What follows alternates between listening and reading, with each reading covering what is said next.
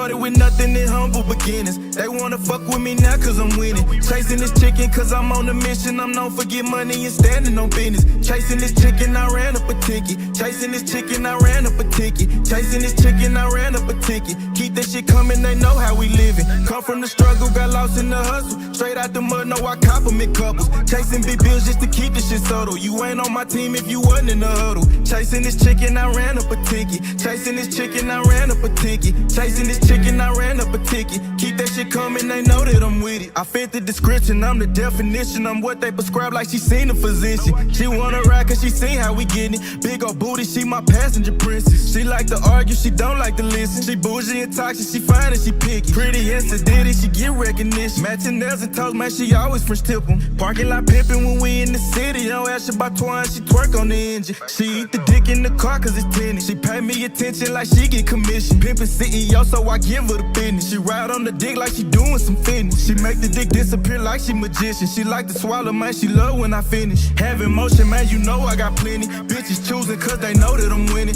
See some thousands, now I'm after some millions. So all my houses come with chandelier ceilings. Pillow talking, man, that shit just ain't in me. Keep it pimpin', I can't do no pretending. Jealous hearted, man, you know I ain't with it. Cuffin' hoes, I can't do no commit. No, we started with nothing in humble beginnings. They wanna fuck with me now cause I'm winning. Chasing this chicken cause I'm on a mission. I'm known for get money and standing on business. Chasing this chicken, I ran up a ticket. Chasing this chicken, I ran up a ticket. Chasing this chicken, I ran up a ticket. Keep that shit coming, they know how we living. Come from the struggle, got lost in the hustle. Straight out the mud, no I compliment couples. Chasing big bills just to keep this shit subtle. You ain't on my team if you wasn't in the huddle. Chasing this chicken, I ran up a ticket. Chasing this chicken, I ran up a ticket. Chasing this chicken, I ran up a ticket. Keep that shit coming, they know that I'm with it.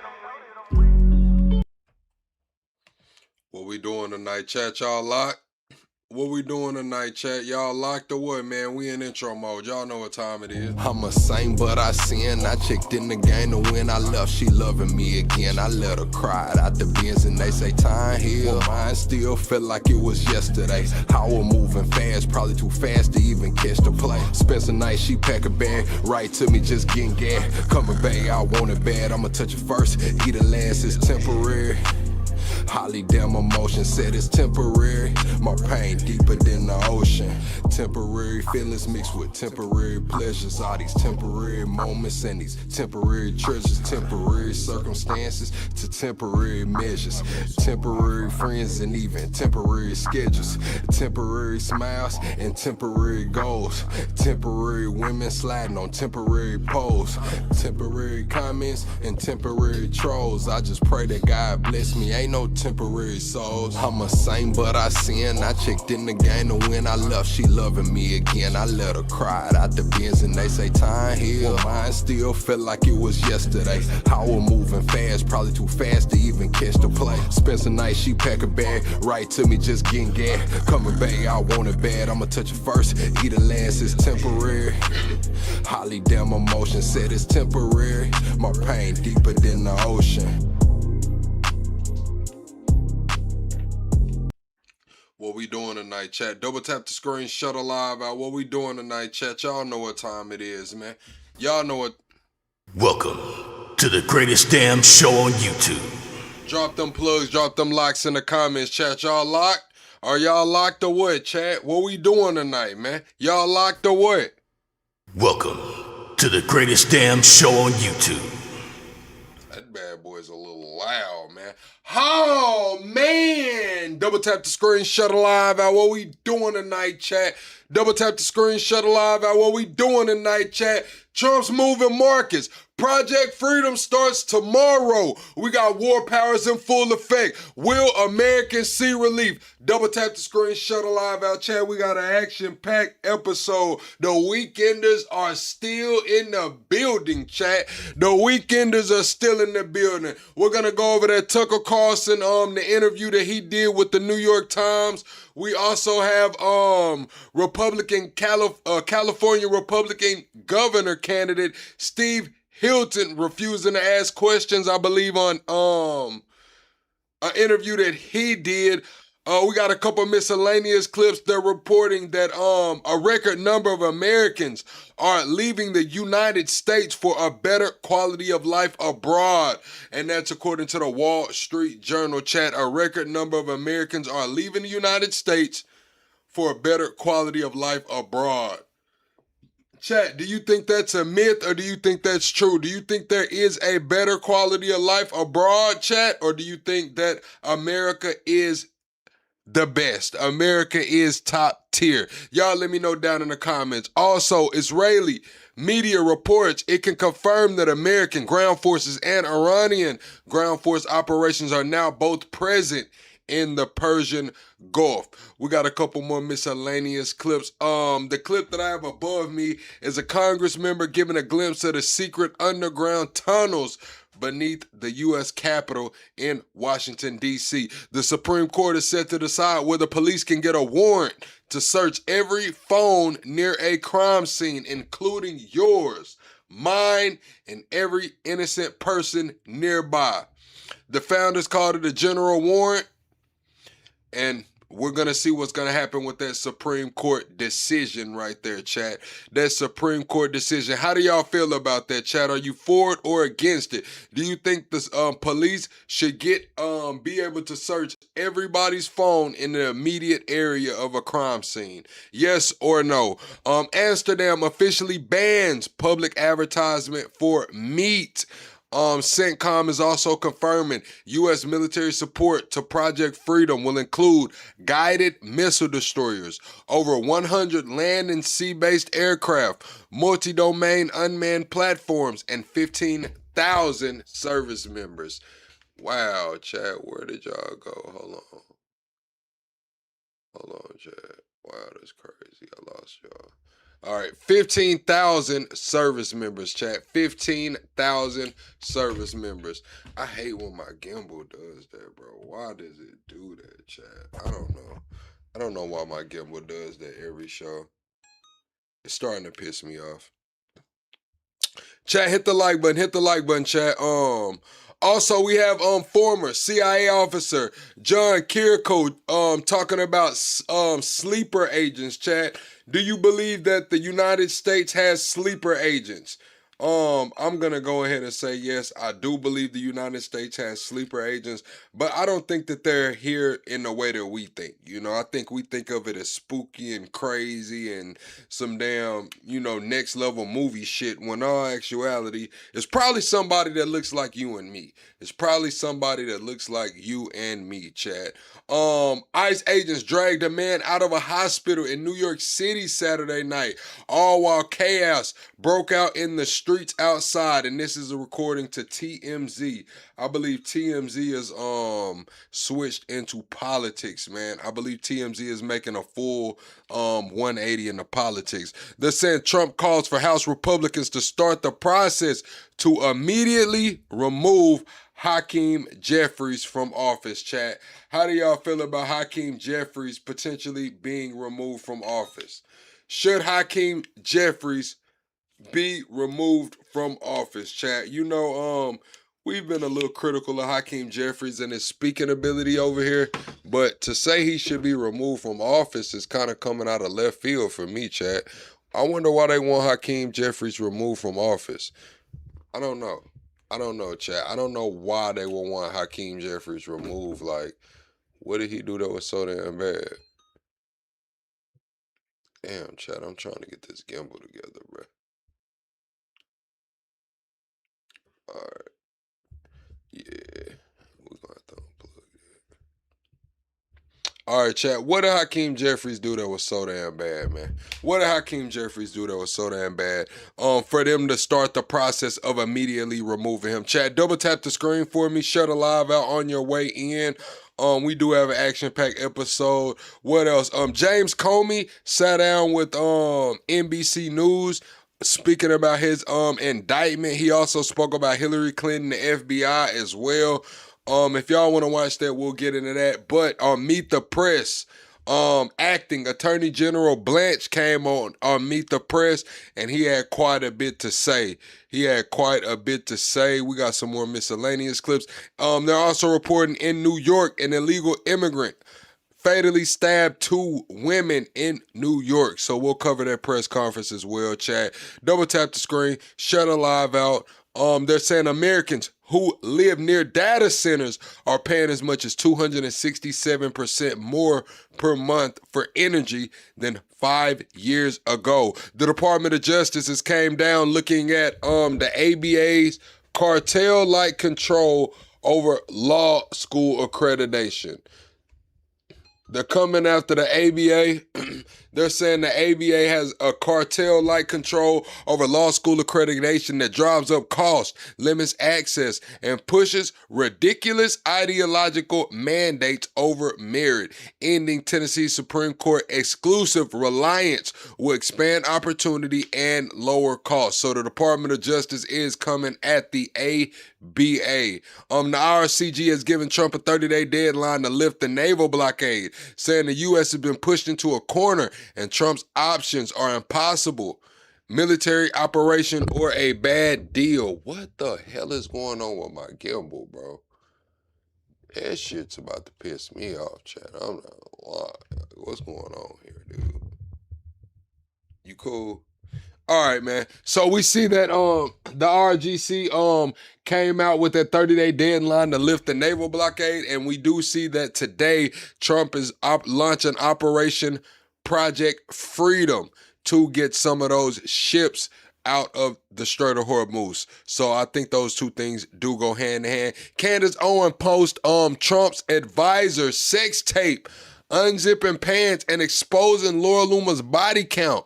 So Candace Owens posted a video. I guess it was undercover. I don't know. It looks like Laura Loomer knew this video was being taken, and she's just talking about she can't count how many guys she's banged on her hands and toes, man, in 30 days. What the fuck is going on, bro?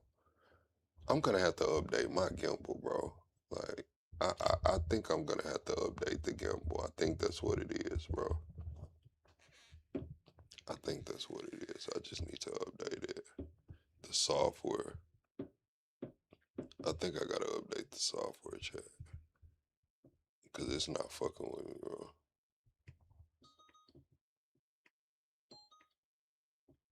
Yeah, the gimbal's not fucking with me, bro. Hold on, chat. Y'all double tap the screen, shut a live out, man. I'm trying to get the damn gimbal together, bro. Wow.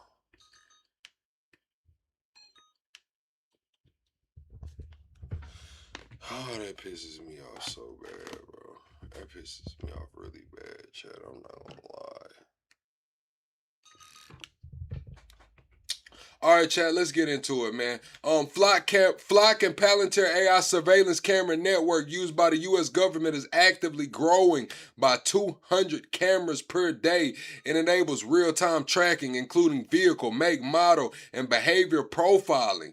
So yes, they are including behavioral profiling into the Flock cameras, man. How do y'all feel about that, chat? Behavior profiling with Palantir AI surveillance and the Flock cameras. Double tap the screen, shut a live out, chat. We got an action-packed episode. We are about to get ready to get into it, man.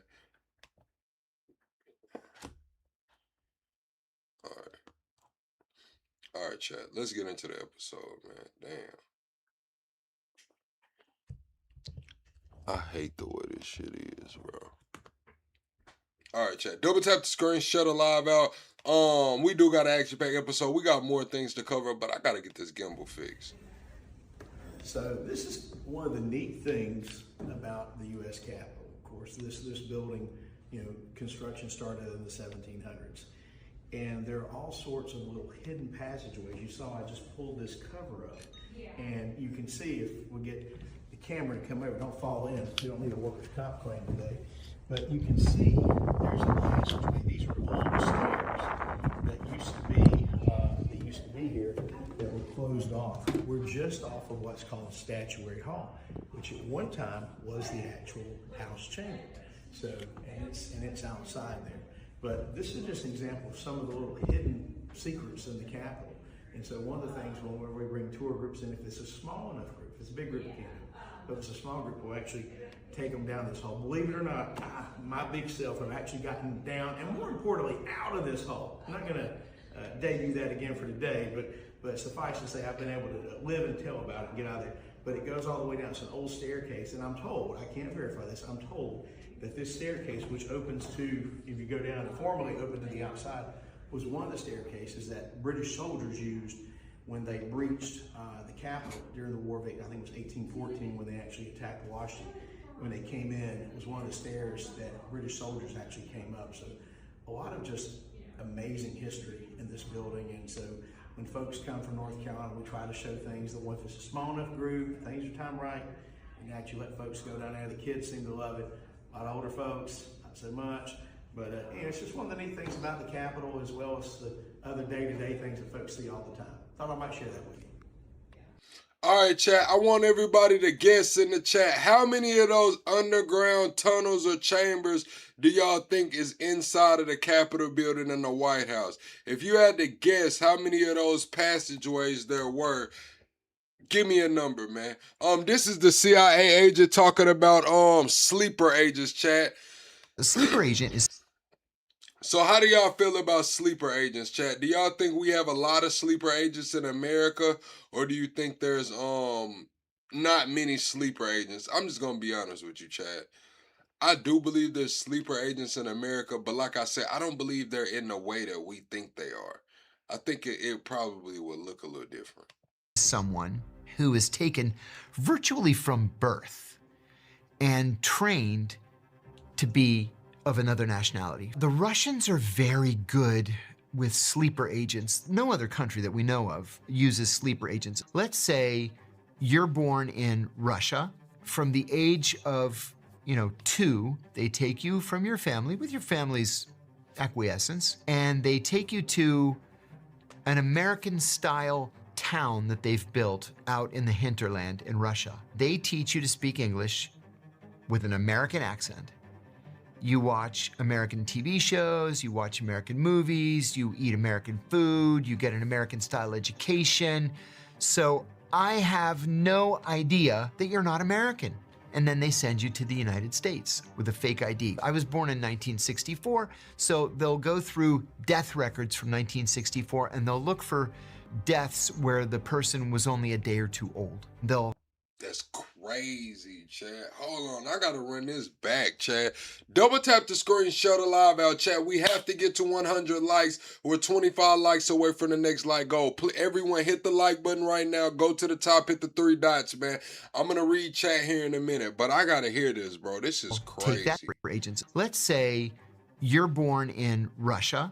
From the age of... Oh, and subscribe to the channel, chat. We got to get the 50K, chat. I gave myself 1 month to get the 50,000 subscribers. We have to hit 50K by the end of this month, man. So, subscribe to the channel.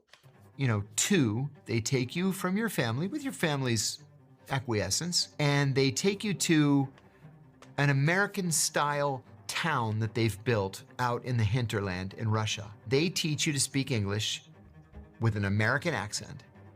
You watch American TV shows, you watch American movies, you eat American food, you get an American-style education. So I have no idea that you're not American. And then they send you to the United States with a fake ID. I was born in 1964, so they'll go through death records from 1964 and they'll look for deaths where the person was only a day or 2 old.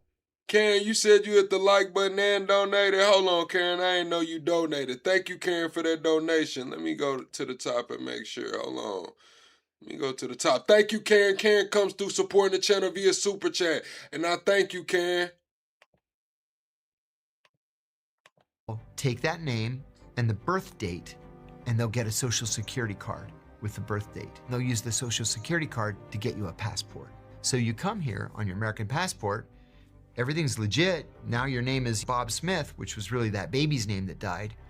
And you get a job. You may work as a travel agent for 20 years and never hear from them, but then they'll activate you. And they'll say, we want you to go take care of this target over here. Kill him. Yeah. Or we want you to get a job at the Defense Department and give us everything that you can steal.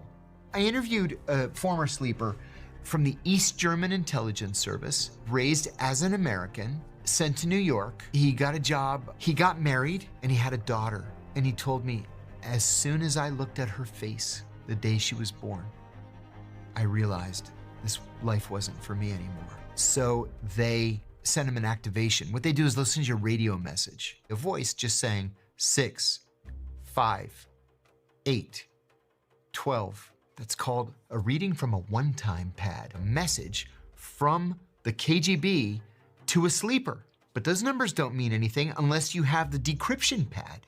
He gets one of these messages and he didn't respond to it. He was on the subway one day. He's just standing there holding the strap. And this guy came up to him, and the guy grabs the strap next to him and whispers in his ear, "If you don't report back, I have to kill you." He ran straight to the FBI field office. Damn, that's crazy, chat. Double tap the screen, shut a live out, chat. Everyone hit the like button right now. We got to get to 100 likes. Southern Breeze, Amber, Delphine, what it do? Big Niche, Lala, what it do? Loki, Possum, man, I see y'all. Boomerang, Art of War, what it do? I see we got everybody in. What's up, Lala, Trump, Bunny, God's King? What's up, Steve? Too Strong, Sean, man, we in here deep tonight, chat. We got everybody in this thing tonight, man. New York. And he said, "I'm an East German sleeper, and I want to turn myself in." And he became a prolific source for the FBI. He came over here young and did this for 25 years. As soon as his daughter was born, he was like, wow, this is what life is for, not... As soon as I looked at her face the day she was born, I realized this life wasn't for me anymore. So they sent him an activation. What they do... All right, Chad. That was the about the sleeper agents. Give a rough estimate about how many sleeper agents you think are currently mainland America. How many sleeper agents, in your best guess, do you think are currently in mainland America? We're gonna move on. This is from MIT, I believe. MIT is trying to use human bodies as a vessel for AI. So this guy right here has this attachment to his damn arm, and AI is controlling the attachment. AI has taken control of his body via this device, and they're calling it the way that AI can take control of a human vessel. Hello, AI.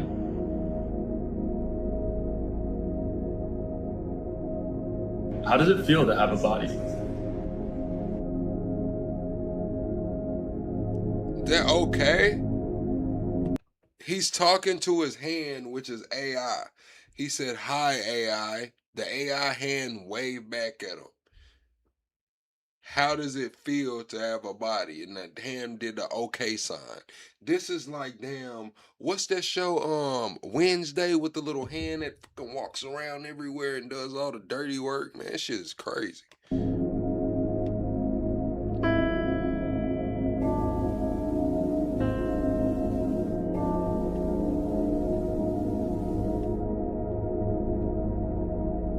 This is MIT, chat. MIT released this, so this is official. The AI was drawing perfectly straight lines. Look at the AI drawing for him, playing piano keys, drawing for him. This is why I'm telling y'all, chat, when I get to getting on here and I get to talking about downloadable skills and shit, this is in that same bag. This is in that same bag. I don't know how the downloadable skills is gonna fucking look, but this is in that bag right here. This is in that bag.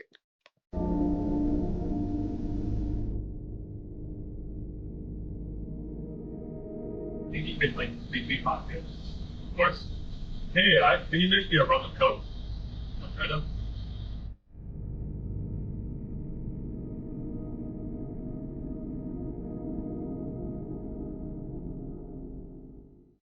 Yeah, that shit crazy, Chad. I'm not gonna lie. I'm not here for it, man. Not right. Nah, man. That shit's a little crazy, Chad. Double tap the screen, shut a live out, Chad. We're about to get into some of the news, man. Let's get into some of the news, and move on in the show. This is, we're gonna listen to Todd Blanche and see what the hell he has to say. This is the acting This is the acting attorney general, man. The guy that said there's no more Epstein files and all of that, man. Let's see what he's talking about, bro. Whoa. Bro, what's going on, bro? What's that? I just built a budgeting app in Base. Hold on, chat. Let me get us to the ad-free version, chat. Double tap the screen, shutter live out, chat. I'm getting us to the ad-free version right quick.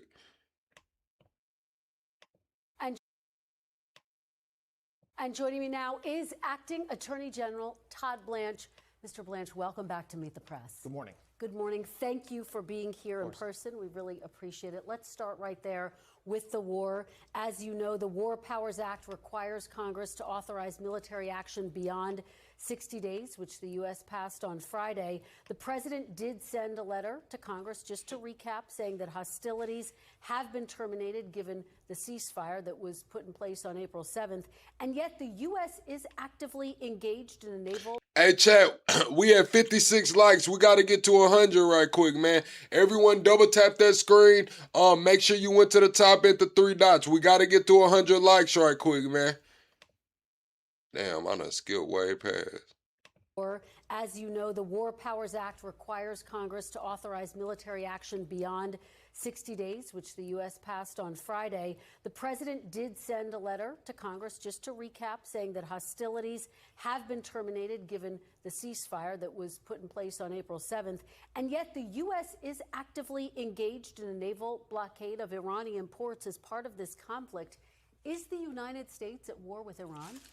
No. I mean, what President Trump said this weekend is absolutely true. My job as the acting attorney general is to make sure that the president, that we all are doing the right thing legally, and we absolutely are. As we said to Congress last week, there has been nothing going on, no hostilities, no exchange of fire since in almost a month. And how do you end a conflict? How do you end this? You have a ceasefire. And that's exactly what we have. And Congress knows that, and the leadership knows that. And there's a lot of drama. I'm sure that Senator Schiff will come on here and say something different. This has been done repeatedly for many, many years with many, many presidents. And there's nothing inconsistent about what we're doing and what's been done in the past. Well, you say that you're not actively at war. Here is what President Trump had to say on Friday. I want to play it for you, get your reaction on the other side. They don't like the word war. And they call it a military operation because that way you don't... Hey, Trump don't make it hard for them people to defend. I mean, he don't make it easy for them to defend them, dude. Chat, when it comes to shit like this, Trump does not make it easy for his lawyers and the people around him to defend them, bro. It's crazy, chat. Hit the like button. Don't have a war, you don't have legal problems. Is the president effectively arguing that he can avoid congressional approval by avoiding using the word war? He's not effectively arguing anything except that he is trying to keep this country safe. We have kept Congress updated at every step of the way, consistent with what other presidents have done. President Trump is doing something that the past 5 presidents did not do. They promised to do it. They promised, oh, we'll stop Iran. Oh, Iran can never have a nuclear weapon. President Trump is doing what others have promised but failed to do. And as far as what we're doing with Congress, keeping them updated, we are doing so. As you know, Democrats and even some Republicans say that the ceasefire is not enough to override this 60-day benchmark. Republican Senator Susan Collins posted, quote, "What's up, Todd? The president's authority as commander-in-chief is not without limits. That deadline is not a suggestion. It is a requirement." Are there any legal limits on the president's powers to carry out the war with Iran? Suggesting that President... You said no war needs congressional approval. That's what I'm saying. A lot of administrations have played around with this, but this administration is going to play around with every single issue that comes across the table. They're going to bend it, twist it, push it, and see what they can make of it. New lines are being drawn in the sand.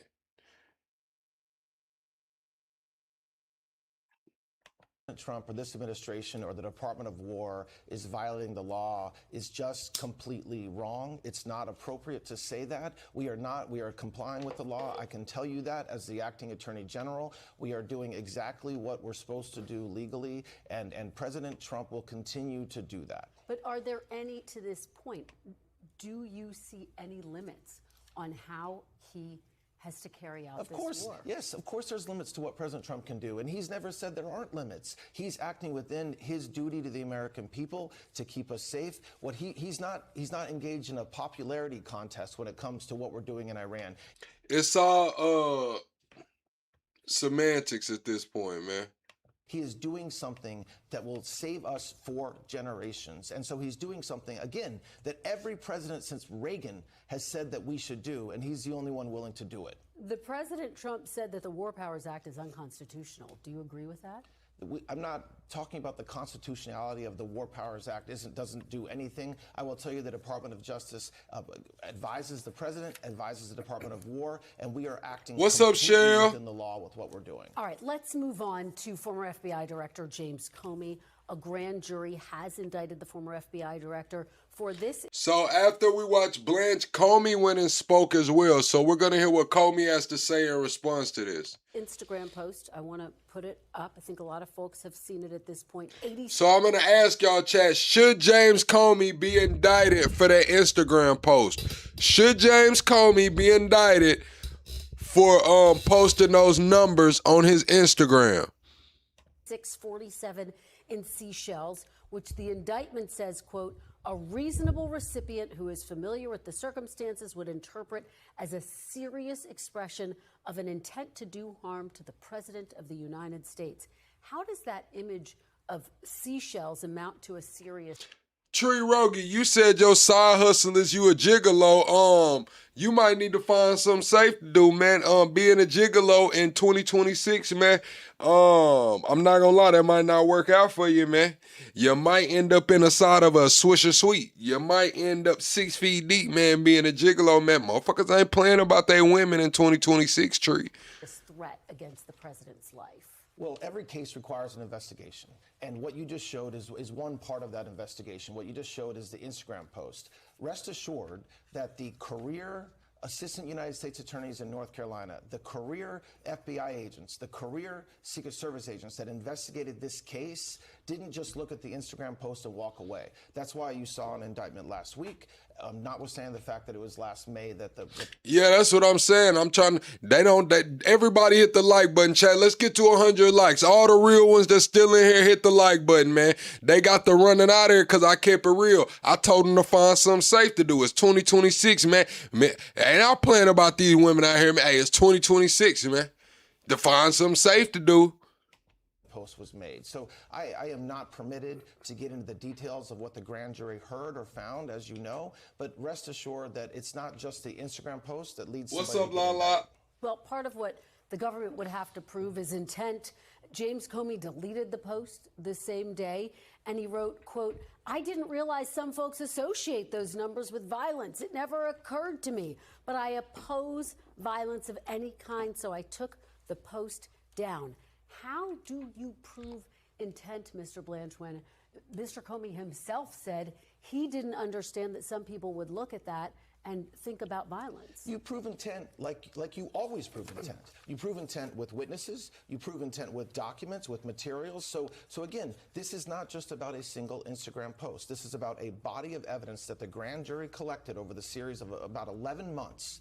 That evidence was presented to the grand jury. And it's not the government, it's not the Department of Justice, it's not Todd Blanche that returned an indictment against James Comey. It's a grand jury, part of the judicial process. And that this process has to be allowed to play out in the courts. It's not fair to Mr. Comey. It's certainly not fair to the prosecutors for us to be airing. Man, I'm telling y'all, chat, I want y'all to quit looking up to these people, man. I'm just going to be honest with you, man.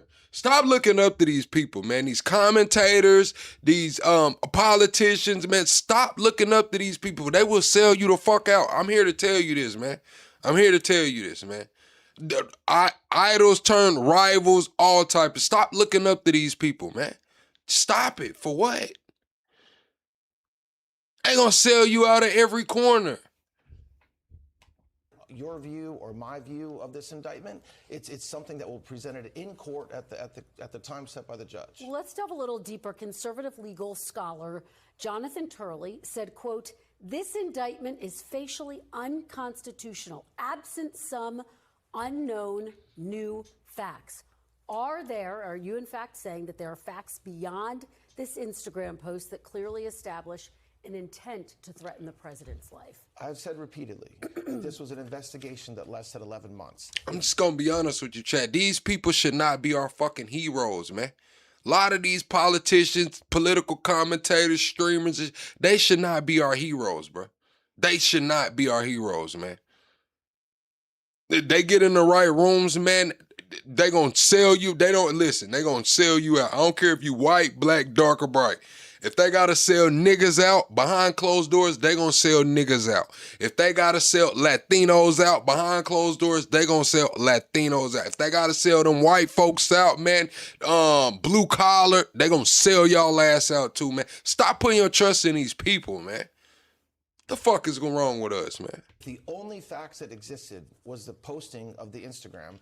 Obviously, that wouldn't have taken 11 months. And so when Mr. Turley talks about what's up, Jose? It's facially unconstitutional, absent unknown facts or circumstances, we will necessarily have to prove beyond a reasonable doubt at trial every element of this crime, which we're prepared to do. Can you and will you let the public know what any of those other facts are? Absolutely. You said, who do I look up to? My dad.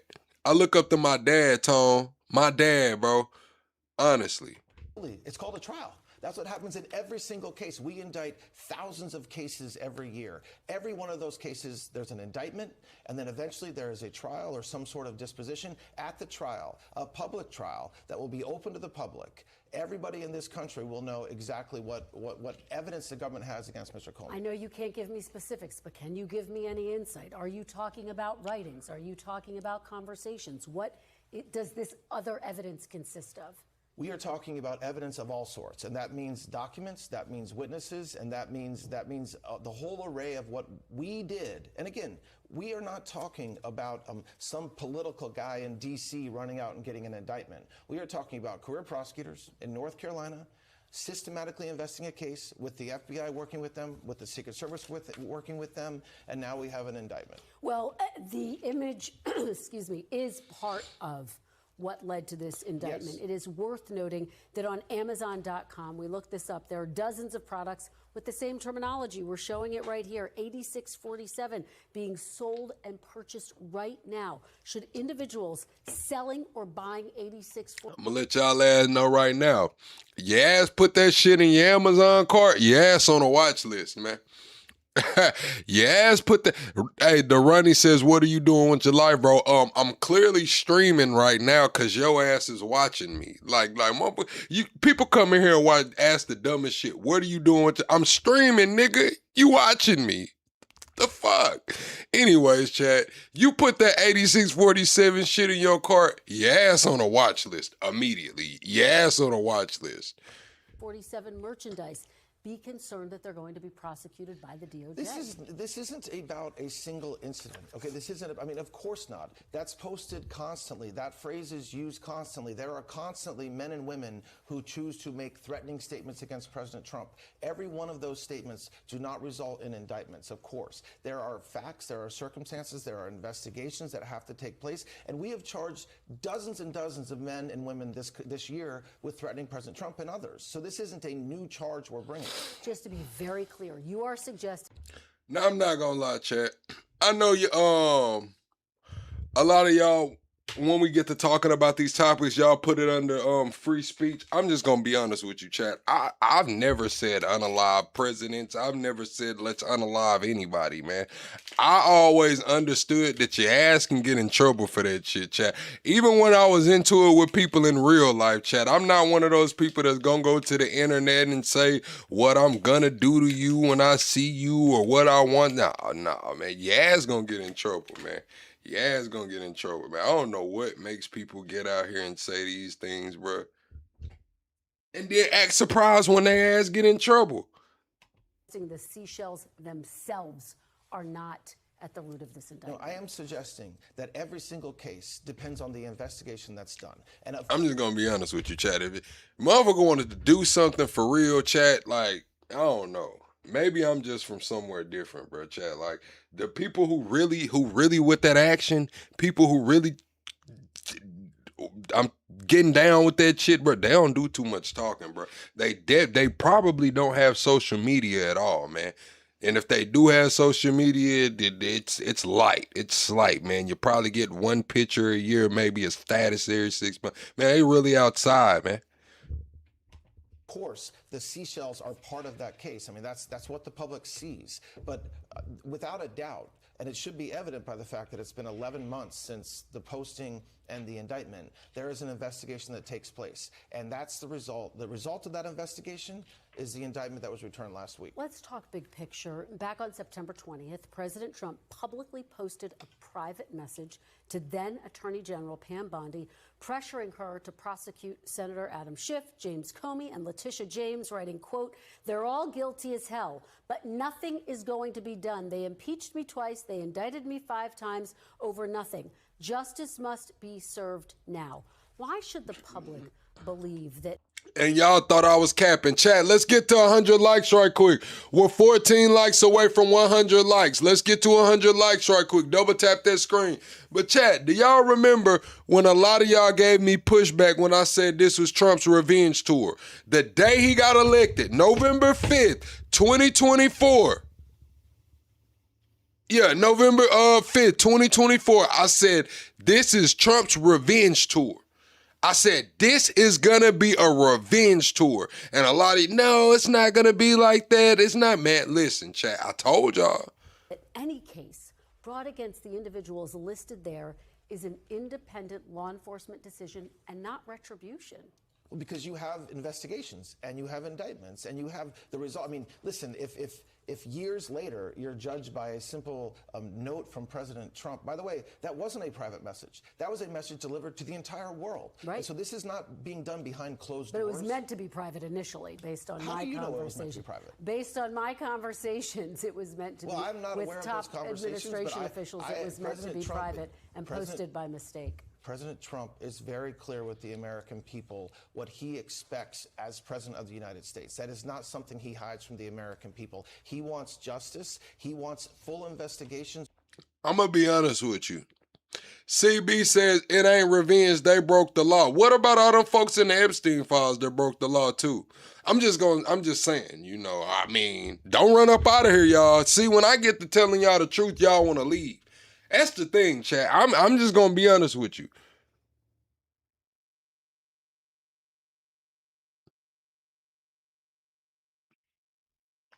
Were appropriate. And by the way, that's a good thing. That's not a bad thing. Everybody in this country should want that. And so, no, I don't operate based upon concern or fear. The American people will know exactly what we're doing and why we're doing it. And yet, Mr. Acting Attorney General, the Justice Department has already indicted former FBI Director James Comey, as you know, and New York Attorney General Letitia James in a federal and John Bolton. Both of them. And John Bolton. Why should people have confidence that this case will actually move forward and is rooted in facts? Well, let's be accurate, okay? The judge dismissed those cases not based on a factual finding that President Trump did something wrong or that there was something wrong with the underlying facts leading to that indictment. The federal judge dismissed that case because he found that the U.S. attorney was not properly appointed. That's not there was no final finding on the facts or anything like that. So look, those cases are on appeal. We will see what happens. But again, you're comparing apples to oranges when you say just because that indictment was dismissed, there's something wrong with the underlying investigation. Well, again, he did directly push to have those people indicted. Charges were brought, and then they were dropped. Does that not undercut potentially the trust that people? Chat, we're about 8 likes away from 100 likes. What's up, Grapeseed? We're about 8 likes away from 100 likes.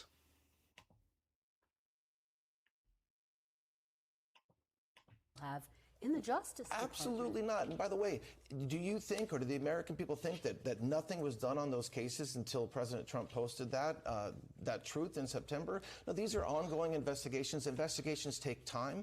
Investigations take effort. And so, no, I am not concerned. What we do at the Department of Justice, the American people can judge us, and they will. And I'm ready to be judged because we're doing the right thing. We're restoring justice, which nobody saw for 4 years. There weren't guests on your show for 4 years during the last administration being overly critical of what the Department of Justice is doing, and that was a problem, and we fixed it.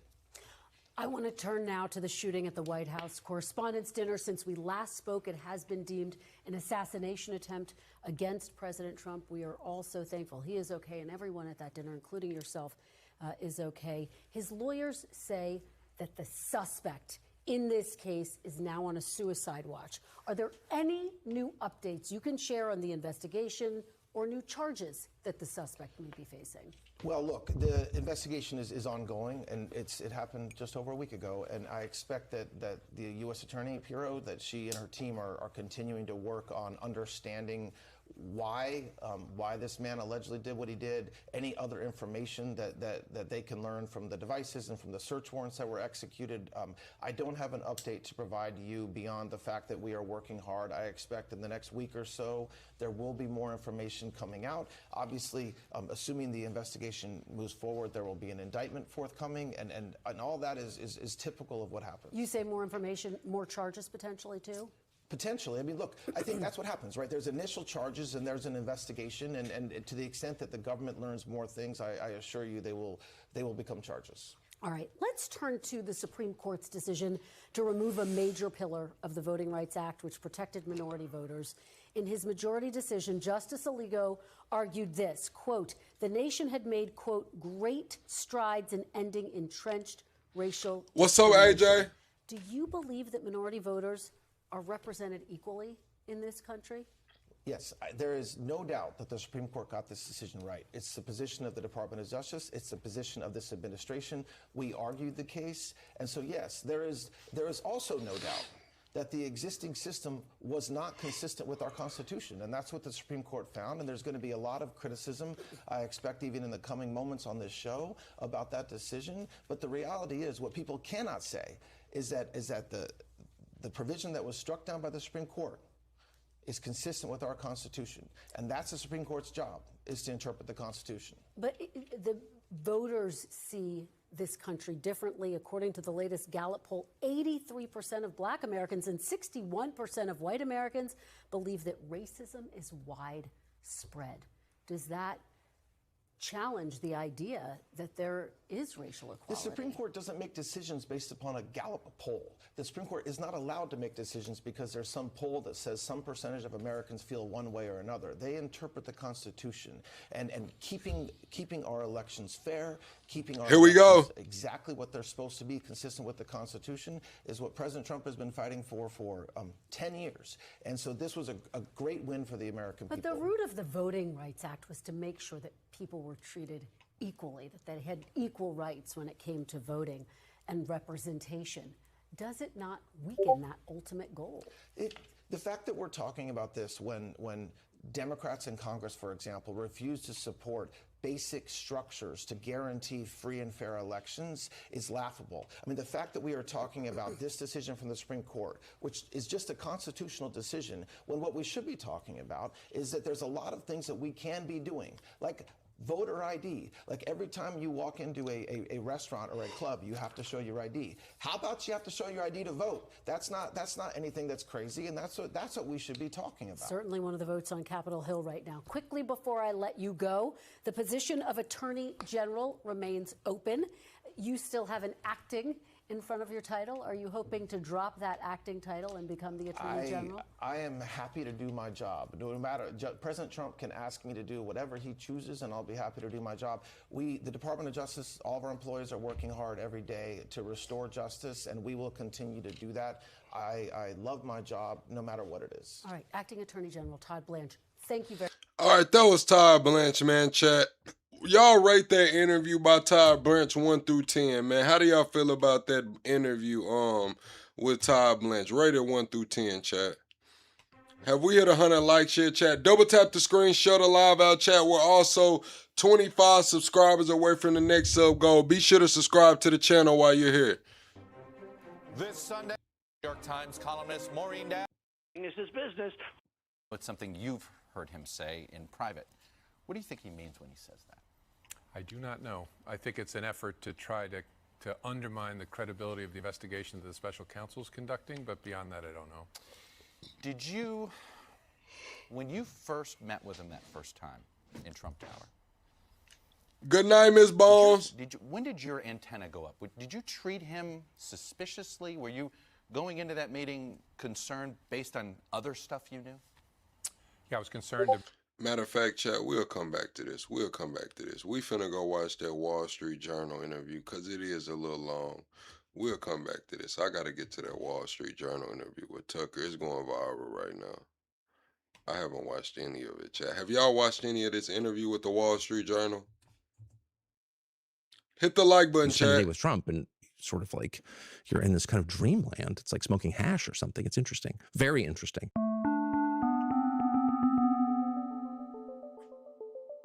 I'm Lulu Garcia Navarro, and I'm in Maine Fair to use. interview Tucker Carlson. Start, though, in the lead up to the conflict. You said that you spoke to the president several times. I don't know, chat. It's something about the stripes that she has on, and then the little plaid shawl, and then the tablecloth, bro. Like, I don't know. It's too much damn clashing going on. It's a lot going on with that striped shirt, the damn plaid picnic shawl, and then the tablecloth. It's a lot going on, bro. About the plan to attack Iran before it actually happened on February 28th. I'd love to hear a little bit about that. Was it just you and the president? Thank you. Never. It's never. What was going on there? Well, I've been speaking to him about Iran for 10 years. Right. Literally since 2016, maybe 15, because there was enormous pressure on him, as there has been on many presidents, to regime change Iran. And we know, based on our experience with a much smaller country, Iraq, that's a tall order, and it doesn't necessarily lead to a place you want to go. It's not good for the United States. So anyway, and Trump knew that, and that was one of the main reasons, actually, that I supported him during my time at Fox News and campaigned for him, and so it was really central to. All right, chat. What's y'all opinion on Tucker Carlson at this point? Do y'all have a favorable or unfavorable opinion of Tucker Carlson? Favorable or unfavorable? To my views of Trump's candidacy and presidency. And so when it became clear in June that we were starting down this road toward a regime change war with Iran, I was baffled. I was very upset, not because I have allegiance to Iran, but because I thought it would be terrible for the United States, as it has been. Worse even than I imagined. But I could see exactly where this was going, and he was under enormous pressure to do this, once again, as all presidents in my lifetime have been. So we talked a lot in June. He embarked on this effort to take out Iran's nuclear program, which was really just the opening salvo in a regime change effort. He knew that. I told him that.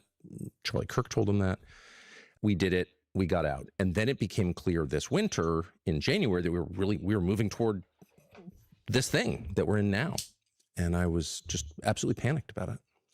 Did he explain to you why he wanted to take the country into war? I mean, I'm just trying to understand the dynamics of that conversation. What was he Well, there were saying? multiple conversations. Right. I flew to Washington 3 times in the month before, 5 weeks, 6 weeks before, and met with him in the Oval Office alone, and people file in and out with the White House Chief of Staff, the Secretary of State, et cetera. Had lunch with him on one of those occasions. I mean, damn, at this point, they all taking money. It's like they get accused of taking Qatari dollars. They get accused of taking Russian dollars. Remember, they said all of those mainstream podcasters getting paid by the Russians.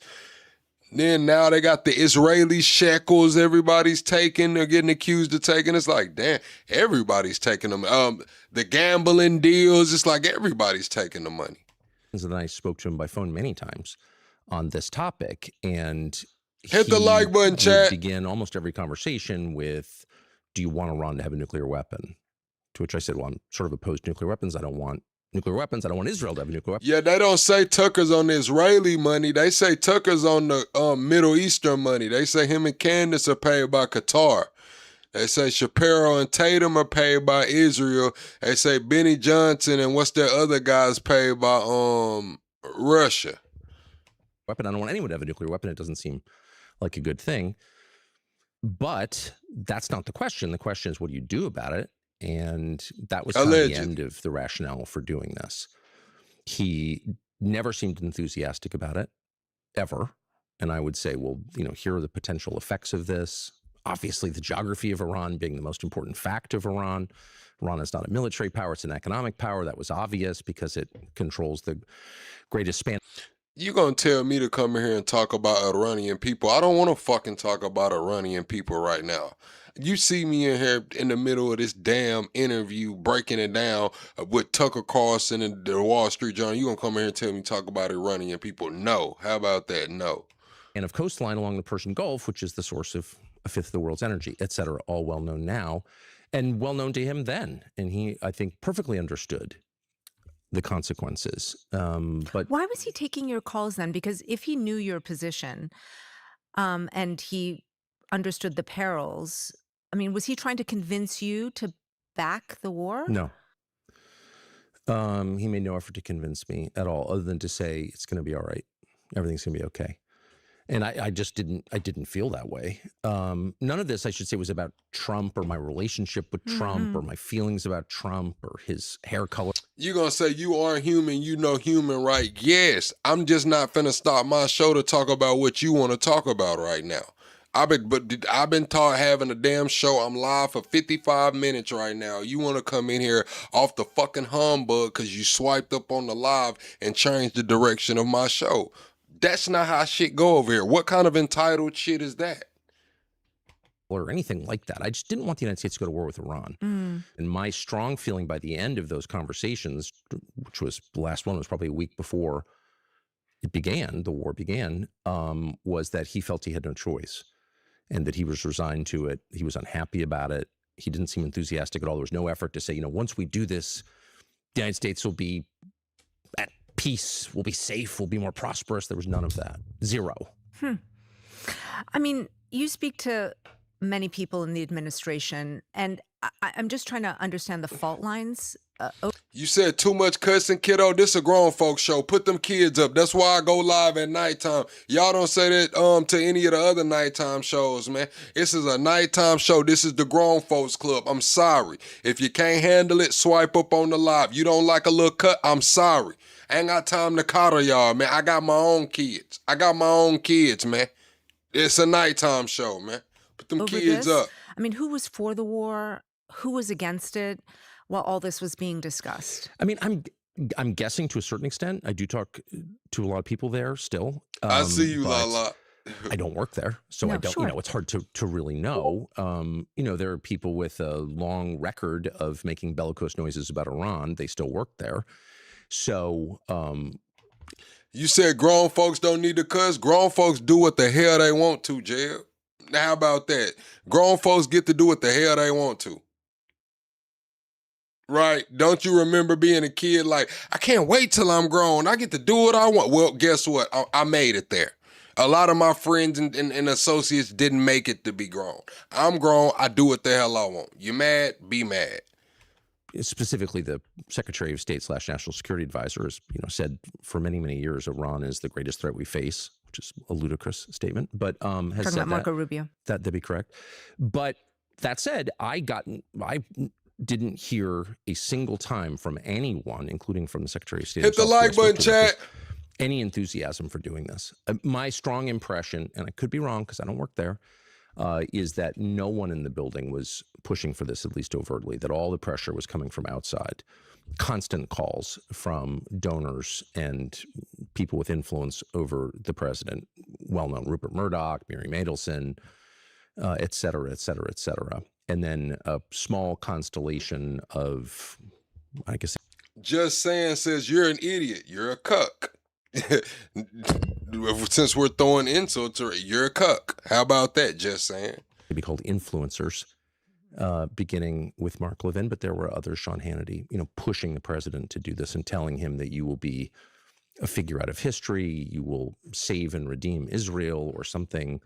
I think that was the case they were making. And I didn't hear of anybody making the case that this would be good for the United States. I don't think that was ever a conversation. I mean, there's been a lot of speculation about the president's mindset during this period. Yes. And part of it is, of course, about what happened after Venezuela and the successful, in their view, operation there, removing Maduro from office. and that he felt sort of emboldened by that. That's what I'm saying, J-Bo. You see how this shit go? Just saying coming in here talking a little too much. Big Niche had to wipe his nose, get him up out of here, send him to the gulag. He won't be back. You know what I'm saying? That's what I'm saying. Coming here with some damn decorum, man. You know, the success of that operation. And that's the thing. He coming here calling me a bootlicker. He don't even know what I'm about. If he would have read the damn description of the channel, he would have got a little synopsis. But he comes in here passing judgment, gets his damn nose wiped. Now he got to sit in the corner, can't comment, can't type, can't do anything but just listen to this shit. That's what goes on in here, man. That he felt that this was going to be similar, that he underestimated the Iranians and what they might do in response to an attack. Yeah, I don't believe that. I think the Venezuela operation allowed him to retreat into a kind of fantasy in which he told himself this is going to be easy, but I don't think he believed that. And I should say, having spoken to him a lot in this calendar year, I detected no evidence at all of dementia. Crazy. People coming here calling me a bootlicker because I got an American flag and a fucking rack and a crossbow. I mean, and a bow up there, right? A bear bow. They come here calling me a bootlicker. Now, if I would have had an Iranian flag, a Mexican flag, a fucking African flag, a Jamaican flag, an Australian flag, a UK, they wouldn't say shit. They wouldn't say a motherfucking thing. They wouldn't say nothing. Until decline. You hear people say, well, he's gone, soft. That was not my impression at all. Trump is not well informed on a lot of topics, for sure, is proudly ignorant on a lot of topics, but he has kind of remarkable powers of insight into people and power dynamics. Like, you don't get to be president by accident. The guy's smart in the ways that matter politically. And my strong read was that he was doing this against his will. Famously, the head of the Counterterrorism Center, one of the top intel officials in the country, Joe Kent, resigned shortly after the war began and said exactly the same thing. I think this decision is connected to a series of seemingly disconnected events, all of which revolve around violence, and we need to find out more about how this happened. And he was, of course, dismissed and threatened with an FBI investigation, and no one kind of followed up on that. And again, I don't know the answer, but this was not a normal decision-making process, and my strong impression was. So they're saying that Tucker thinks Trump is using casting spells, chat. A lot of people are saying Tucker's gone off the deep end. A lot of people are saying Tucker's spot on. But Tucker is making claims in his interview that Trump is casting spells on the people around him. So I want to know, chat, how do y'all feel about that? Chat, we just hit 1 hour mark. We 25 likes away from the next like goal. Let's get the likes up. Double tap that screen for me, and let's get the likes up. Do you think Trump is casting spells, chat? Yes or no? Do you think Trump is casting spells? Casting spells. That Trump was more a hostage than a sovereign decision maker in this. Well, so tell me what you're getting at when you say the president of the United States, the most powerful country in the world, had no choice. I don't know what I'm getting at. I'm just telling you what I observed. He seemed, and that's kind of the question. And what I'm really fascinated by is the lack of curiosity on display into how exactly this happened. What are the mechanisms by which a guy who's supposedly sovereign, in charge, granted this authority by voters? So they said that when Trump is talking about keeper of the bees, I watched the guy break it down, and the way he was saying is the bee terminology is for the children of master masons. And they were saying that Trump might have some shit going on, chat. I'm not gonna lie. I'll pull that video up here in a minute, man. I haven't done my research, but I did watch that clip, and he was making some crazy connections. Tens of millions of them can't make a decision in the country's interest or even in. And then one of the major stories today was that a cancer patient was getting evicted, and a guy, a beekeeper, released his bees on the police that was trying to evict this guy out of his house, and 1,000 stings. One cop had to go to the hospital. It was crazy. I don't know, Chad. What's up with all this bee terminology? They said when King Charles came, they opened up the bees, and then people were saying, oh no, it was Michelle Obama who brought the bees. I don't know. It's something with this bee shit, Chad. His own interest. He knew, and I know he knew because I talked to him about it directly, that the consequences, potential consequences, were profound and profoundly bad. The end of his presidency, to start, which I think it has proven to be, he knew that. And he wasn't, this is my read, and I could be completely wrong. I don't know what's in his head, and I don't want to overstate my knowledge at all, but this is my strong perception on the basis of many conversations on this topic.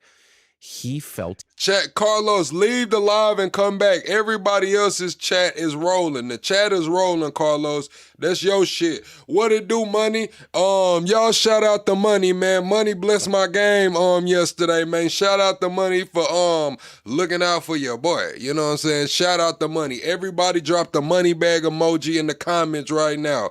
Show Money some love for supporting the channel last night, man. Money supported the channel in a major way last night, man. Drop the money bags for Money, man. He had no choice. And he said to me, everything's going to be okay. Because I was getting overwrought. Don't do this. The people pushing you to do this hate you. They're your enemies. This will destroy you. This will gravely harm our country. We've got kids. I'm hoping for grandkids. Let's not go there. And he said, it's going to be all right. And he said, do you know how I know that? And I said, no. He said, because it always is. And I do think there's a kind of, Teddy Rooseveltian optimism there, but that's not really what it was. And this is my read. That was more a kind of justification from a man who feels he has no choice. And that is my strong view. What's up, Alpha? And not just my strong view, the view of others who were around him and involved in this deliberation, to the extent it was a deliberation, which is not mine. All right, chat, I'm going to ask y'all a question, man. Do y'all think Trump can go another 7 years, man? 6 years, chat? If Trump so happens to be able to run again, chat, do y'all think Trump has it in him to go another 6 years, chat? I'm just going to be honest, chat. 6 years, I'm going to be knocking on 40. I'm going to be damn near a 40 ball, chat. I ain't going to lie. Who are the other people around him who had that view? I can't speak for the views of others, but I will just say once again that I never saw, nor did I hear about anybody who works for the Trump administration, anybody who was enthusiastically pushing this war on Trump, going in and being like, you know what? You want to be a truly great, you want to make this country great. You said, how would he get another term? So they're trying to delegitimize the 2020 election. He also didn't put his hand on the Bible when he was sworn in. It's something to do with him not putting his hand on the Bible, the consecutive terms, and they're going to try the voter roll shit. They're saying that they had, I believe it was North Carolina had 20 or it was 20 or 40,000, I forget the number, but dead people on their voter rolls. They're saying one of those Carolina states had 20, 30, 40,000 dead people on their voter rolls. So they're going with that. He didn't put his hand on the Bible when he swore oath, and it's something else. I forgot. Right again, we need a regime change effort in Iran. And instead, there were a lot of cowardly people, as there always are, and Trump engenders cowardice in the people around him through intimidation.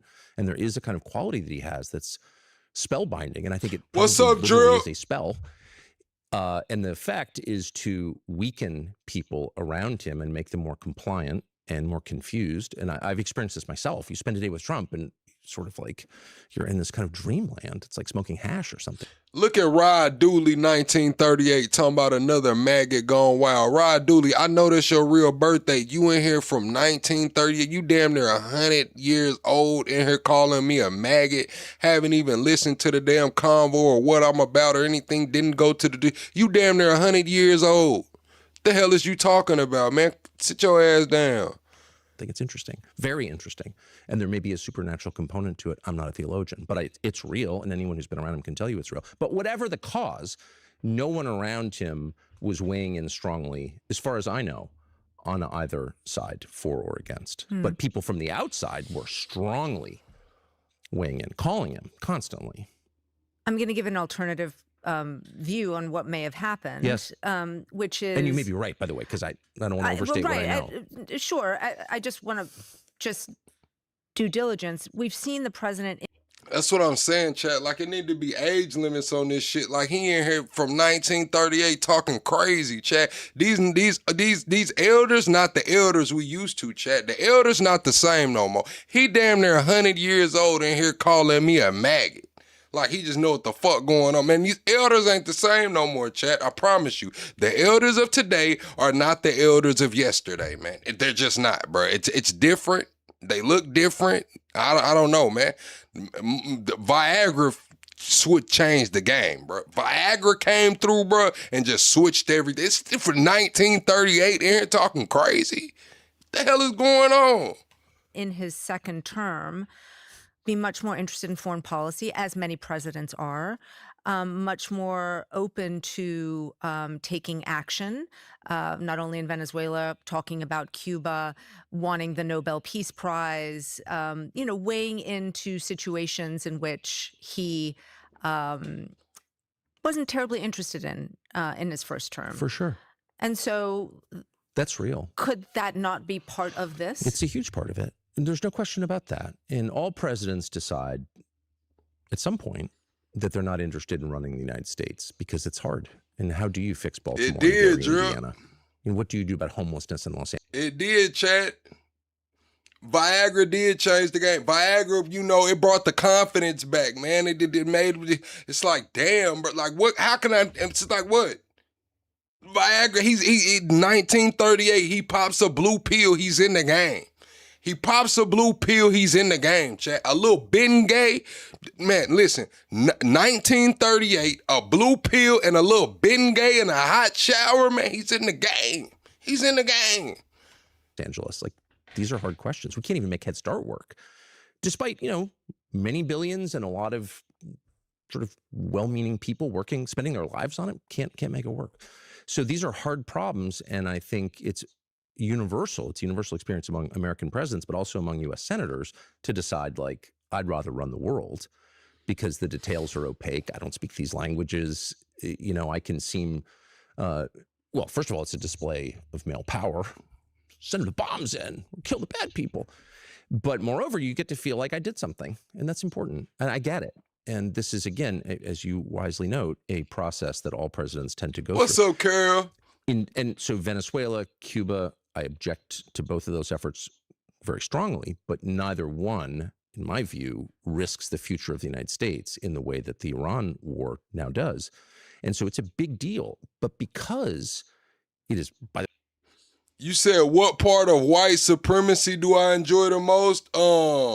Shit, it was probably prohibition. That's when motherfucker got to making that, that's when people got to making moonshine and shit, chat. That's when the moonshiners came around. Y'all know I'm from the South. I like a good boot, you know what I'm saying? A good moonshine. I guess that's the best part of white supremacy. Hell, prohibition came to damn moonshiners. Hell. By the way, a contiguous neighbor of Iraq. And because Trump spent years talking about what a terrible idea the Iraq invasion was, in fact, defined his candidacy in 2016 on that point, it's hard for me to believe that he just sort of organically reached this place at the end of February. He's like, I think it's a good idea. He did not think it was a good idea. Shutting down a fifth of the world's oil and gas? Of all people, Trump knows that's bad. You said he's a hostage just now. You told the BBC he's a slave to foreign interests. Correct. He gonna say, thanks. Your lack of integrity and intelligence is clear. Hold my nuts, Shop 1970. You asked me what was my favorite part of wild supremacy. You didn't even say this shit right. So because I'm witty and I got a little, you know what I'm saying, a little entertainment for the chat and shit, I'm from Arkansas. It's moonshiners around this motherfucker. I had an answer for you. You really didn't want me to answer your question. You wanted me to ignore you and just act like these other streamers that you type at all day and just don't say nothing. I gave you an answer. The answer was better than you thought it would be and you got pissed off. Now you in your chest. Go cry in the corner, Shop. So I just want to ask you to be sort of explicit. I mean, Trump is being held hostage by whom? Or by who? Benjamin or by Netanyahu and by his many advocates in the United States. And we know that not simply because Trump started the war on February 28th, but because he couldn't get out of it. He declares we're having a ceasefire. This was 4 weeks in.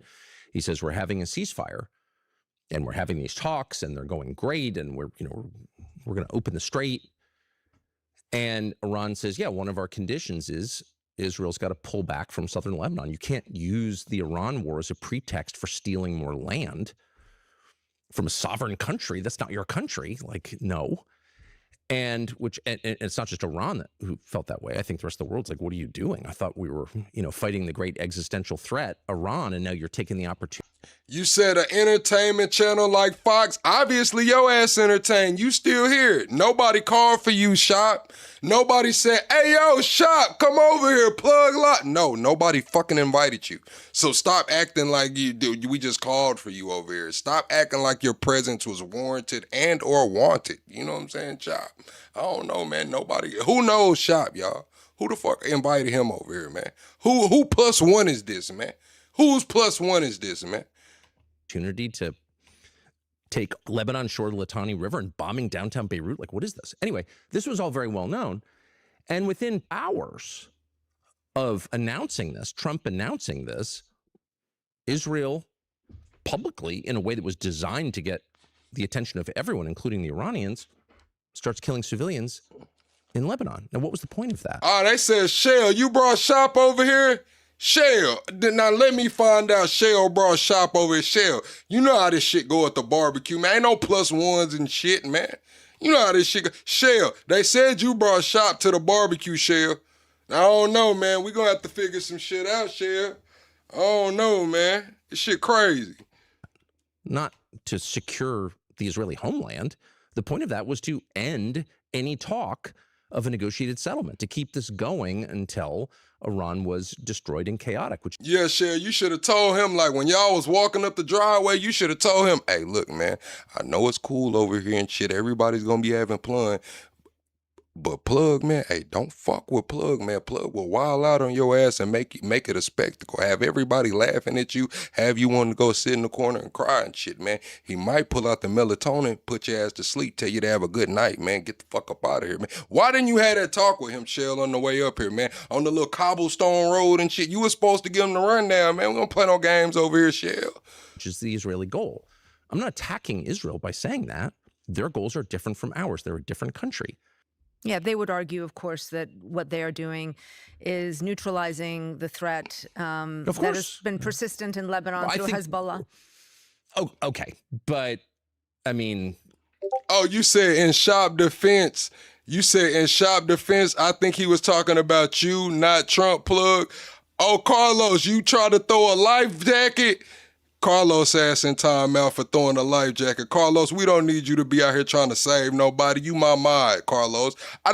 Carlos in here trying to throw a life raft to a motherfucking stranger, chat. I'll tell y'all about how we always get infiltrated. See, this how my Discord be getting infiltrated and shit in my mind. Look at Carlos, bro. Carlos don't know this man from a can of paint and he trying to go against the grain. Carlos going against the grain, man. Carlos ass in timeout, chat. We'll holler at him in a minute. You don't go against this shit, Carlos. 1982. Okay, so that was 44 years ago. They've had a lot of experience in Lebanon, a lot. They've had a lot of time to fix Lebanon. They killed Nasrallah. They blew up Hezbollah with explosive pagers. Like, they've done a lot since October 7th in Lebanon. They chose that moment to derail the negotiations, and they've done this repeatedly. And so my perspective as an American is, look, we're the United States. We're a country of 350 million people. You are wholly dependent on us. You're a country of 9 million people with no natural resources. I'm not against you. All right, chat. All right, chat. I had fun with that. All right. Shop, welcome in. This is my channel. We do have fun over here. We do get to the real issues. Carlos took up for you. I put his ass in timeout. We have fun. You know, this is a very doom and gloom world, so we do try to have a little entertainment. We bring the news. We talk about real conversations. We do a lot of live polling. That's what I really do over here, is a lot of live polling, but we do have fun. This is not C-SPAN. This is not your regular shit. Like, I'm going to cuss your ass out, put you in the... We have fun. Hey, it's what we do over here, man. Carlos, you made it out of timeout. Don't do that shit again. But, like, we're not co-equals here. But the point I'm making is Trump could not restrain Netanyahu. Netanyahu is the one person Trump could not say, hey, settle down, or we'll just defund you and your country will collapse in about 10 minutes, which is true. Israel can't defend itself without the United States, despite whatever propaganda you may have heard. So, again, it's not an attack on Israel. It's an attack on American leadership for not constraining its partner in a way that helps the United States. Trump said, I want a negotiated settlement. Israel stopped the settlement. Trump refused to even criticize Netanyahu in public. Are you joking? That's slavery. That is total control of one man by another. And it's, that's between Trump and Bibi and God, as far as I'm concerned. But as an American, that's our president, our elected president, whose job is to protect our country and our interests and our economy. And he is looking out for Israel first. That's outrageous. And no amount of like, oh, you're an anti-Semite, which I'm not, and I'm never going to be. All right, that's a good question, Chad. With all of the recent developments, do you think Tucker Carlson is an anti-Semite? Yes or no? Do you think Tucker Carlson is an anti-Semite? With me, Chad, it's borderline. I'm not going to sugarcoat it. With me, I'm just going to be honest. I'm not going to say Tucker's an anti-Semite, but I'm not going to say he's not. I'm just going to be honest with you, Chad. It's a little up in the air with me. Is going to stop me from noting. Nick might just hate Jews. I'm not going to lie. He might just hate them. That's outrageous. It is outrageous. Before we just move on, I am curious about this one point, which is obviously Israel has tried to exert its influence on a number of presidents. Many presidents have been asked to decapitate Iran, to do a joint military operation in the Middle East, which this is the first time really that this has happened, where the United States and Israel are doing a joint military operation against a Muslim country. And I'm just wondering why you think other presidents didn't have that influence, because they obviously were subjected to the same pressures, the same donors, the same Bibi Netanyahu who's been there since the 90s. I mean, what do you think has materially changed that made Trump more susceptible to that influence? I mean, that's kind of the question that I would. You said keep kissing that wall. I'm not even going over there. What are you talking about, kissing that wall? What the fuck do I need to go to the Middle East for, man? I'm a black American from the South. What the hell am I going to the Middle East for? Talking about kissing that wall. What wall, man? What the hell I'm going to the Middle East for, man? I'm a black guy from Arkansas, man. Let's cut the shit. Cut it out. Cut it out. Would like answered, and I don't know the answer as noted. But one argument could be, well, Trump is just. I'm not going to the Middle East. I'm not going over there to see Mecca with the black box, man. I'm not going over there. I'm not going over there to the Holy Land, man. I'm not going to Iraq, Iran, man. I'm not going to Syria. I'm not going no motherfucking where over there. Not Lebanon, not Gaza, not none of that shit. For what? Y'all, to experience, plug, it's a good experience. Man, I can experience my life in the motherfucking pond, chat. I promise you, with a nice lawn chair, chat, a little pail of red worms and some crickets, man. I'm straight on the Middle East, bro. What the fuck I'm going over there for? Uniquely weak. Okay. But that was not my perception. I think Trump obviously has weaknesses. And a lot of his posturing is compensatory, of course. I'm not interested in psychoanalyzing Trump, but that's just clear. But what was it about this moment that allowed a foreign leader to have this level of influence over an American leader? And I don't know the answer, but again, I think it's worth finding out. I would also note that, and this is not a defense of Trump, hardly, this is the single most foolish thing any American president has ever done, in my opinion. I say that with sadness. And I'm going to be honest with you, Chad. I don't think I might not go anywhere. I might not go to another country, Chad. I couldn't travel for all of this time when I was a felon. Now that I'm not a felon anymore and I can travel, Chad, I just don't fucking want to, man. They got travel advisories out for Americans throughout the world. What the fuck am I going somewhere for? I'm a black American. They gonna know I'm not African, nigga. They gonna know I'm not just, they gonna know exactly where I'm from. The fuck I look like going up? Where I'm gonna go? Where I'm gonna go, Chad? Mexico? For what? They in the damn Civil War. Where I'm gonna go? The UK? They say the Eiffel Tower ain't even pretty no more. Where the fuck I'm gonna go? Let's be honest. Where? The Dominican Republic, they robbing and drugging niggas. Where am I gonna go?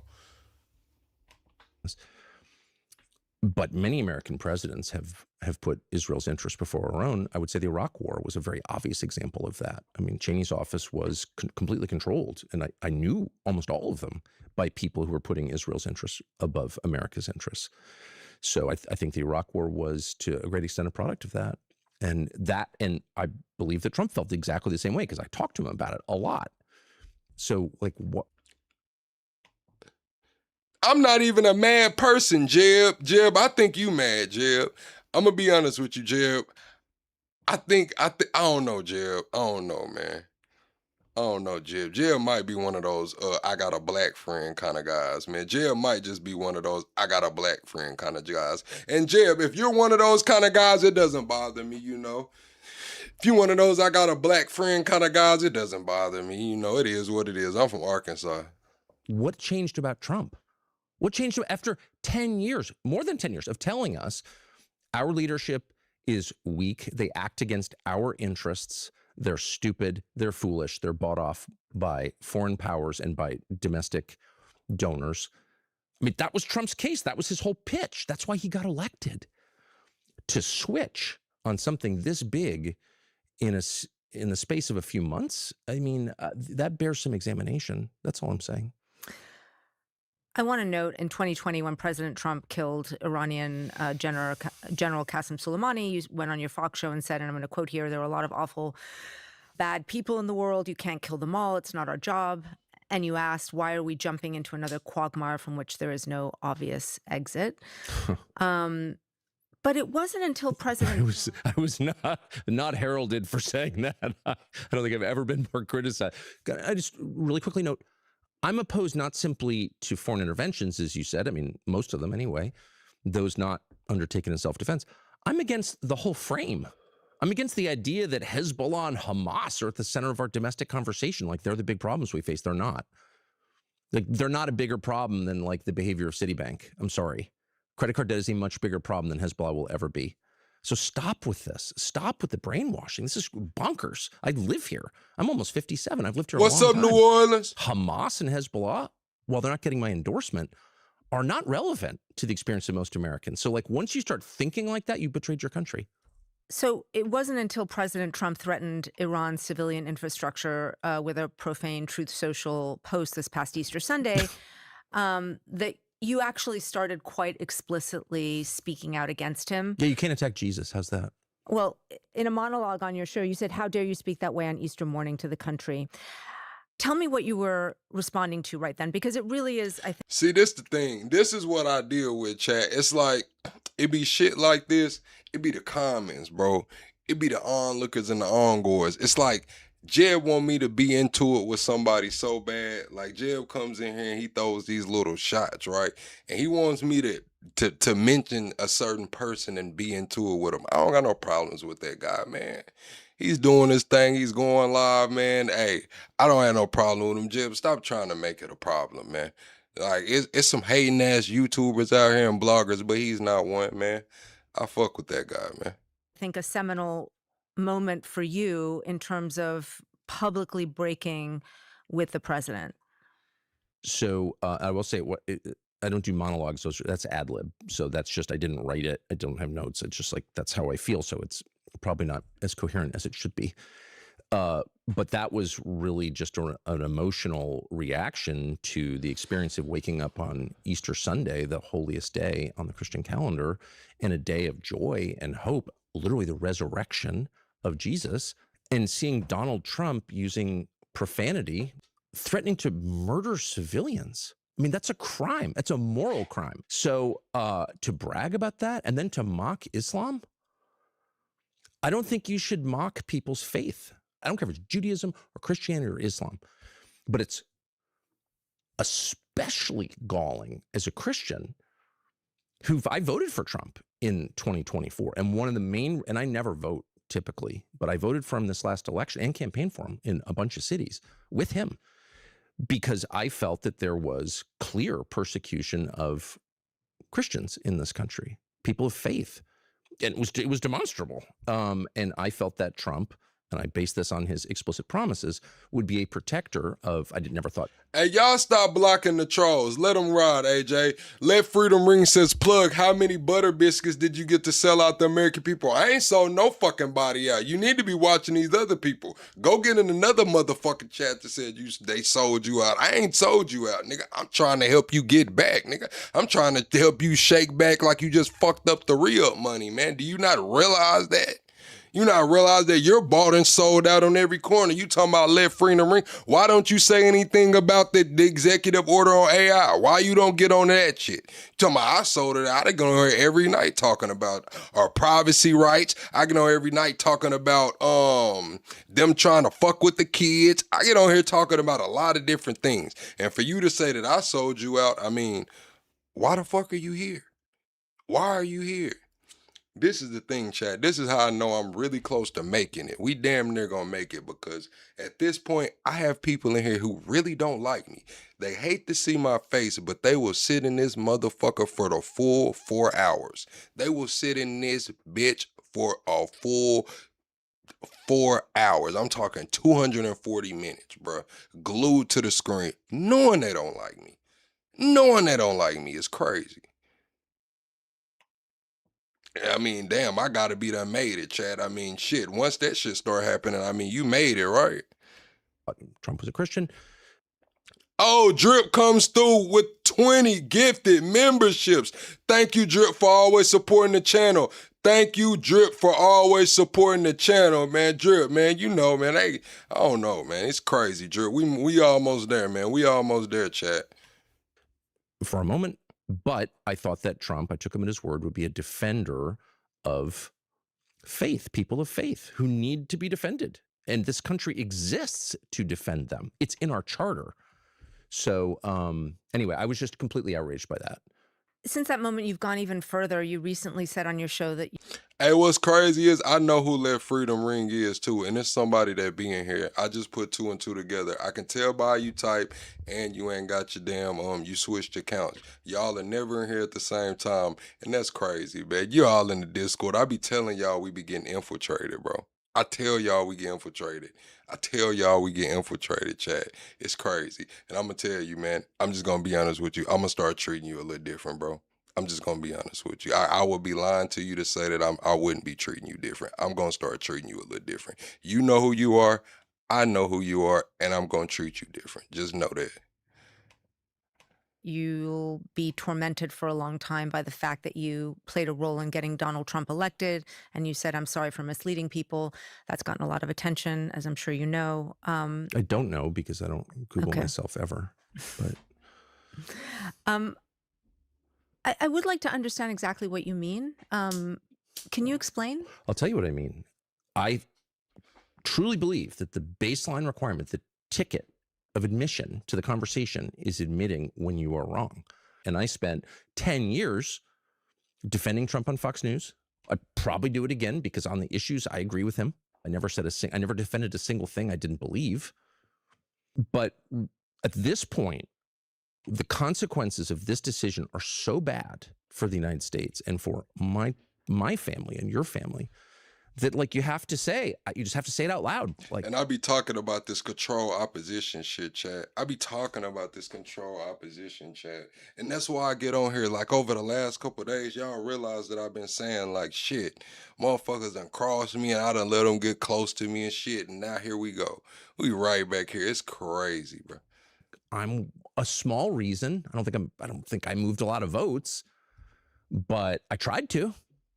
I told people, this guy will keep us out of the next Iraq. Specifically, will keep us out of a regime change war with Iran. And here we are in the middle of a regime change war in Iran where hundreds of Americans have been wounded. Some number have been killed. They won't tell us. And that's just no, it ain't Carlos, man. That's fucked up. Nah, I'm not gonna speak on it, chat. It is what it is. The person know who they are. I know who they are. It is what it is. I'm not even gonna talk about it no more, man. But no, it's none of the mods, man. It's none of the mods. Mod squad is not y'all, man. It's just crazy though. It happened, so I'm sorry. So I hear you say that, but I am compelled to question it a little bit because are you simply just going public about something that you felt privately for some time? Because in 2021, through the Dominion lawsuit against Fox News, some of your texts went public. Right. And I'm just quoting from a couple of them. You know, you said, there really isn't an upside to Trump. You said, I hate him passionately. I mean, clearly you had some feelings of reservation about the president. Without question. Before this time. There's no doubt. So I'm just trying to understand the... You know, I have a lot of thoughts and theories about things which, you know, may or may not be rooted in reality.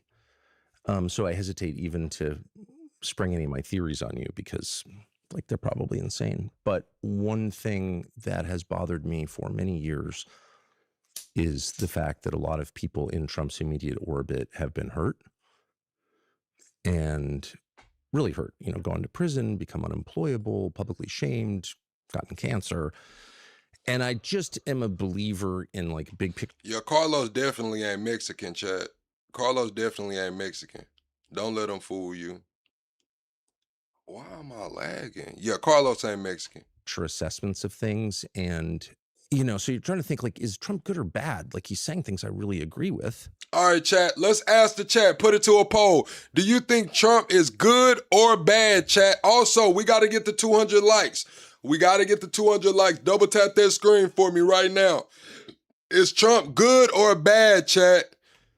In your opinion. But then people around him are getting hurt. Is the country actually getting better? I don't know. It's hard to know because to some extent you're like, your vision is obscured by the intensity of some of these debates.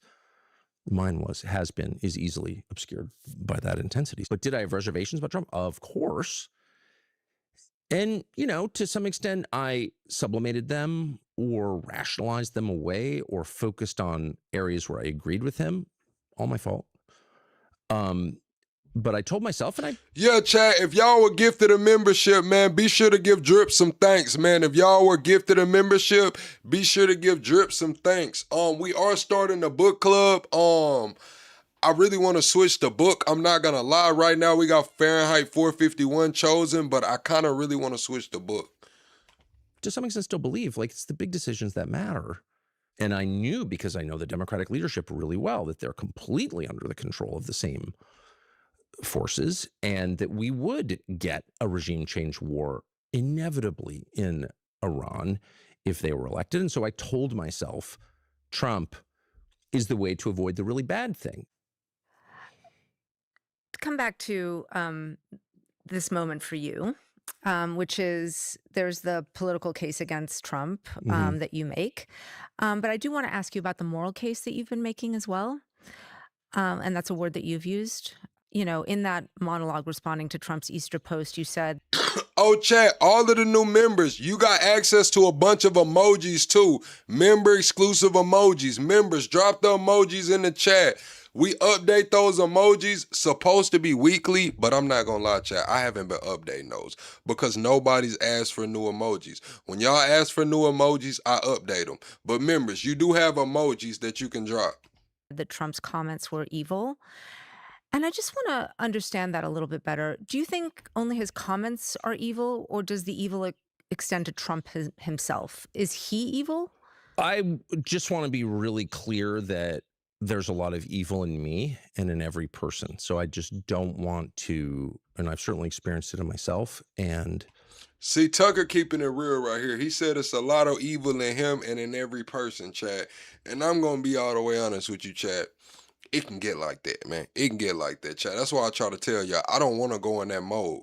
Like when shit get to going on, Chad, like the lifestyle that I lived and came from, like I don't want to go back to that shit, Chad. Like I don't like that. I don't like being on 10 at all times. I don't like driving a long way home, you know what I'm saying? Hitting the block 2 or 3 times. I don't like getting in that mode, Chad. I really don't. I've seen it in all people. You know, we're all capable of evil. So I want to pull back on the judgment and be very precise about what I was saying, which is you cannot mock other people's gods and put yourself in their place, period. That is a deal killer for me. That's worse than the war with Iran, in my opinion. Yeah, but I ask because, you know, you've been talking on your show about whether Trump is the Antichrist. I have not said that. On your show, the day after Easter, you noted he did not put his hand on the Bible during his swearing-in Correct. ceremony as president. You said, and I'm quoting, maybe he didn't put his hand on the Bible because he affirmatively rejects what's inside that book. And then on a recent show, you went further saying, here's a leader who's mocking the gods of his ancestors, mocking the God of gods, and exalting himself above them. Could this be the Antichrist?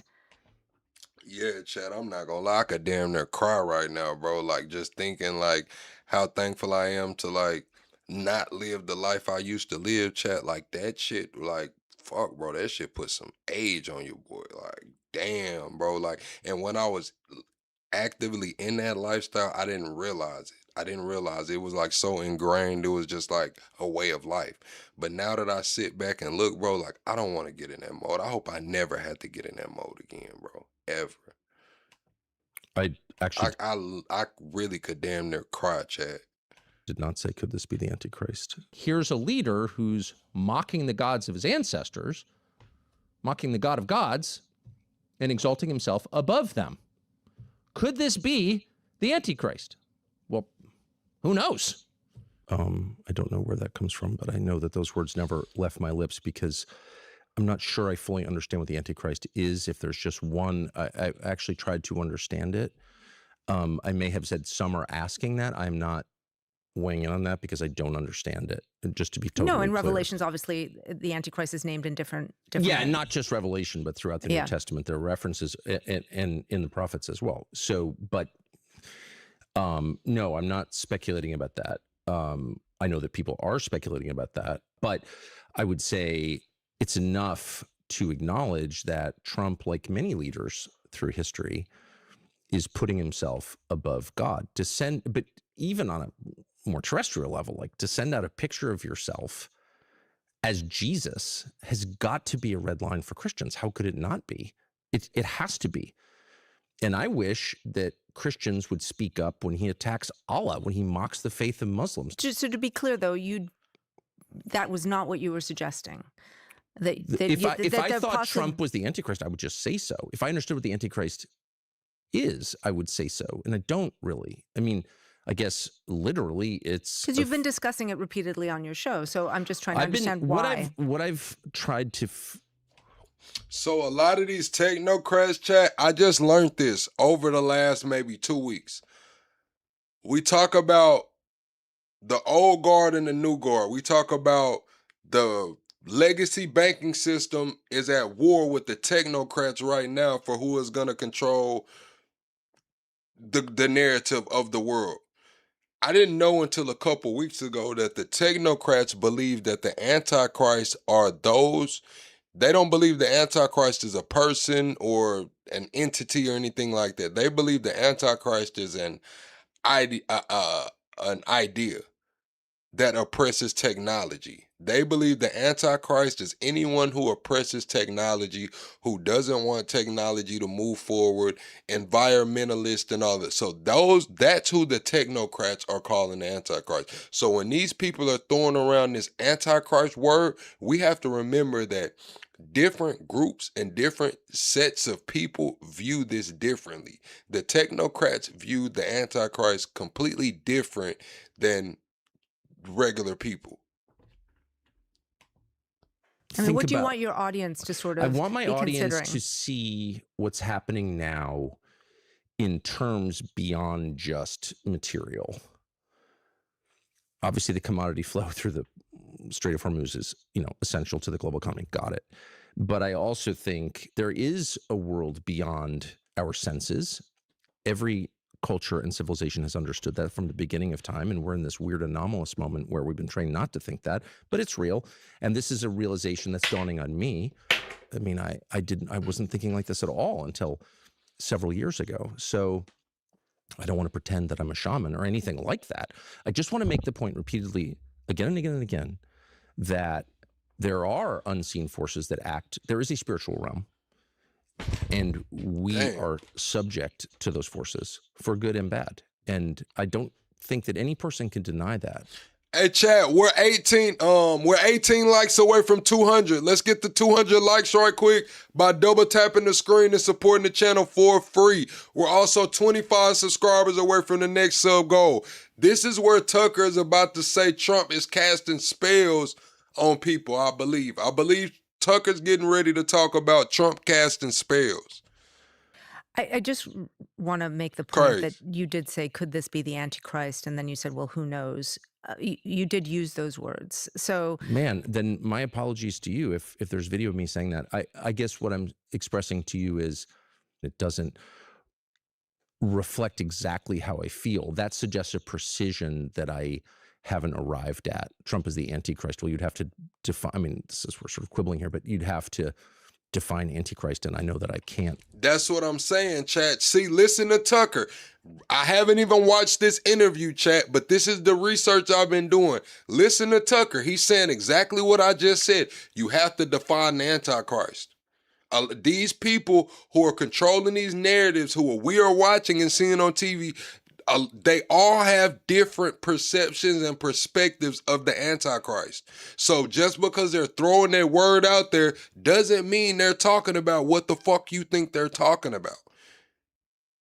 They play on that. They want you to believe that, they want you to think that y'all are on the same page talking about the same shit, when in actuality, they're talking about some whole other shit. When you say, oh, I'm against the Antichrist and all of that and shit, they're gonna say, I'm against the Antichrist too. But they're talking about technology. They're talking about they're against anybody who opposes technology. So they're gonna act like it's buddy-buddy and kumbaya, and then when y'all get to the end of the road, they're gonna tell you some other shit. Define Antichrist, and it's not clearly defined in the New Testament or Old Testament. so you're open to the possibility? Listen, I think what we're seeing is evil, is it doesn't reflect exactly how I feel. That suggests a precision that I haven't arrived at. Trump is the Antichrist. Well, you'd have to define, I mean, this is, we're sort of quibbling here, but you'd have to define Antichrist, and I know that I can't define Antichrist, and it's not clearly defined in the New Testament or Old Testament. So you're open to the possibility? I think what we're seeing is evil. Like, are you allowed to kill people who've committed no crime? No. Super simple. You're not allowed to do that. Under no moral standard is that allowable. All of a sudden it's allowable. It's allowable in Gaza, and our leaders are like, yeah, no, it's thank you, totally Karen. fine. It's not fine. But it's repugnant to the Christian understanding of the world and the human soul. Every person has a soul.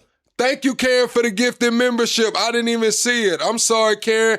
And I'm glad it went to Blackish. Blackish is an OG, man. He been around for a minute. Blackish, I hope you've been doing well, my boy. I ain't seen you in a minute. Thank you, Karen, for gifting that membership, and I'm glad it went to Blackish, man. Thank you, Karen. What's up, Just Talking? Welcome in, my boy. You all right? Everybody double tap the screen, man. Shut the live out. We're 25 likes away from the next like goal. Right now, Tucker is doing a sit down with the New York Times.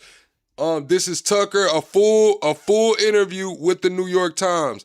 And Draco says, shut the fuck up. Dracos, who are you talking to? Let's get this shit out the way, Dracos. Don't nobody block him yet. Don't nobody block him. Dracos, who is you talking to? 0469, who are you talking to? I just gotta know. Because I know you didn't come in here making demands and shit. That's the Christian view, and not just the Christian view, it's the Islamic view too. So, and it's my view. Your Easter episode was titled... Oh, he said the chick. All right, Draco. All right, Draco. I thought you was talking to me. We was finna have a little entertainment, man. Appreciate you, Draco, for clearing that up. Appreciate you, Draco. Part of warning to Christians everywhere. Yeah. And sort of my interpretation was that you were warning other Christians sort of not to follow a false prophet. Yes, that's exactly what I'm warning. And that false prophet being President Trump in this case. And Netanyahu. There are a lot of evangelical Christians who are convinced that God wants you to support Netanyahu. I'm not gonna lie, chat. Did y'all see the clip of Trump's spiritual advisor, the woman, saying that she's been meeting with Trump and all of these high-level officials, and the stuff that she's seen is scary and it's gonna be like hell on earth or something? It was something along those lines. I'm not quoting her, but it was something along those lines. Did y'all see her saying that? Trump's spiritual advisor talking about she's been, talking to those people. Which I find incomprehensible. See, that's where you got it wrong, J.O. Infinity. And I'm not gonna get in here to debate the Bible, but a prophet does not necessarily mean you can see the future. You could be a prophet without seeing the future, as long as you're going by the book. That's the thing. You got to go back to the book. You know, Christian evangelicals in this country have been a hugely important part of President Trump's coalition. Many support Israel because they believe the creation of the state of Israel fulfills biblical prophecy. They're called Christian Zionists. I will note you have said you dislike Christian Zionists more than anybody. You've said they have a brain virus. You have apologized for those comments Repeatedly. Yeah, I shouldn't have said that. repeatedly. But would you like to see those Christians stop supporting the state of Israel in the way that they do? Of course, immediately. On many different grounds, but it's really simple. Christians can never support the murder of innocents, period. That's just a bright red line. Find the place where Jesus is like, these people are annoying, kill them all. It's not there. So where are you getting this? Now, I'm, once again, hardly a theologian, but I just don't know. And I've asked many Christian Zionist leaders who will speak to me. Now it's just like, they won't talk to me, but I certainly asked Ted Cruz this. Well, I'm not gonna lie, Tucker, you kind of are like radioactive right now. I'm not gonna lie, Tucker. You, Ben Shapiro, Candace, Sneeko, Nick, Myron, shit. I'm just gonna be honest, man. You're kind of radioactive right now, Tucker. I mean, I sit down with you if you care to, hear what the fuck I gotta say, but you're kind of radioactive, my boy.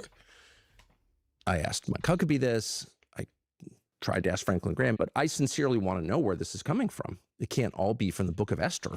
Yeah, I was radioactive from the jump. I got on here talking about politics with a fucking do-rag cussing people out. Of course I'm radioactive. I'm not radioactive because of my ideas. I'm radioactive because I'm a nigga on here with a do-rag cussing people the fuck out. Yeah, I mean, I know it, of course. Well, I mean, you did have exactly this contentious interview with Ambassador Huckabee. He's the ambassador to Israel, where you talked to him about Christian Zionism for quite some time. And in that interview, it's very interesting. I'm a former Israel-Palestine correspondent. You were pressing him on if the modern state of Israel as a homeland for the Jewish people today has legal or biblical legitimacy. You were sort of questioning him on this idea. And you went round and round on this for quite some time. And I was just wondering what you were trying to get at there. I was trying to get at an answer, which I couldn't get, and instead was accused of hate for trying to evoke an answer to a very simple question. And the question... This is how I knew, chat, that I was radioactive, bro. I went to the No Kings protest to get like live reactions and interview people. When I had my cowboy hat on, bro, I mean, people was talking to me. I got interviewed by another channel that had 300,000 and shit. Like, it was an excellent stream. We live streamed it. I recorded it too. When I wore the do-rag out there the next time, nobody would fuck with me. I'm talking about no. Niggas they didn't want to look my way when I had a do-rag on, bro. I mean, like, damn, did they think I was gonna rob them? Did they think I was gonna tap their pockets, chat? Did they think I had a switch on me? I mean, damn, bro. Like, motherfuckers was walking all the way around, bro. Man, I got my gimbal set up and everything, but camera, man, I put the do-rag on, bro. Nobody would come around, nigga. Question was, on what basis are you making this claim? People whose ancestors didn't live here now occupy the land. That's very common in history, by the way. I'm not even objecting to it. What I'm objecting to is the claim that it's God's will and that Israel, because of this, has the unique right to exist. Okay, where does that right come from? Well, the right comes from the Bible. Okay, well, I'm not a Bible scholar, but I've certainly read it a lot. And I said to him, what are the borders? Because my read of Genesis is that it's a big hunk of land. That's the Middle East. Does Israel have a right? Because you're referring to this text. See, this is the thing, man. When I had the cowboy hat on, they automatically assumed that I was, just black MAGA, I guess. So they would want to talk to me for the good, the better. When I had the do-rag on, chat, I mean, like, I don't know, bro. Like, I mean, damn, bro. Like, Shit, motherfuckers was really looking at me like, what is this nigga doing here? I'm just gonna be honest with you. They're like, man, what is this nigga doing here? As the basis of the right to have that land. And he said, fine with me. So, like, on many levels, theological and diplomatic, kind of a big thing to say. The White House was annoyed that he said it out loud. I was grateful that he did, because it's good to know what the terms are. And the second question I asked, which is, okay, if Israel has a right derived from this scene in Genesis, then to whom does it apply? Who are Abraham's heirs? And he said, well, the Jews. And I said, okay. And by the way, just to be clear, these are not conversations that I sought. All right, look, Aaron Montgomery says, please let us understand the video. I'm going to cut the video back just a little bit one time, but I'm going to tell you like this, Aaron. If you want to watch this interview uninterrupted, it's the New York Times Tucker Carlson full interview. Type that shit in, it'll pull right up. That's why I leave the title at the bottom, because I'm going to stop this video. I'm going to pause this video. I'm going to talk to my chat. I'm going to give my react. Hey, I'm going to do what the fuck I want to do, man. Just being honest. So if you want to watch this uninterrupted, you can watch this via the New York Times and Tucker Carlson, man, collaboration. Taxed as the basis of the right to have that land. And he said, fine with me. So, like, on many levels, theological and diplomatic, kind of a big thing to say. The White House was annoyed that he said it out loud. I was grateful that he did, because it's good to know what the terms are. And the second question I asked, what's up, Darking? Okay, if Israel has a right derived from this scene in Genesis, then to whom does it apply? Who are Abraham's heirs? And he said, well, the Jews. And I said, okay. And by the way, just to be clear, these are not conversations that I sought. I was never interested in this topic. Like, Israel's a country with borders and sovereignty and a seat at the UN. And it's a nation state like ours, like every country. The second you start telling me that as a Christian, I'm obligated to support the government of this country, then I have a right to ask you what you're talking about. It's that simple. So, okay, fine. I flew all the way to Israel, which I didn't want to do. And I asked him, what are you talking about? To whom does this right apply? And on what basis? Shut up, anti-Semite. Okay, now. So from my perspective, that was like the most revealing conversation. You said, are you free to say what you want in America now? Freedom of speech. My son likes calling me a nagger because I asked him to clean his room. You need to whoop his ass. You need to whoop his ass. What's up, Game Genie? What do you mean your son's calling you a nagger? Man, whoop his ass. What are you talking about, man? Whoop his ass, man. What are you talking about? What is this even a convo for? Whoop his ass. Double tap the screen chat. We're 25 likes away from the next like goal. Be sure to hit the 3 dots at the top and make sure you got the like button hit. I don't think I've ever had.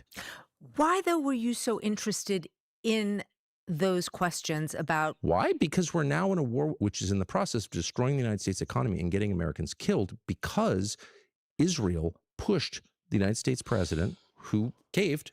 I'm not giving him a pass, but that's just a fact. That's what happened. I saw it. And Israel has that power in our Congress, not because we have so many Jews. I don't know how many Jews live in the United States, fewer than 10 million, I think, but because we have tens of millions of evangelical Christians who unquestioningly support Israel because they believe it's their theological duty to do so. So see, y'all having too much conversation back and forth in the chat. I'm not saying whoop his ass because he's calling you a nagger. I'm saying whoop his ass because he talking back. Whoop his ass because he being disrespectful. Why does he feel that? Where did he muster up these feelings to just talk back and shit, calling you all kind of naggers, man? What the hell is going on? Y'all debating on what he said. I'm sitting here like, why the fuck is he talking back? Hey. This question hangs the clean that room of the American economy and the lives of American service members. There's no more important question. And the effort to push me away from that question by calling me names, calling me a hater, saying I'm obsessed with Israel, okay, I would be grateful never to think about it again. I find Israel actually geostrategically irrelevant, except to the extent that we imbue it with relevance at the behest largely of evangelical Christians. So you can see there's a one-to-one correlation between these questions and the future of my country. Mike Huckabee and the people he represents have made it the nation's business, at which point it is entirely fair. In fact, it's a requirement of good citizenship to press him on what are you talking about? And he refused to answer those questions, at which point I say, as someone who's still committed to reason, you've been exposed as a fraud and or a liar. I think one of the reasons why this was particularly notable for many people, that interaction that you had with Mike Huckabee. You said Gaza like a prison now? Man, Gaza is not like shit. Gaza is like, man, Gaza's not like a prison for damn sure. Man, Gaza is like gravel, bro. They turned Gaza into a gravel yard, bro. They turned Gaza into some shit like none other seen before. Gaza, a parking lot full of rubble, man. Gaza's not a prison, man. That shit is, man, listen, Chad. I can't even describe it, Chad. It's I don't know, bro. I can't even describe it, bro. Gaza is outside, exactly. That's all that shit is outside. You can't even go inside nowhere in Gaza. Once you get into Gaza, that's the last end you going. You're not finna go into nowhere in Gaza. You're not going into a shop. You're not going into a church. You're not going into a house. You're not going into a building. Your ass just going into Gaza. That's about it. And the reason you in particular got so much pushback is because there is an enormous sensitivity around Israel being the homeland of the Jewish people. Hell nah, Gucci. Prison, you at least got a roof. In prison, you got a roof, man. These folks ain't got no roof. Man, in prison, you got a roof, man. In prison, you not exposed to the elements, man. These folks exposed to the elements. And the attempt to delegitimize that. I have enormous sensitivity about the United States being the homeland of my people and the burial place of my ancestors. I have enormous sensitivity about the future of the United States. Those are my concerns. I'm not dismissing the concerns of any other group, including Israelis or Iranians or Venezuelans or anybody else. Everybody has his or her own set of concerns, but my concerns revolve around my country. And so I'm not going to subordinate my concerns and the concerns of my children to other people's hysteria, no matter what country it is. Why do you think you get tagged so often with anti-Semitism? Because I think there are two reasons. One is when it comes to Gaza, when it comes to South Lebanon, when it comes to all of that chat, it's fucked up to me. It's fucked up. More so the occupation, more so just moving in, changing the names on the maps and everything. But at the end of the day, it's not my business. At the end of the day, if we're gonna be take care of America, get everything together in America for, hey man, that's not my business. I'm sorry, man. I'm sorry, man. What they got going on in the Middle East, man, is going on in the Middle East, man. It is what it is. Just like what's going on in Ukraine, man, that shit going on, man. It is what it is. Sorry, man. This shit been going on for thousands of years, man, over there in the Middle East. I'm not an anti-Semite, and I think that's obvious. I have, and I've expressed this many times, and I'll do so again, I have temperamental and religious objections to anti-Semitism or any hate or discrimination based on bloodline that is against Christian theology. It's against my personal ethics, and I oppose it no matter who is suffering from it, whether it's whites or blacks or Jews. Nobody can be punished for his bloodline, period. I don't believe in collective punishment, unlike the Israeli government. So that's number one. I am opposed to anti-Semitism, and that's a threat. Man, listen, man. I understand, chat. Like, y'all always leave when I get to talking like this. Hit the like button, chat. Everyone hit the like button, because I'm just going to be honest with you, chat. When y'all talking about October 7th and y'all talking about shit like that, man, listen, chat, I'm sorry. But I'm in America, man. That shit, listen, chat, maybe I'm a little desensitized. Maybe I'm a little fucked up, man. It is what it is, man. Shit is going on. Shit going on. I'm sorry. October 7th happened. I'm sorry. But what else do you want me to say?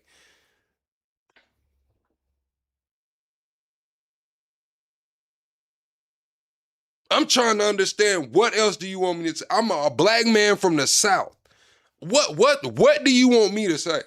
Other than I'm sorry that people died.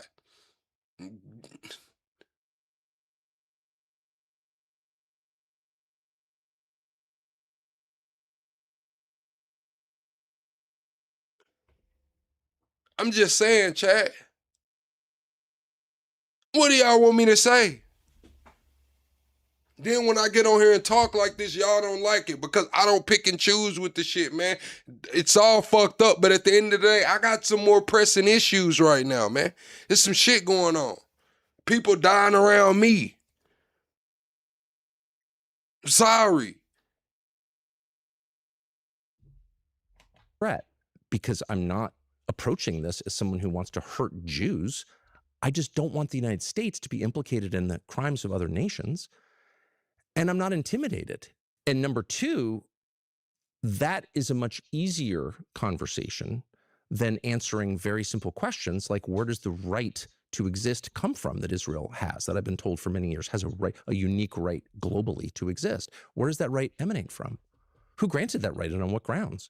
And they can't answer the questions, and they don't want to have the conversation. So just to be totally clear, asking questions is not hate. Telling the truth is not hate. And they don't want to answer the questions, and they don't want to tell the truth. And by the way, it's not just Jews. I think I've been attacked more viciously by Christian Zionists than I have by Jews, just in point of fact. It's a kind of nice universalism to it. But I'm not intimidated. I don't know why I would be. In fact, I think it's my obligation not to be intimidated. Can asking questions, though, stir up hate? I mean, language is powerful. Well, sure. I mean, you could. You said, what does he mean? People are dying around me. Exactly what I said. People around me are dying. Man, motherfuckers get dying, shot, the health problems, you name it, car wreck, motherfuckers dying. What are we talking? Shit. It's not overdose. It motherfuckers is dying. Pose attacks in the form of questions. I've certainly done that a lot, for sure. But the questions themselves hang in the air, and a legitimate question deserves an answer. The reason I want to press on this a little bit more is that you know that there is an entire anti-Semitic worldview that has been based on the protocols of the elders of Zion, you know, that there is like this cabal of powerful Jews that controls the world.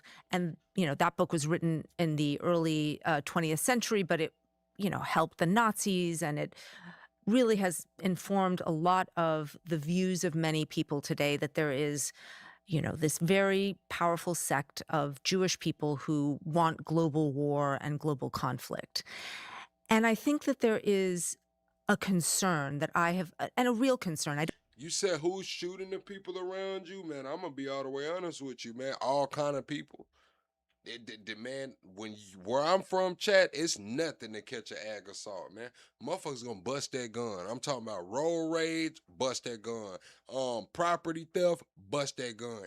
Into it about women, bust that gun. People are dying. White, black, Hispanic, motherfuckers is dying. I don't know what y'all thought. I don't know where y'all from, what sugar spice and everything nice kind of neighborhood y'all or city y'all from, man. Motherfuckers is dying in Arkansas, chat. Dying. And I just left Texas, and guess what? Motherfuckers was dying in Texas. Dying. I don't mean this as something that people say to slander anyone, but just a real concern that the rhetoric where everything is blamed on Israel, where Israel has these supernatural powers almost to influence the president, to influence the previous president, George W. Bush, to enter into the Iraq War, to be involved in assassinations, et cetera, that it has echoes of that, and that people are genuinely concerned that it opens the door to this idea that has been debunked and has been used in, absolutely vicious ways to annihilate an entire people. I'm not quite sure what that means. Let me tell you my concerns. My main concern is the destruction of the United States. And that is in no way to minimize anyone else's concerns, but I have a right to that concern. And I will not have my own concerns hijacked. I will not submit to being told what my concerns should be. Man, I'm gonna be all the way honest with you, Esco. Like, I think that's kind of crazy as hell that you on a YouTube live and you talking about you gotta walk 25 kilometers to get drinking water. How the hell is your? I don't know, Jay. It's saying I don't know, man. That's crazy. Esco, I don't know, man. I don't want to visit Africa either, really, Esco. I'm just gonna be honest with you. You gonna have to link up in America, man. How the hell are you on? Man, don't y'all still got cards, like minute cards and shit? How the hell is you on YouTube live and you talking about you gotta hike 25 kilometers to get some drinking water? Adult man who pays his taxes. I have a right to come up with my own hierarchy of concern. And at the very top is the destruction of my country, which I've lived in for 56 years. And I know that it's not better than it was, and it's not getting better than it was. And there are many reasons for that. One of them is this war, but there are many others.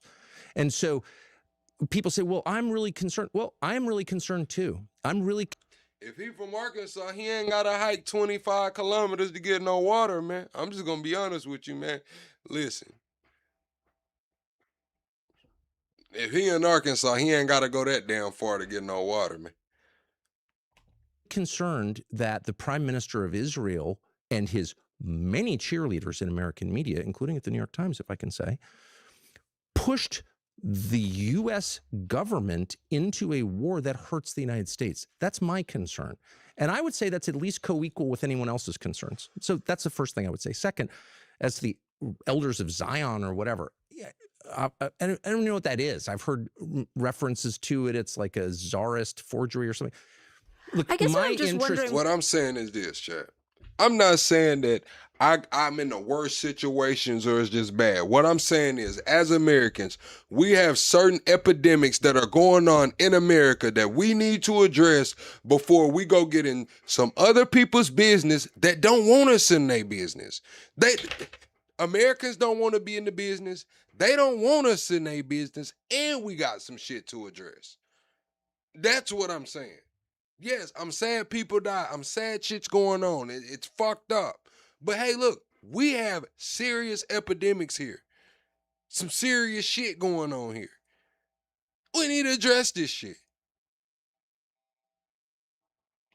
What the line is for you. The line for me is the truth. What is actually happening? Between criticism. I mean, this is, by the way, a very difficult line. I am in no means purporting to understand necessarily where it is. I'm curious for you where the line is between criticism of the state of Israel and how that could be perceived as feeding into anti-Semitism. Well, it breaks my heart that it is perceived that way, and that's the product. That perception is the product of a decades-long effort to conflate anti-Semitism with any criticism of the secular government of Israel. Okay, so the IHRA definition of anti-Semitism lists 11 examples of anti-Semitism. See, this the thing, Esco. You said academics according to whom? Academics by choice, bro. I could say the same thing for your ass having to walk 25 kilometers for some water. That's an epidemic by y'all. Why the fuck y'all ain't got no water? 25 miles of shit. This is 2026. Y'all ass ain't figured out a way to pump some water yet. Damn, you got Wi-Fi but can't pump no water to the village? Hell, same shit. And that's been adopted globally. 40 different governments have adopted it as their standard of what anti-Semitism is. And 2/3 of the examples are criticism of Israel. So, you know, I don't get to write these standards. I also don't have to abide by them. And I reject, as ludicrous, out of hand, the idea that the criticism of a secular government is the same as criticism of an entire ethnic group, many of whom do not support that secular government, many of whom reject that secular government, and a lot of those I know personally. So you're just not going to get me on board with the lie that criticism of Netanyahu is hatred of all Jews, because it's not. And I don't care how many times someone repeats that to me. I don't care. And by the way, I've lost friends over this, and I do grieve that. People who are totally convinced that Is it criticism... just Bibi that you're against, or if there was a different government in Israel, it I'm would be against okay? anything that hurts my country. Why wouldn't I be? I live here. No, but I'm just curious, like if there's elections coming up and if Bibi gets kicked out, are you I took my family on vacation there. I'm just trying to obviously, I'm not understand. against Israel. I never have been against. By the way, you can check the record. Before maybe 2.5 years ago, I don't think I ever... Well, I certainly never criticized Israel, but I rarely even mentioned Israel. I could give you a long list of the things that I love about Israel, particularly about Jerusalem, which is one of my favorite cities. Jerusalem and Beirut, greatest cities in the world. It kills me to see them at the center of all of this. I think the second that we ban criticism of a foreign country, well, of course, we're not free at that point. We're slaves of that other country. You know, whatever you can't criticize is the force in charge. I don't think it's, by the way, good for global Jewry to have any of this at all. If you tell 350 million Americans that it's against the law, and it's very close to against the law at this point. Yeah, my bad, Esco, if I sounded kind of harsh, man, but I'm just going to be honest with you. We got epidemics, man. A lot of these epidemics, man, were government created, to give you an actual answer. You said epidemics by whom, this is by choice. A lot of these epidemics were created. They were operations. It's paperwork to prove it. But that was kind of crazy what you said. Like, I'm not gonna lie. I just seen a lady, bro. She said that she put water in the village for 4 racks, man. $4,000 she put water in the village, bro. Gave a whole village some water for 4,000. I'm just saying, bro. Like, shit, you got Wi-Fi and some more shit, man. You talking about y'all walking a long way to get some water, man. It's against the law to criticize Israel. How does that help the perception? Does that feed anti-Semitism? I think it does. Not that it's my job to monitor or regulate this stuff, but I mean, just common sense would tell you that's not good. If you want to make the case on behalf of anything, any idea, including ones I disagree with, make your case. Tell me why it's a good idea. And we're falling out of that habit and instead trying to hurt people who disagree with us. And I just will always reject that. I guess I'm the liberal. I would say it's not exactly against the law, but I understand you're someone was referring just arrested because look, the specific things that. Well, the second you say that place. criticism is the same as a threat or words or violence, then of course it's very easy to. You said let's donate. I mean, this what I am about to do, chat. I am trying to get the channel to sponsor one kid to go to this Austin Reeves basketball camp. Arkansas is having an Austin Reeves basketball camp, and I want to sponsor a kid to go. I think it's like a 2-day camp. I want to sponsor a kid to go to this Austin Reeves basketball camp. So we will be doing that. But yeah, no, we ain't sending no bicycles nowhere. To arrest people as they are arrested in Great Britain. They've had hundreds of people arrested in Great Britain for criticizing Israel. I don't know why any liberal-minded, and I'm in that group, liberal-minded, you have a right to your views, I have a right to mine. I don't know why any liberal-minded person will go along with this and not say, whoa, whoa, whoa, whoa, this is totally bonkers, and this is the road to totalitarianism. And I would say that about any topic. I'm gonna move on, because we've talked about some fissures that have emerged among conservatives over Israel and the war, right? You've talked Fissures, about, yeah, it's sort of blown up. Yeah. And I want to dig into that because earlier this year you told Megyn Kelly that there is, quote, a huge scramble, and you said, I'm in the middle of it to define what the Republican Party is after Trump. Yep. So boil down the scramble for me. Are there two sides? Well, I lost that scramble. Yeah, I mean, is it driven by ideas, personalities? I mean, something else. Like, what do you see happening? Look, I mean, there have been disagreements over foreign policy within the Republican Party for, well, really since 2015 when Trump announced for president. There was no disagreement at all. It was a neoconservative party completely. I was part of that for sure. And unthinkingly and then unwillingly, but whatever. But since 2015, there's been this kind of debate like, well, you know. Right, that's what, all right, I get what you're saying, Esco. You saying you got Starlink, you trade the stock exchange, but you can't drink water whenever you want. I understand that. What I'm saying is this.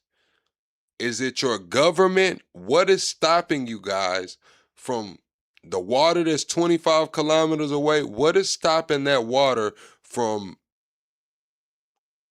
coming to your village? What is it the infrastructure problem? Like, why can't y'all get that water coming directly to the village in one way or another? I'm just asking.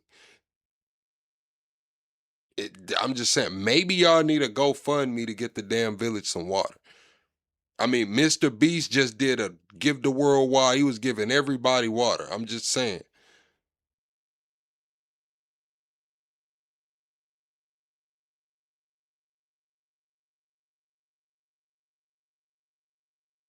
Now, if you're saying it's the government or there will be some corruption, I can understand. That's what I was trying to tell you. A lot of our epidemics are caused by government corruption. When you talk about the crack epidemic, when you talk about the fentanyl epidemic, when you talk about a lot of these epidemics, even down to meth, the opioid crisis, a lot of these epidemics are government manufactured. That's what I'm telling you. So if you're saying your government, whether it be local or whatever, is stopping y'all from getting the water, I understand. What is the appropriate use of American power? And what is our relationship with Israel? And those have been sort of sotto voce debates. But it's only with this full regime change effort against Iran that they've become untenable. Like, you can't. I mean, my own view is I'm always happy to eat with and talk with people I disagree with. I guess I'm the liberal here. But there is a strong sense among the neocons who've completely taken over the Republican Party that anyone who disagrees cannot be allowed, like literally in the White House. Okay, I don't make these rules. I feel sad about it for a bunch of reasons. I would say as a political matter, the constituency for that is very small. There aren't, 150 million people in America who are really excited about the Iran war or who are ever going to be excited about that. So you're dooming your party to irrelevance when you do that. I don't know why they would want to. They hate Trump. The neocons hate Trump, have always hated Trump. I had a first row seat to this. And now they. Yeah, I mean, I understand it when you say if it's the government. That's what I was saying, Esco. If you saying it's the government, I mean, I get it. Destroyed him. And I told him that. I said, these are people who hated you from day one. They couldn't control you. They hated you for that reason. What you said about the Iraq war inflamed them. It humiliated them. And they want to destroy you. And this war will destroy you. I said that point blank right to him. And it's true. And it's, I think, proven true now. And what do you mean about you being in the middle of it and losing the scramble? Well, because Charlie Kirk and I think we're the only people, I'm confident in saying we're. And I almost called you by your real name. Freedom Ring. Your ass said people like Plug is the reason that African villages don't have water.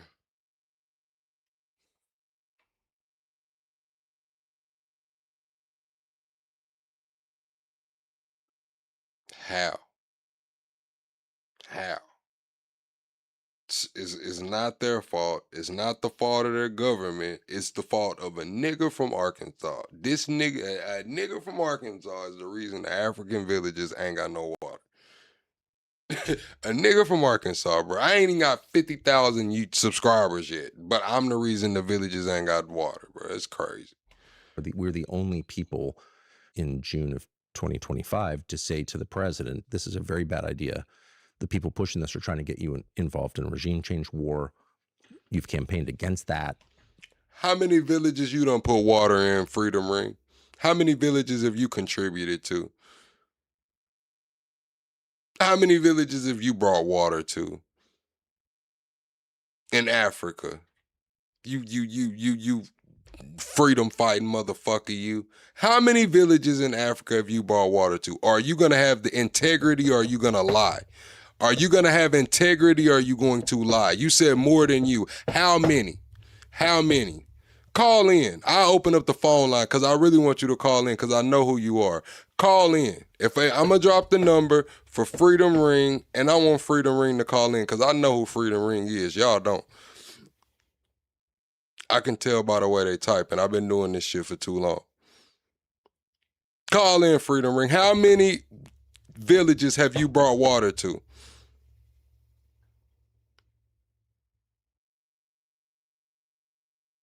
No, he's not going to call in because then everybody will hear the voice and everybody will know who it is. And then they'll see how ignorant. You might as well just said the shit on your main page. Don't do this. And then on September 10th, Charlie was murdered by a lone gunman. So by the time this latest round happened in January and February, I think I was the only person who said that. Look, chat, you see the deflection? Plug, how many PDFs did you support? None. Call in. Call in, Freedom Ring. Call in. I want to hear you. Matter of fact, you ain't got a cam up or nothing. Call in. Let's have this talk for the chat. Call in. So you see how they just deflected to that? They don't even mention the call in. Anybody else that got this much to say, or call in. Call in. You got the number, or ask for the number. I know you got the number, but you can ask for it. Call in. To Trump for a bunch of reasons. So now it's, you know, I mean, we know who won by the effects. So this was, from my perspective, was a debate between people who thought it was wise to use American power in the way we're now using it, and those who thought it was dangerous. And Trump. This the thing, bro, chat. Like, I understand that this is the internet, but it's some people that I really have, you know, I get them the benefit of the doubt. I let them come around, whether they agree or disagree. And they always end up doing some weird shit, like making a fake profile to throw rocks and hide their hand. Why not just say the shit on your main page? We know who it is. You know who it is. Like, come on. Like, look, come on. You have a new name on here. We've never seen it in the chat before. Let Freedom Ring 2 has never been in the chat, but yet you're talking like you've been here for months and months. Because you have. Because you have. Why not come on your main page? Like, that is hoe shit to me. That's female shit. That's bitch shit to me. Honestly. Trump did it, so obviously he rejected my view. I want to stay, though, with how some of this is playing out, because as you mentioned, you were very close to Charlie Kirk before he was killed. And he started Turning Point USA, which is this very influential group among young people on the right. And you're now seeing some on the right who are questioning whether Israel had a hand in Charlie Kirk's murder. And I should say the theories that Israel was linked to Charlie's death were denied by Israel. There's been no proof of that at all. And crucially, this theory has been condemned by Erica Kirk, Charlie's widow. Do you still have a relationship with Turning Point USA? Well, I have always loved Erica Kirk. And I met her when she was dating Charlie and thought so much of her. I know a lot of people at Turning Point. I was the headliner for a bunch of different Turning Point events. I haven't been asked to do it this year. Don't know if I will be. Never said a word against Turning Point. I think it's been a really, well, I was their headliner for a bunch of years, so obviously I supported it. I would hate to see it hijacked by its donors to become an oracle of neoconservatism. I think it'd be pretty hard to do because its members are not for that. Young people are not for that. People of draft age are especially not for that. I mean, when was the last time you spoke to Erica Kirk? A couple of weeks ago. Okay. By text. So my concern, and this is not about Erica Kirk or Andrew Colvett or any of those people with whom I've never had a crossword and hope never to have a crossword. But my concern more broadly is about the investigation into Charlie's murder, which was short-circuited by the FBI. And I'd like to know why. And I don't care to be screamed at for asking that question. It's a legitimate question, and we know that. Well, I know that for a bunch of reasons. But the public knows it because Joe Kent said it out loud and explained it. He's the head of the National Counterterrorism Center. He's an ODNI. And he was told by the FBI that he could not investigate it. And as a friend of Charlie's, I'm not going to be intimidated into saying the following, which is, on what grounds would you do that? I'm not saying the guy who's been arrested didn't pull the trigger. There's been no he trial. He was obviously handed over by his father. Do we know that? I don't know what I know because there hasn't been a trial yet. And again, it's like so many things. And it's not just Israel. It's not just Charlie Kirk. It's the existence of NATO or the way the economy is structured. Why is capital tax? That's the thing, man. He not gonna call in, man. Freedom Ring not gonna call in, and I don't know why he not gonna call in. I already done told him I'm finna start treating him different anyway. Like controlled opposition. I'm just gonna treat him as such.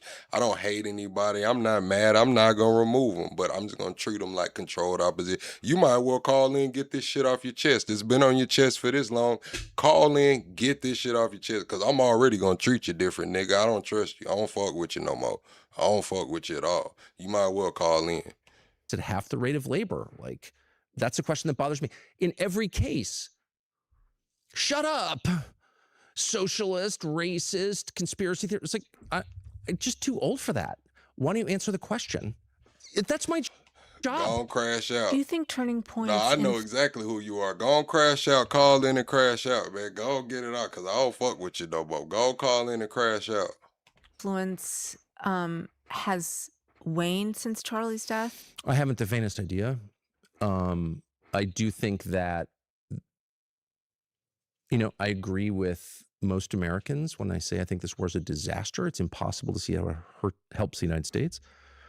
And, I would like to see all self-described conservative groups pressure the president, as Charlie did, to minimize the damage. And then I hope Turning Point is working on that. I don't know the answer, but I certainly hope they are.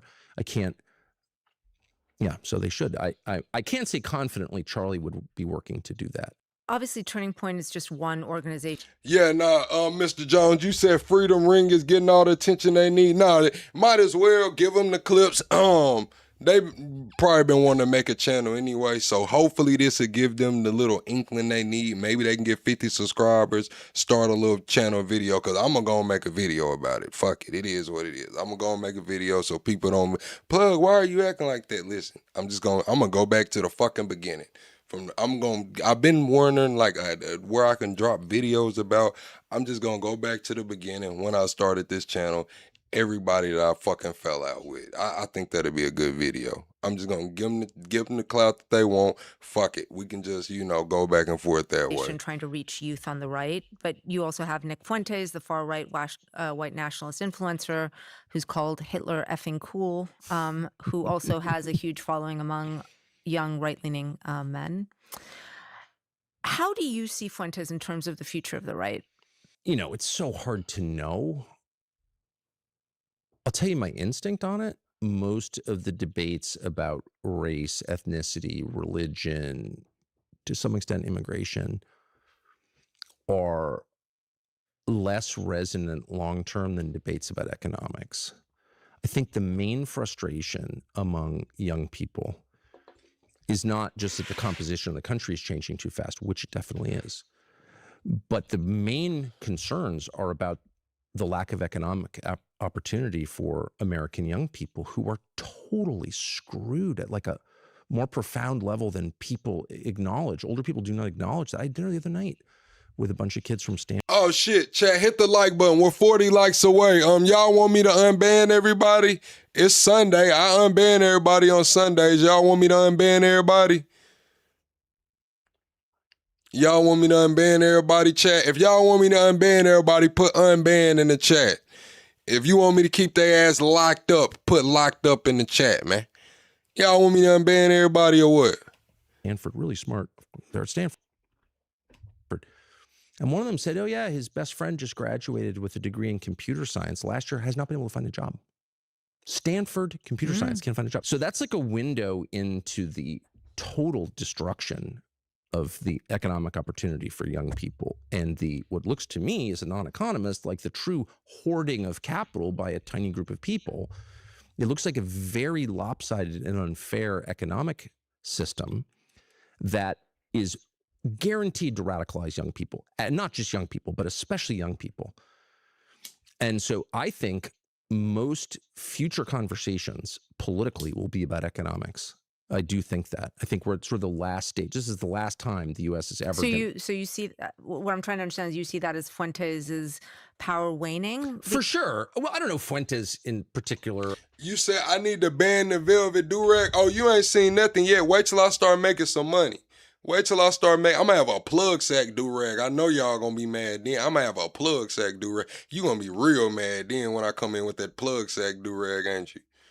I mean, I never even wasn't even aware of Fuentes. I mean, again, I'm just in a different world, right? Okay, so I read the New York Times or whatever. Like, I'm just older, okay? So I'm not an expert on Fuentes's reach or even what he's saying day to day. I really don't know. But he has been caricatured as a race guy, which he may be, by the way. It was like mad about the Jews or black people or whatever. But I'm just telling you, I think the future, the energy, not just on the right, but I think right and left agree on this, under 30, is that young people have been shafted by older people, particularly by the baby boomers, people born between 46 and 64. And I think they're right about that. I do think that's like the most selfish generation, most loathsome, mediocre generation this country ever produced. Not all of them, but in general, I would say. Yeah, chat. What's up, conspiracy? It's been a minute, man. I thought about you the other day. I wanted to get your take on a few things, especially regarding the way AI is developing and just the system that we're in right now, moving towards. It was really the Mexico banning cash payments. But I'm glad you came back through, conspiracy. But yeah, chat, when I start getting money, y'all gonna know there will be.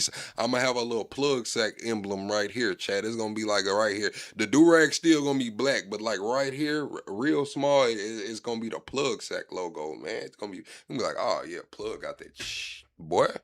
Their behavior has been shameful and selfish.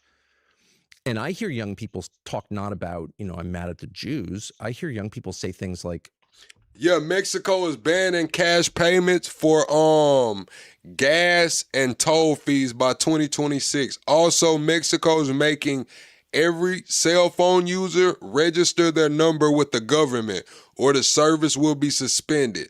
The service is going to automatically be suspended until they register with the government. I'm sure they'll give them a buffer period, but after that period is over with, all the cell phones that haven't registered with the government, service will be suspended until they register.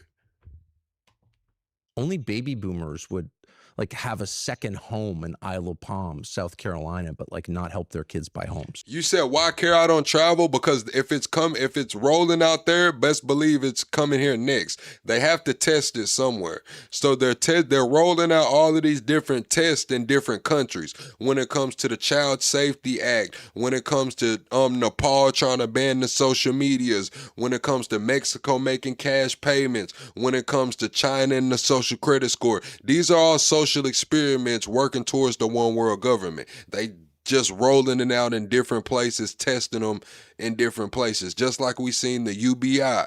Elon's talking about universal high income now. We seen it roll out in Baltimore and a lot of these other cities where they were giving these single moms $1,000 and seeing how far they could stretch it and shit. Like they're testing it out in certain areas to see if it's gonna work on the masses.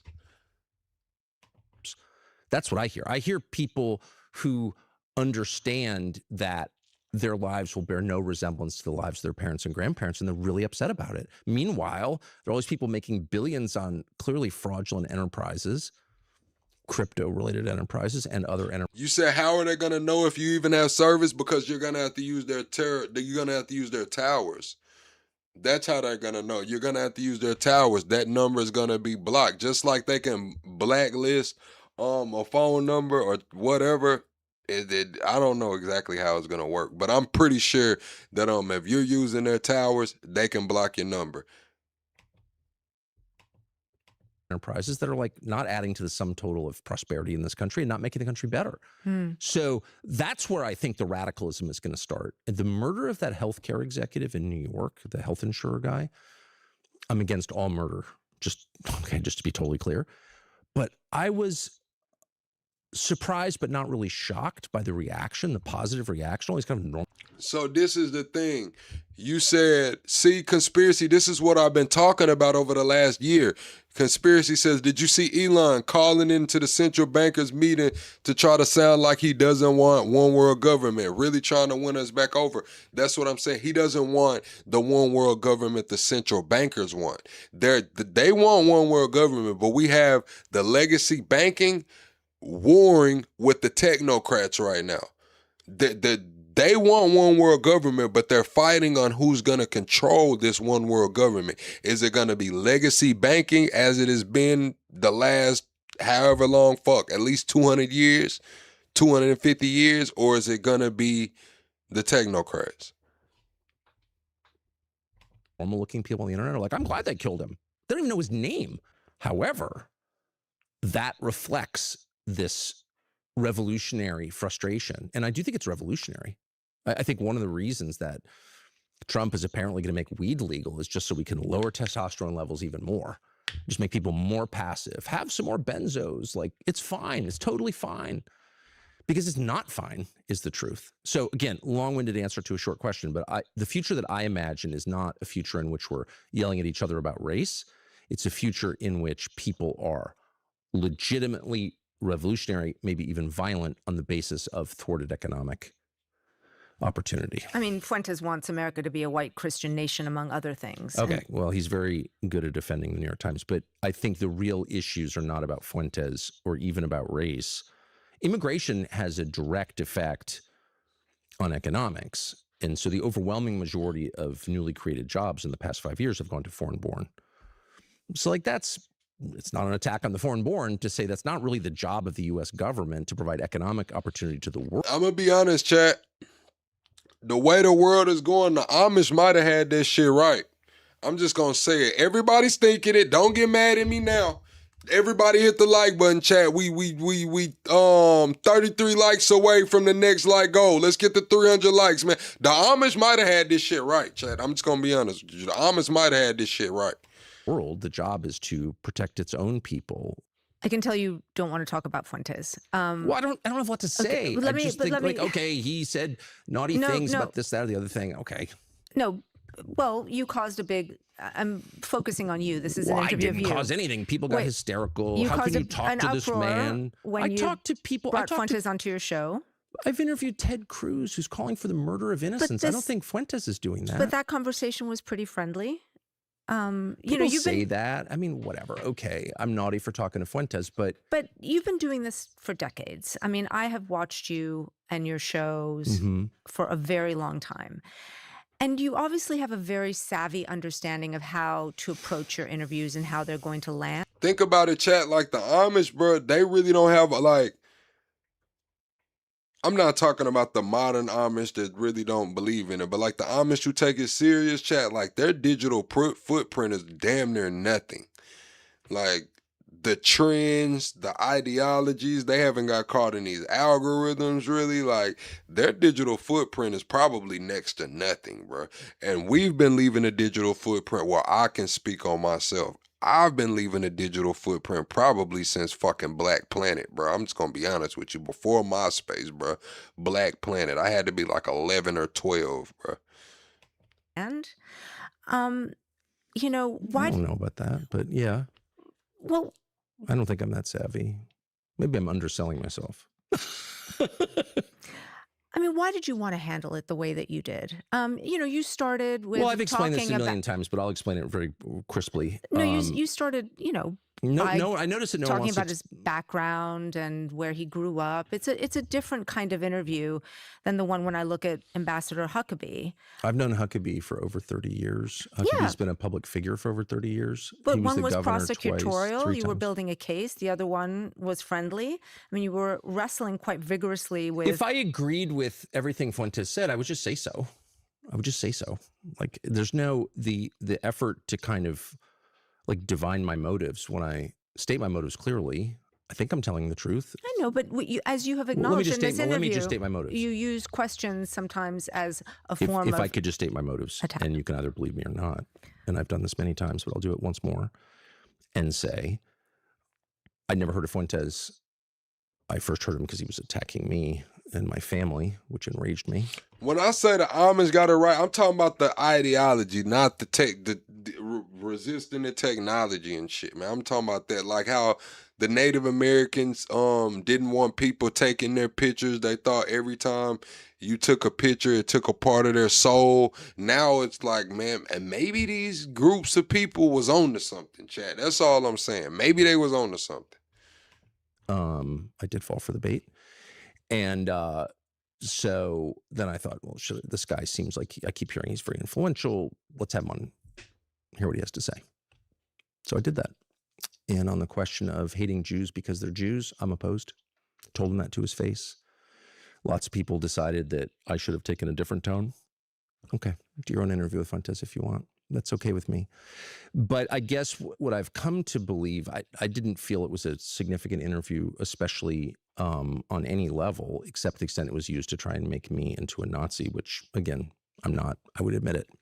But what I think is interesting is the kind of moral scheme. You said, do I have any tangible skills? I'm from Arkansas. Hell yeah, I can hunt, fish. Yeah, I can build a little bit. To save my life, I built me a damn podium not too long ago. Chad, when was that I built that podium? That was this time last year, around the 4th of July, I built that podium. So hell yeah, hunt, fish. I build a little bit, man. Work on cars a little bit here and there. Do a little something, Chad. I'm gonna eat for sure. We're gonna eat. That interview revealed, which not surprisingly is childish and kind of repulsive. And by moral scheme, I mean like what the people in charge, including in journalism, think is right and wrong. So shit, I'm remodeling the house right now with what God gave me. If that tells you a little something, chat, I'm full gutting the bathroom right now, and I already tore down the shit in the back. I'm redoing the fence, chat. I'm doing that shit with what God gave me, chat. And don't got a big budget. If you want to know the fucking truth, not a big budget, and I'm working with what God gave me. I think anyone who calls for the murder of innocents or justifies them is the lowest possible person. There's nothing worse than that, than killing kids.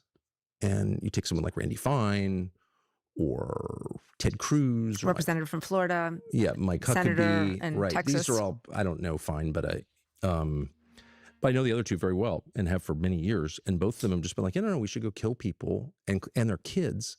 And they make excuses for that. Like, there's nothing worse than that. And yet, those are the only controversial part of those interviews from the perspective of others in journalism is that I was too mean. I was too tough. I was too tough on Mike Huckabee. Hey, hold on now, Top Cat. Don't do too much now. Y'all see them calluses and shit now. I do some shit now, chat. I got some man hands, man. This shit ain't no nail polish, ain't no cute shit, man. Like, y'all see them calluses and shit, man. You don't get that shit unless you putting in some fucking work, man. You talking about, Top Cat? A sitting U.S. ambassador, or Ted Cruz, who's a. I don't think that was the concern. Okay, but I the think point it was is, looking. I think when you just compare them. Who do you think is more morally repulsive, Ted Cruz? Who do you think is more morally repulsive? Ted Cruz. Ted Cruz is a sitting U.S. senator who has called for the killing of people who did nothing wrong, whole populations who advocated for this war. Nick Fuentes is like a kid. He's like 26 or 70. He has no power except his words. Here you have a public official who we pay, who has actual power, who's voting for things, who's making policy decisions. And those decisions would include, in fact, they are focused on the murder of people who did nothing wrong. And yet no one thinks it's a big deal. Well, this is totally... You said, where am I at now? I'm between Georgia, Alabama, and Arkansas. I really, Texas a little bit, but really mainly Georgia, Alabama, and Arkansas. That's where I'm between now, Chad. Fine. I mean, if there's tape of Nick Fuentes saying we should kill people because we hate their parents, or it's okay to kill children, I would love to see the tape, because that's disgusting. And that's basically what the entire U.S. Senate does every single day, and no one notices. Nick Fuentes said something naughty that I disagreed with. He made fun of things that I don't think I would never make fun of He's them. a white nationalist who's denied the Holocaust. And what I will say, Okay, from but my is that own worse than killing kids? From my understanding of my own, I was just in Germany recently, and it was such a good reminder that the Holocaust didn't start with the gassing of Jews. It started with the dehumanization of Jews. It was language that was used. And again, Right. that is what it I concerns couldn't people. agree more. And that's why when you have a U.S. senator, a member of Congress, a U.S. ambassador waving away civilian deaths as if they don't matter, that's the language of genocide, which results, and this is the lesson of the Holocaust, in genocide itself. And it has. So the lesson for me, really, watching all of this, is that this can happen in civilized countries, in all human beings. Hey, chat, we're 18 likes away from the next like goal. I gotta go get my papers too. I'll be right back. Hit the like button. Let's get this 18 likes. There is the capacity to ignore the evil right in front of you. And my point is, it's happening right now. And my job, to the extent I have one, I don't really have a job, but I just want to remind people that we're all capable of that, including me, and that we're watching it right now. And if you think that Nick Fuentes is a greater threat to other human beings than Ted Cruz, I would love to know how. I can imagine people hearing this and thinking you are soft-pedaling Nick Fuentes. You are apologizing for Nick I'm hardly Fuentes. soft-pedaling Nick Fuentes. I'm trying to awaken people to killing of innocents in our midst, which we are not only encouraged to ignore, but really told to ignore on pain of being denounced. And I'm just saying, no, I'm not doing that. And Ted Cruz and Mike Huckabee are two of the main people making this moment possible, and President Trump. But Nick Fuentes is the problem? Okay. It's not a defense of Nick Fuentes. It's merely like a reality check for the rest of us. What are we doing?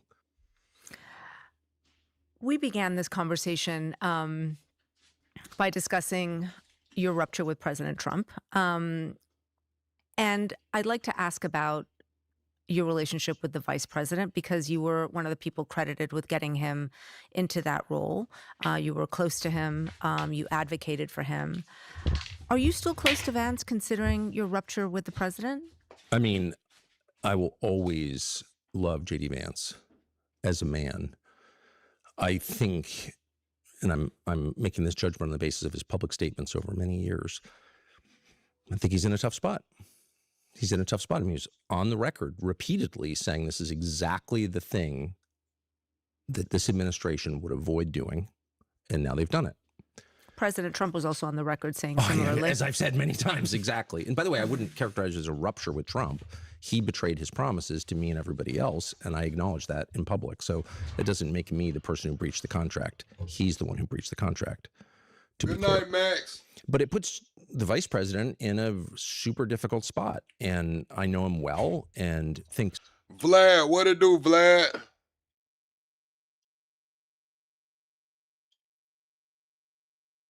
so much of him as a person, and it is my guess that based on his past behavior that he's doing everything he can to mitigate what he sees as the ill effects of this. And but it's kind of hard to call the shots when you're vice president because that's not in the Constitution. So no, I would never, I put him in a bad situation just by my public, he was attacked.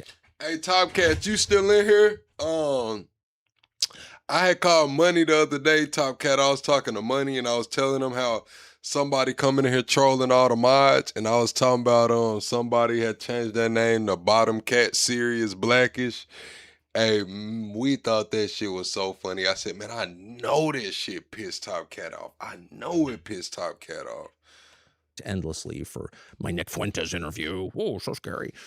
And okay, so I always felt bad about that. He didn't do anything.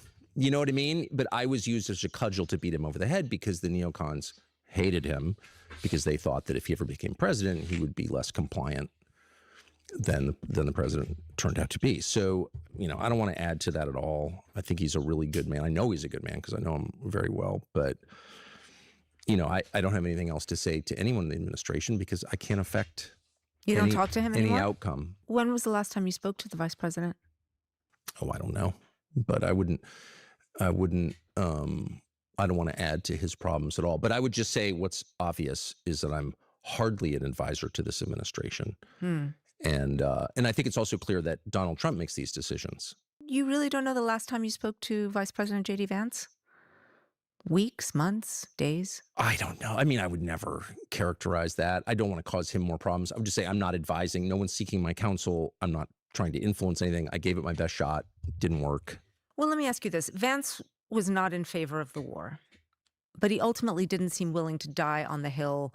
I mean, he could resign. He could, there's many things he could have done, I suppose. Do you wish he'd been more forceful? You know, I will just say, I'll just be totally blunt about. Hey, chat, we're 4 likes away from that 300. Let's go and knock out that 300 likes right quick, man. Double tap that screen for me. Shuttle live out. Let's get the 300 likes, man.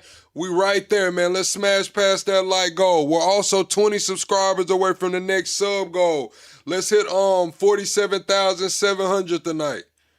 What I'm doing, which is taking a pass on your question and say that I know JD very, very well. And I think it's like super tough situation. He's in my prayers. I mean that. And I just don't want to add to what is clearly a really hard job. I know that if you were in my position, you'd press. Oh, go crazy. But I'm just saying, like, my only goal is I just want to be honest. And so I'm being, I think, as transparent as I possibly can be, or I'm being transparent. Of course, yeah, no problem at all. And saying that my job is also to press you. I get it.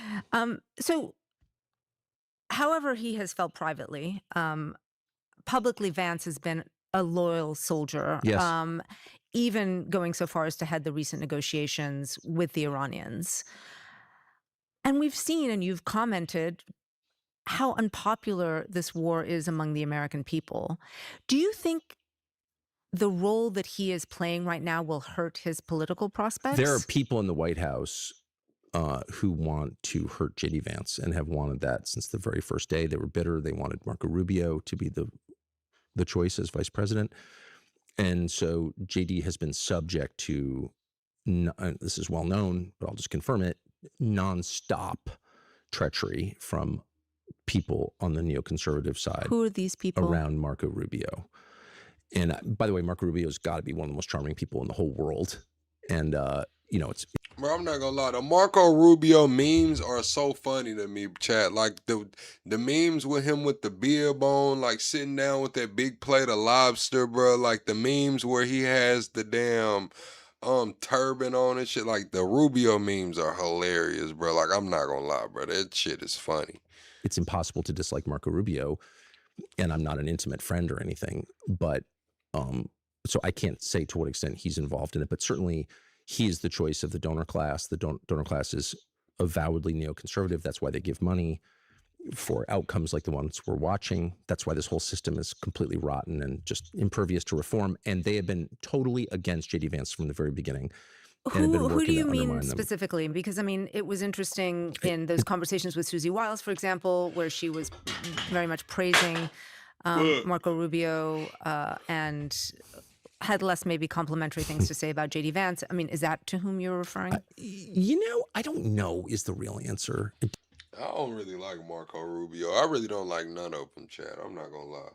I like that Marco Rubio kept it real and said that the imminent threat was that Israel was gonna attack first. I like that he kept it real on that, but Rubio, I look at him like I look at everybody else up there, man. Don't know. I mean, you're accusing people of treachery, so I'm wondering. Well, I know there's been a lot of treachery for sure, and I know they were so mad about JD getting that job. I mean, who's they? Well, Mary Madelson, for example, Rupert Murdoch. People who were very much vested in using Trump for what we're seeing now. But within the White House? I don't know the answer to that. I've never worked there. So like, if you don't work there, you can say, you can say what you think you know, but it's hard to really know. This is me looking skeptical. Yeah, well, no, but it's me being honest. Like, I don't really know. And you read all these things about, Susie is of course a product of Florida, and there's a whole Florida group and the consultants and Marco and all the rest, and people whisper about that. Is that true? I really don't know. I've never heard her say anything against JD. She seemed to love JD, but who knows, man? Who knows? But I know, I definitely know that, like, outside, I mean, it's hard to believe that Mark Levin and Laura Loomer, who are, like, have no constituency whatsoever and would have influence in the White House, but they do. And both of them have been out for Vance from day one, big time. Do you think it's hurting, though, his political prospects, to repeat the question, that he has been put in the position, according to you, that he is fronting these negotiations in Iran? Yeah, I mean, well, I think... Hey, Chad, whoever this is making all of these fake accounts of my mods, man, all I ask is you subscribe to the channel, bro. Whoever the hell this is making all the fake accounts of my mods, man, you better be subscribing on all of these damn accounts, bro.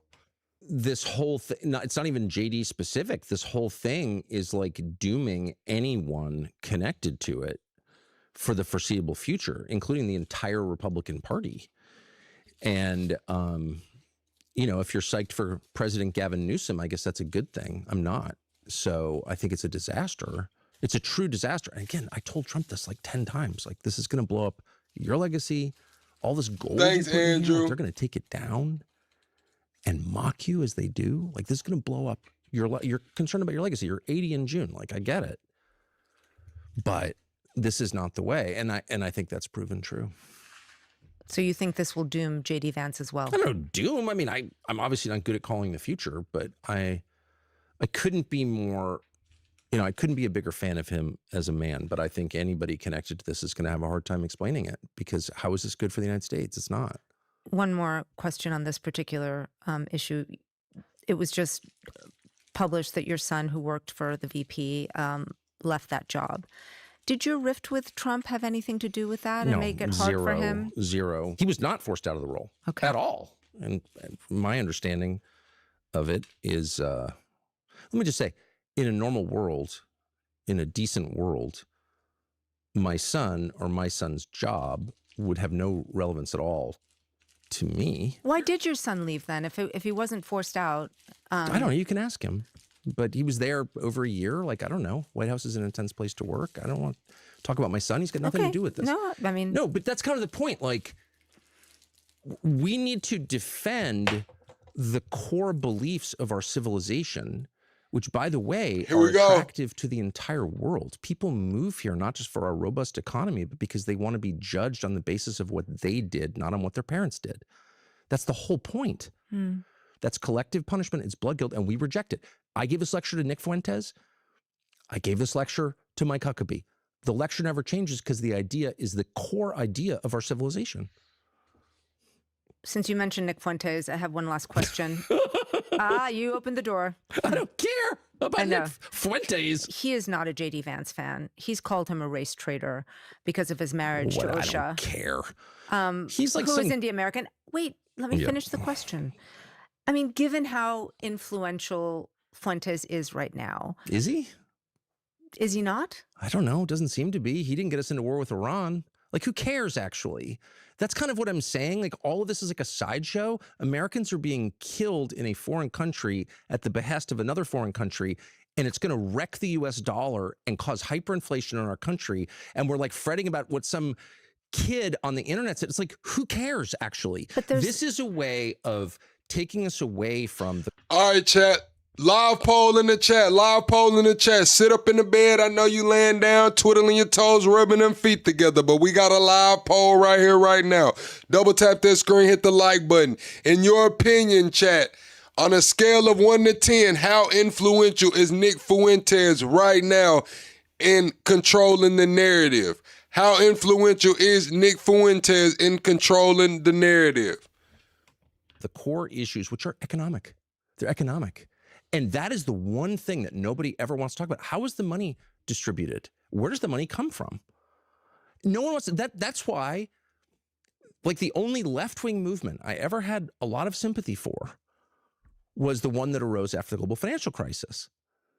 Occupy Wall Street. I didn't know exactly what they were about, but I was like, yeah, we should be mad at the banks because, like, they did this and no one got punished.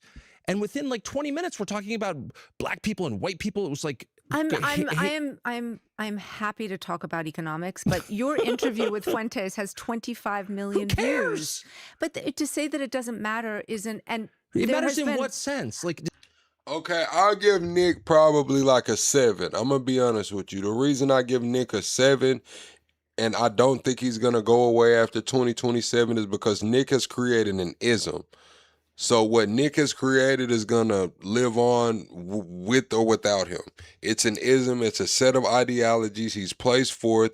He's laid out the foundation. He's telling how many people he wants, 100,000. And when it comes to the JD Vance situation, blowing up the JD Vance Peter Thiel connection, blowing up the Palantir connection, the meetings that Tucker had and all of that, Nick blew that up. And even a lot of people who don't know Nick blew that up, they know the connection between Palantir and JD Vance and the police state. Now, whether they know who brought that forward or who was championing that or not, they know what's going on and they scratching their head. So I would give them probably like a 7. If we're gonna say that, yeah, I'll get Nick like a 7.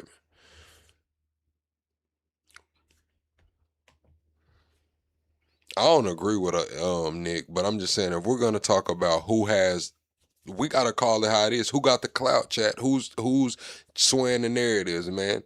Y'all think you think Don Lemon is swaying more narratives than Nick Fuentes? Roland Martin? I mean, we gotta keep it real, chat. You got on one side, you got Hassan, you got Destiny, you got Don Lemon, you got Roland Martin, you got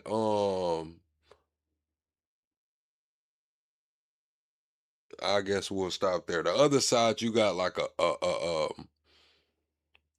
Benny Johnson, you got the Candace, you got Tucker, you got Sneeko, then you got people who are in the middle, other people, I mean, these are people who are controlling narratives. So if we're gonna rank Nick Fuentes inside of those people, I would give Nick a 7. That's what I'm saying. Does it matter more than? But can I finish my question? Yeah, of course. Thank you. Given how influential he is, and I just don't think that there's any argument about that. I'm wondering in how. What way? I'm wondering how you think JD What's up, Vance could Gito? become the leader of the party after Trump if you have someone like Hit the like Fuentes button, chat. speaking so critically of him. So I'm so glad you asked that question because its premise reveals everything. All right, tell me. So the premise of your question is that JD Vance can't. No, I'm not saying that he can't. It's going to be difficult for JD Vance to advance politically because I'm asking, do you think?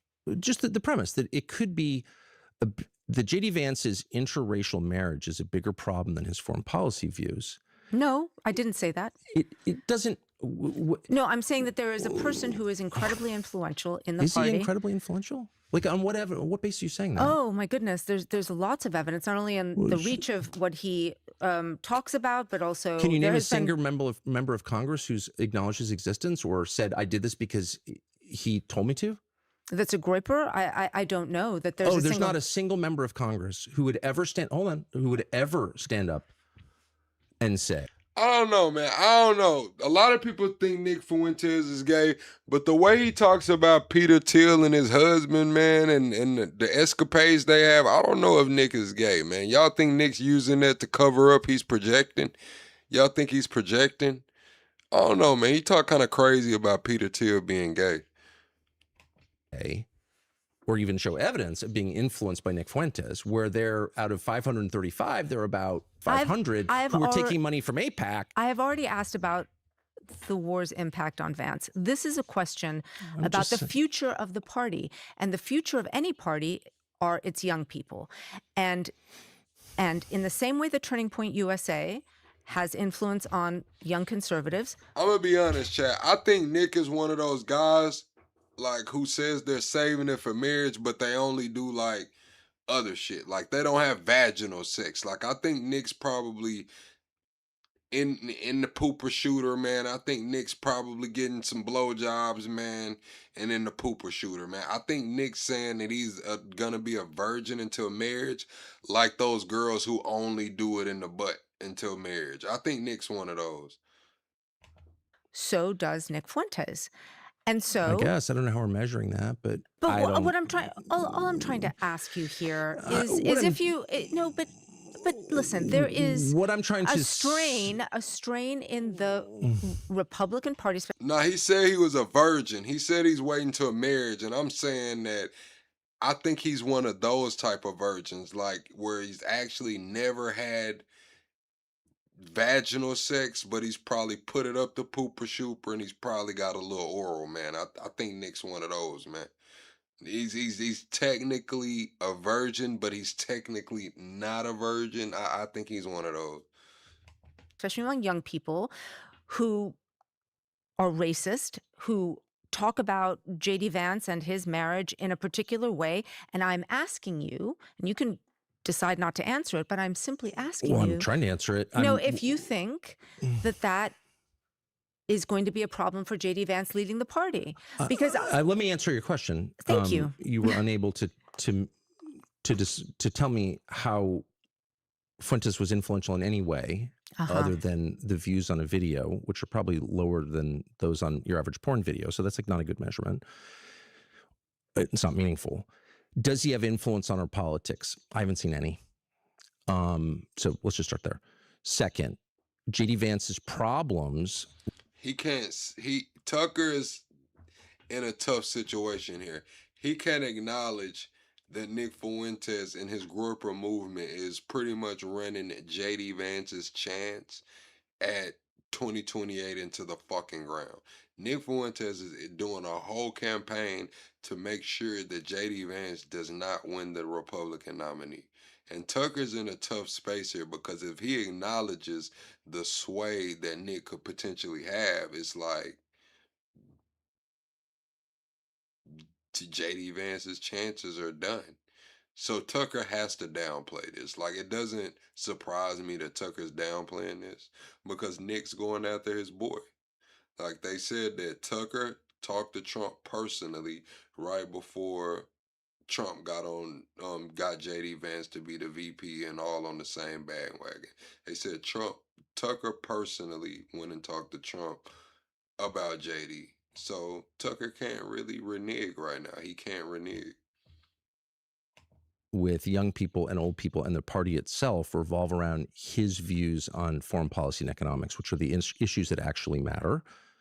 Third, race is thrown up as a distraction so often, as in this case, to distract from what actually matters, because on questions of economic, let me just finish, on questions of economic, if I can finish, on the Fuentes himself is a distraction from the conversations that matter, because power is displayed through the structure of the economic system, globally and per country, and in the use of force. So it's the economic program and the foreign policy program are what matters in every government from the beginning of time.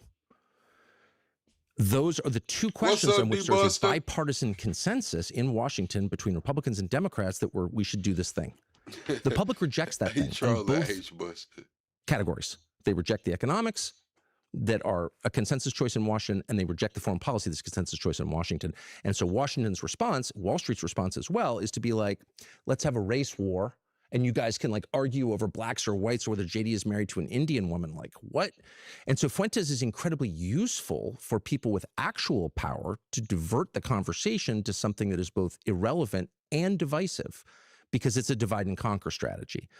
And my strong view, gained over 35 years of watching carefully and being involved, is that that's come to its end.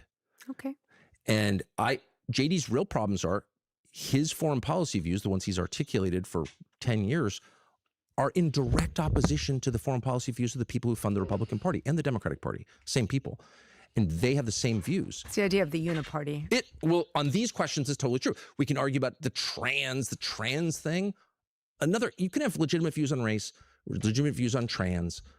Those are real issues. I'm not saying they're not. But those are not the issues on which empires rise and fall. The real issues are economics and foreign policy. And on those issues, there's a bipartisan consensus. And so they throw up like, no, we're disagreeing on trans, we're disagreeing on affirmative action or whatever.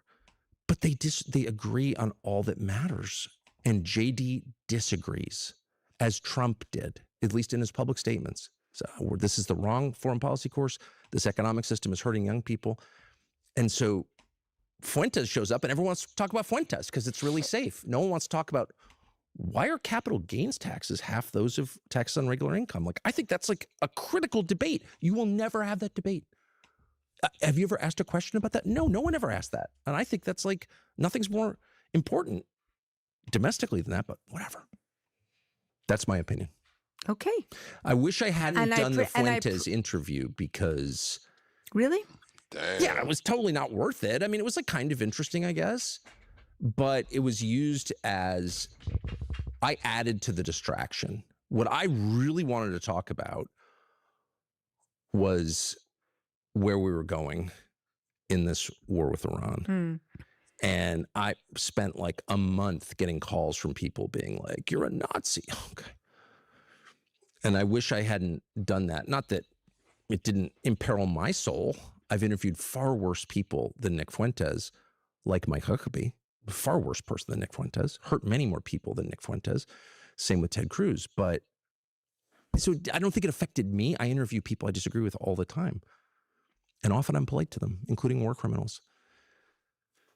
The only person I've really been impolite with is Ted Cruz because I have limited self-control and he's just so repulsive I couldn't control myself. And I was a jerk and I tried to apologize. But if you had to sit across from Ted Cruz, it's just, there's something about him. It's just like repulsive. I mean, it's like disgusting. Like if you entered a men's room and Ted Cruz was there, you would be like, I can hold it. I'm leaving. And I broke down under the strain of his repulsiveness. But in general, I try to be nice to everybody. But man, that Fuentes interview, I just added to the distraction. I think we're done for now. We're going to speak again. We're going to speak again? Yeah, you didn't know that? No. Oh, you thought this was one and done? Oh, my man. No. On the interview, we speak to our guest twice. So a few days later, I followed up with Tucker Carlson. We talked about his views on immigration, his disdain for both parties. Subscribe to the channel, hit the like button. His rupture with President Trump is permanent. Hi. Hey, how you doing? I'm good. All right, you're a little loud in my ear. Let me turn you down. I'm a little loud in many people's ears. But thank you for taking time to talk to me again. I definitely wanted to circle back on something because we ended up our last conversation talking about Vice President Vance. But I also wanted to ask you about somebody else that you were close to, and that's Don Jr., the president's son. He supported your new media venture after you left Fox. So I'm wondering what your relationship is now, considering your comments about his father. Have you talked about it? Are you still in touch? I've known Don for a long time. We share a common love of the outdoors, and we don't actually talk a lot about politics. We talk mostly about hunting and fishing. And so I have not spoken to him about the war in Iran and probably won't. But, I think his views on that are pretty well known. So you're still in touch, in other words? Yeah, absolutely. And I expect to be. I mean, Don's a friend of mine and a really good guy, but our relationship is not political at all, really. In fact, I don't remember the last time I talked about politics. Yeah. I mean, I guess it brings me to this wider issue about how you critique the president. You're always quite careful to say how much you like him personally. Are you worried about alienating his base, though? Because aren't they some of the same people who tune into your show? Well, I don't think I'm careful about saying it. I want to be honest about saying it. I mean, chat, hit the like button. In part because double tap I the was screen. Out promoting Trump, pretty aggressively for a long time. As for his base, I mean, I don't have a base. I'm not a candidate for office and don't plan to be. You have an audience, We do have an audience, yeah, and it's grown. And, it's not exactly clear who that is. I mean, I get these readouts from our tech guys. Well, we have, new people watch. Well, who are they? It's like, you don't really know. But, this war is unpopular.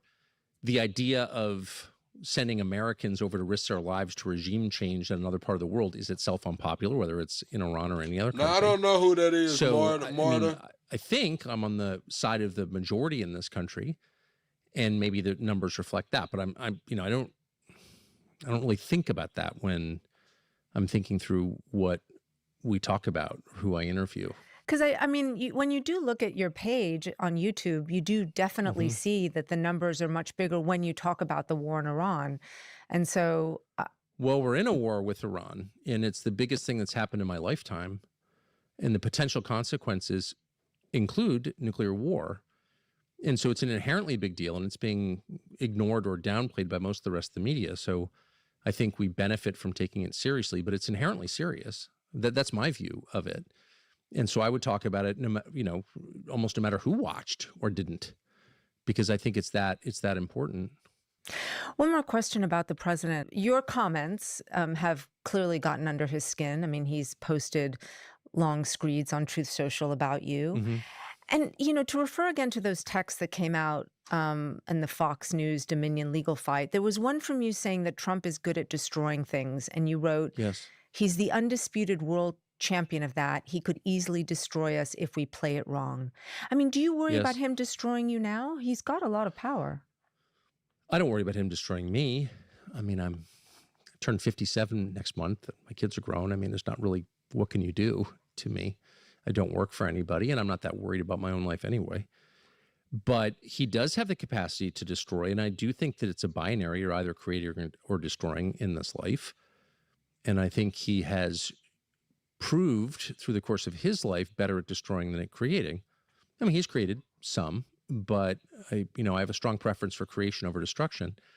And, you know, look, one of the reasons that I appreciated Trump from day one, in addition to always enjoying his company and finding him hilarious, is because he was very good at assailing the foundations of rotten structures. And I knew that they were rotten because I am from Washington and I knew those institutions well. And I knew that despite, you know, how they described themselves, they were basically just fatuous and long outdated and probably deserved to be taken down, like a house with rotten sills. And Trump was great at exposing that and taking them down. You know, USAID, as someone from D.C., I knew a lot about USAID. Welcome in, Erica. Like, why are we doing this? You know, this is counterproductive. Thank you, Erica, for renewing that membership. Thank you, Erica, for renewing that membership. She said like, subscribe, and become part of the tribe. Thank you, Erica, for that 6-month membership. To American interests, and Trump just went in there and took it out. And I like that. But that is the first step. Of course, that can't be the end stage. The first step is you scrape the old property, then you build something new and better and beautiful. And we haven't gotten to that part of the program. And it's not even really being promised at this point, which is troubling. Do you see a path towards supporting him again? I mean, if he suddenly took actions that you agreed with, do you see yourself coming back into the fold? I'd support anybody who made life in the United States better. Of course, it's absolutely not personal. And that's part of what I hope to convey by always adding the caveat, but I like Trump because it's not personal. So I would always support and I mean literally anybody, no matter how unlikely the person, no matter how much I disagreed with his previous policies or reviled him as a man or whatever. It almost doesn't matter. If someone's doing a good thing, I want to be honest enough to say, God bless you for doing that. And I support that thing. So it's really about what a person is doing. It's about the fruit rather than the perception. You make this country better. I don't care who you are. I will cheer you on because I live here and I want the country to get better. It's not getting better. Now, it's very hard for me to imagine any scenario in which we look back on the last 2 months, this war with Iran, and say that really made us more prosperous, safer, happier, united our country. I just can't imagine that. But then, you know, a lot of things I haven't been able to imagine. So if that happens, I will be the very first person to say, well, I was completely wrong about that, and I'm sorry. And I'm grateful that I was wrong. Mm-hmm. And I will really mean it. Because I'm not, again, I don't have any partisan agenda at all. The Republican Party could not be more repulsive to me.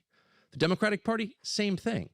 So I just am in this weird non-aligned place, and it's totally sincere. Like, I think the parties, and I'm...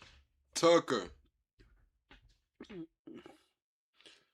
I am the voice of the politically homeless, Tucker, man. You know you can come on over here, Tucker. Go on, pick up your plug. Pick up your plug, Tucker, and it's all good, man. No harm, no foul. Just come pick up your plug, man. I'm saying this on the basis of a lot of knowledge, are rotten beyond repair, or at least simple repairs. Can you imagine creating a new party? I mean, can you imagine there being a different party that would more closely align to your views and perhaps others? I mean, if you're saying that these parties are rotten beyond repair, what are you proposing, if anything? Let me just say, just to be more precise, nothing is rotten beyond repair. Repairs are always possible. Okay, because you said rotten beyond repair. After getting pulled. I meant it's a cliche, and I shouldn't have used it on those grounds. Rotten beyond remodeling, I would say. This can't, you can't just put a new coat of paint or fresh drywall on these structures because they are ridden with rot. Okay, so I would like to see them repaired. That would be the simplest solution. I don't think that's likely to happen. So, of course, I would be thrilled to see the rise of a party that represented the majority of Americans, at least by intent.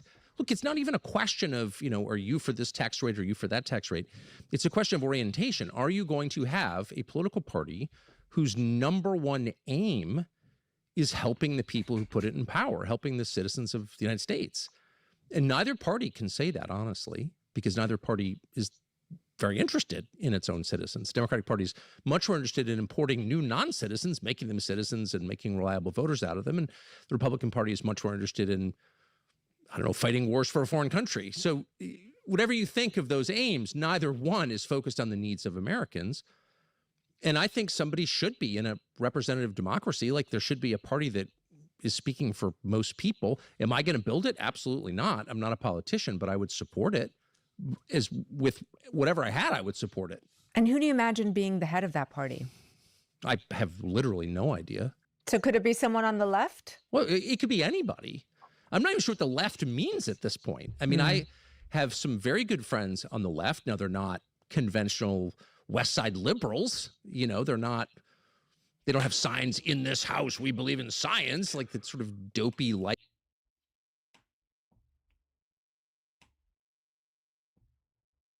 What the fuck is a West Side liberal, chat?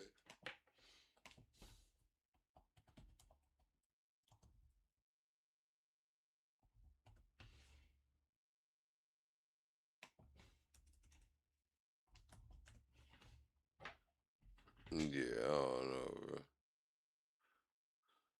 I think Tucker might have gangbanged on us. Lifestyle liberalism of my childhood, like I think that's kind of played out. Like angry ladies telling you to put your mask on, like no one wants that. But I have some sincere left-wing friends who have a critique of economics and foreign policy that I agree with completely, or substantially agree with, for sure. One last question on this. Obviously, you're in Maine. Graham Plattner is a Democrat who is vying to be the Senate candidate. Is that someone that whose ideas you are interested in at all? See, Eldon, See, L Dragon, with your smart ass, I Googled West Side Liberal. While you said West Side is free, I Googled it. It didn't come up with shit. LA's deep blue West Side. That's why I said gang banging. They gang banging. They didn't come up with shit other than LA's deep blue West Side, man, gang banging. Certainly appreciate his foreign policy views, a lot. And I appreciate how different they are from everybody else's in his party. I haven't met him, and I plan to meet him. I don't know a lot about his other views. I think at this point with AI posed to destroy some high percentage of America. He said West Side liberal, Steve, not West Coast. He said West Side. Jobs. There's really no justification for immigration of any kind into the United States. You can't say, well, we're going to, 30% of lawyers are going to be out of work. And y'all can't tell me they wasn't gangbanging, because I remember, wasn't there Tupac that was like, West Side? Yeah. Don't do that now. Don't do that. And this percentage of software coders or accountants or, any other sort of support a family type job, they're all going to evaporate because of this new technology. But we have a bunch of new H-1B people we'd like you to meet. that's just cruelty, both to, and most important, to American citizens, but also to the immigrant. Like, what are we doing? So anybody who's for diluting our labor pool with foreign labor is, clearly not acting in the interest of the country. And I couldn't support anyone like that. But, the prerequisite to having a rational conversation about immigration is deracializing it. Okay, it's not everything is about race. The truth is, sorry? No, finish your thought and then I was going to jump in. Well, just we are looking at the elimination of some very large unspecified number of American jobs due to technology. And there are going to be a lot of unemployed people, including a lot of unemployed immigrants in this country. And you have the potential for disunity and actual disruption, rupture of the social fabric to the extent it still exists. And so you have to shut down immigration right now. I'm glad you brought up immigration because I was thinking about what you said in our last conversation about race. And I'm going to quote you here. You said, most of the debates about race, ethnicity, religion, to some extent immigration, are less resonant long-term than debates about economics. And you said race is thrown up as a distraction. And you are someone who has spent a lot of time, though, talking about those issues. You've denigrated immigrants, saying that they make our country poorer and dirtier and more divided. And you've long warned that immigrants are going to replace what you call legacy Americans. Well, they have. The overwhelming majority of new jobs in the last 5 years have gone to immigrants, not Americans. So but wait, it's not let me really finish. a debate, actually. But you called Iraqis semi-literate primitive monkeys. I mean, you've used language that many What find... year did I say that? Do you know? I think it was in 2018. I did not say that in 2018. Oh, no, 2008. I'm so sorry. Yeah, 2008. Okay. So 2008. Right, yeah. So the point is I'm a racist? Is that what you're saying? No, the point is, were you...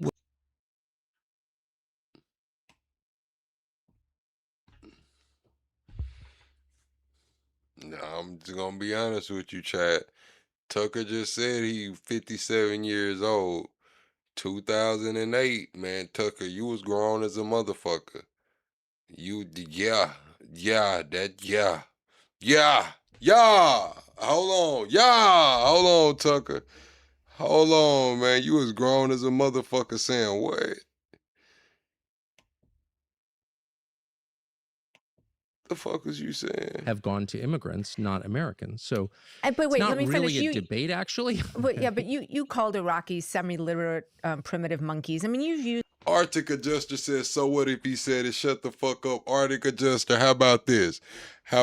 You tell me to shut the fuck up. I'm going to keep talking, but I bet your ass don't keep typing. Not in this motherfucker. We're going to put you in time out. Sit your punk ass in the corner. Now you shut the fuck up and listen to this. Arctic Adjuster, you shut the fuck up. Use language that many find... What year did I say that? Do you know? I think it was in 2018. I did not say that in 2018. Oh, no, 2008. I'm so sorry. Yeah, 2008. Okay. So 2008. Right, yeah. So the point is I'm a racist? Is that what you're saying? No, the point is, were you part of the distraction? The question is, were you part of the distraction? Because you were using those, talking about those issues quite a lot. I wasn't actually talking about those issues quite a lot, but I would say I have been involved in many distractions, including that. I'm not saying race is immaterial. Race is important. Race is real. It's not a social construct. It's a biological reality. There are racial differences, real racial differences. They're much smaller than gender differences, but they're still real. But my point was the one that I made initially, which is for most Americans, people who are born here, black, white, Hispanic, Asian, doesn't matter of any race, the real concerns are economic. And I do think that certain forces, the banks, people loaning the money, have a real incentive to foment dissent within the population against each other. Fight amongst yourselves while we continue to charge you 25% interest on your credit card. And as I said, when we first discussed this, I noticed this after Occupy Wall Street, which was like the very first... This is what I'm saying, Chad. When it comes to Tucker, when it comes to a lot of these people, I put them in the same category as I do Nick Fuentes. Motherfucker might say some shit that could turn America around, and it might not be. But at the end of the day, Tucker's view of the perfect America, Nick Fuentes' view of the perfect America, and my view of the perfect America are probably vastly different. They're probably vastly different. I'm just gonna be honest with you, man. Do I think that Tucker cares about what the fuck I got going on, my community? No. I definitely don't. Do I think Nick Fuentes cares about my community and what the fuck? No, I don't. Honestly, I don't. Left-wing movement that I thought, I kind of like the theme here. I mean, I wasn't, whatever. I'm not camping out on the sidewalk in front of JP Morgan, but the idea that you could have a global financial crisis and no one responsible for it goes to jail, and the only people who suffer are the people who took the loans, not the ones who issued the loans, I felt like that's just not fair. And so I supported the idea of holding the creditors accountable for their crimes. And none ever were held accountable by Bush or Obama, as you know. And then I noticed, and this is measurable actually by a Lexis search of New York Times stories, that the term racist, racism, white supremacy, those exploded in New York Times stories, and not just the New York Times, but the Nick Merrill says, who actually cares more about anyone's community? I do. The fuck? I mean, let's just be honest here, chat. If who else is gonna do it? We had Obama. Obama didn't do shit. Who else is gonna do it? Who else is gonna do it? Clinton didn't do it. Bush didn't do it. Obama didn't do it. Biden didn't do it. Trump's not doing it twice. Who else is gonna do it for niggas? I'm just gonna be honest with you, Chad. We see the municipal fraud. All of the money that's allocated to the inner cities, it's stolen. It's going to the ranches and fucking championship horses and shit. And what are you talking about, man? I care. Rest of the legacy media. And my interpretation of this fact is that the media was used to distract the population with But racial you were part conflict. of the media, Tucker. Well, I've already said I have been part of many distractions. It took me a long time to recognize this. And I'm trying to be honest about it now. Now, again, there's been an enormous amount, particularly in the New York Times, but not just, of anti-white hate, which is like totally normalized across the American media. Whiteness is bad. White supremacy is evil. Every other kind of ethnic awareness is great and celebrated, but white ethnic awareness is Nazism, et cetera, et cetera. This is what I'm saying, chat. Y'all don't have a problem. A lot of y'all, not gonna put blanket y'all, but a lot of you motherfuckers, y'all don't have a problem with other minority groups voting in block and saying that, hey, if we don't get these initiatives taken care of, we're not voting for you. You don't have a problem when it comes to the Muslims voting together. You don't have a problem when it comes to the Indians voting together. You don't have a problem when it comes to the Hispanics, man. It's just niggas, bro. It's literally just niggas, bro.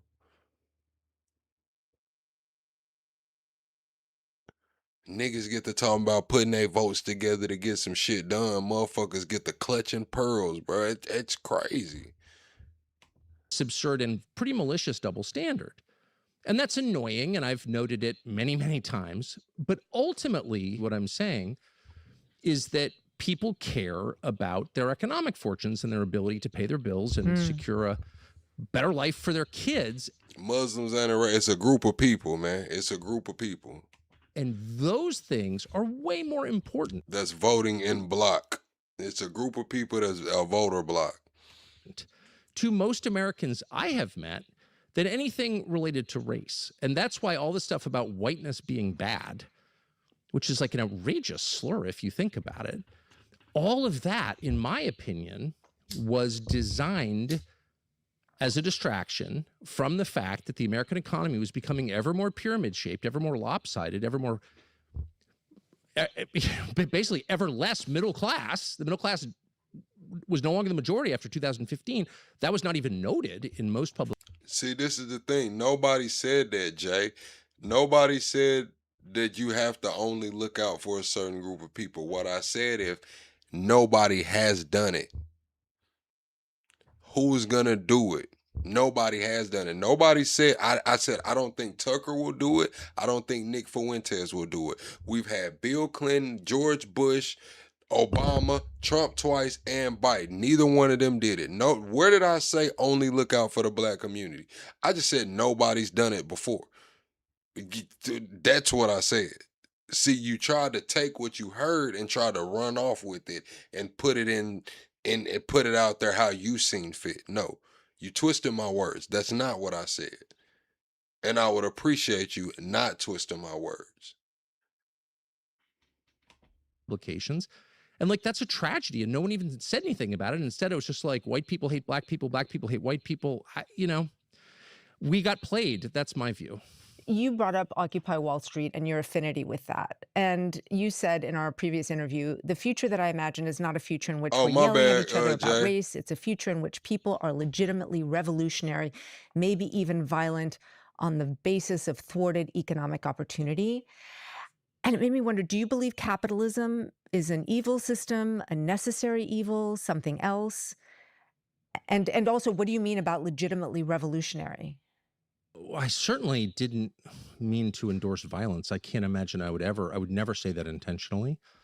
I'm amazed that you have a tape of me saying that, and I just want to disavow it. I'm not for violence, period. Okay. It's against my religion, and so I just want to be very, very clear that I'm totally opposed to violence. What I mean is the current system, and I don't know what you would call our economic system. I mean, I'm often... See, this is the thing, chat. I'm from a place to where that shit doesn't matter. I don't care if they're racist. Tucker can be racist, Nick can be, I don't give a fuck. Just tell me what it is so I know not to vote for you. I know not to fuck with you. That shit doesn't bother me. Like Tucker saying monkey, whatever the fuck he said, hey, cool, man. Keep fighting a good fight. I just won't vote for your ass.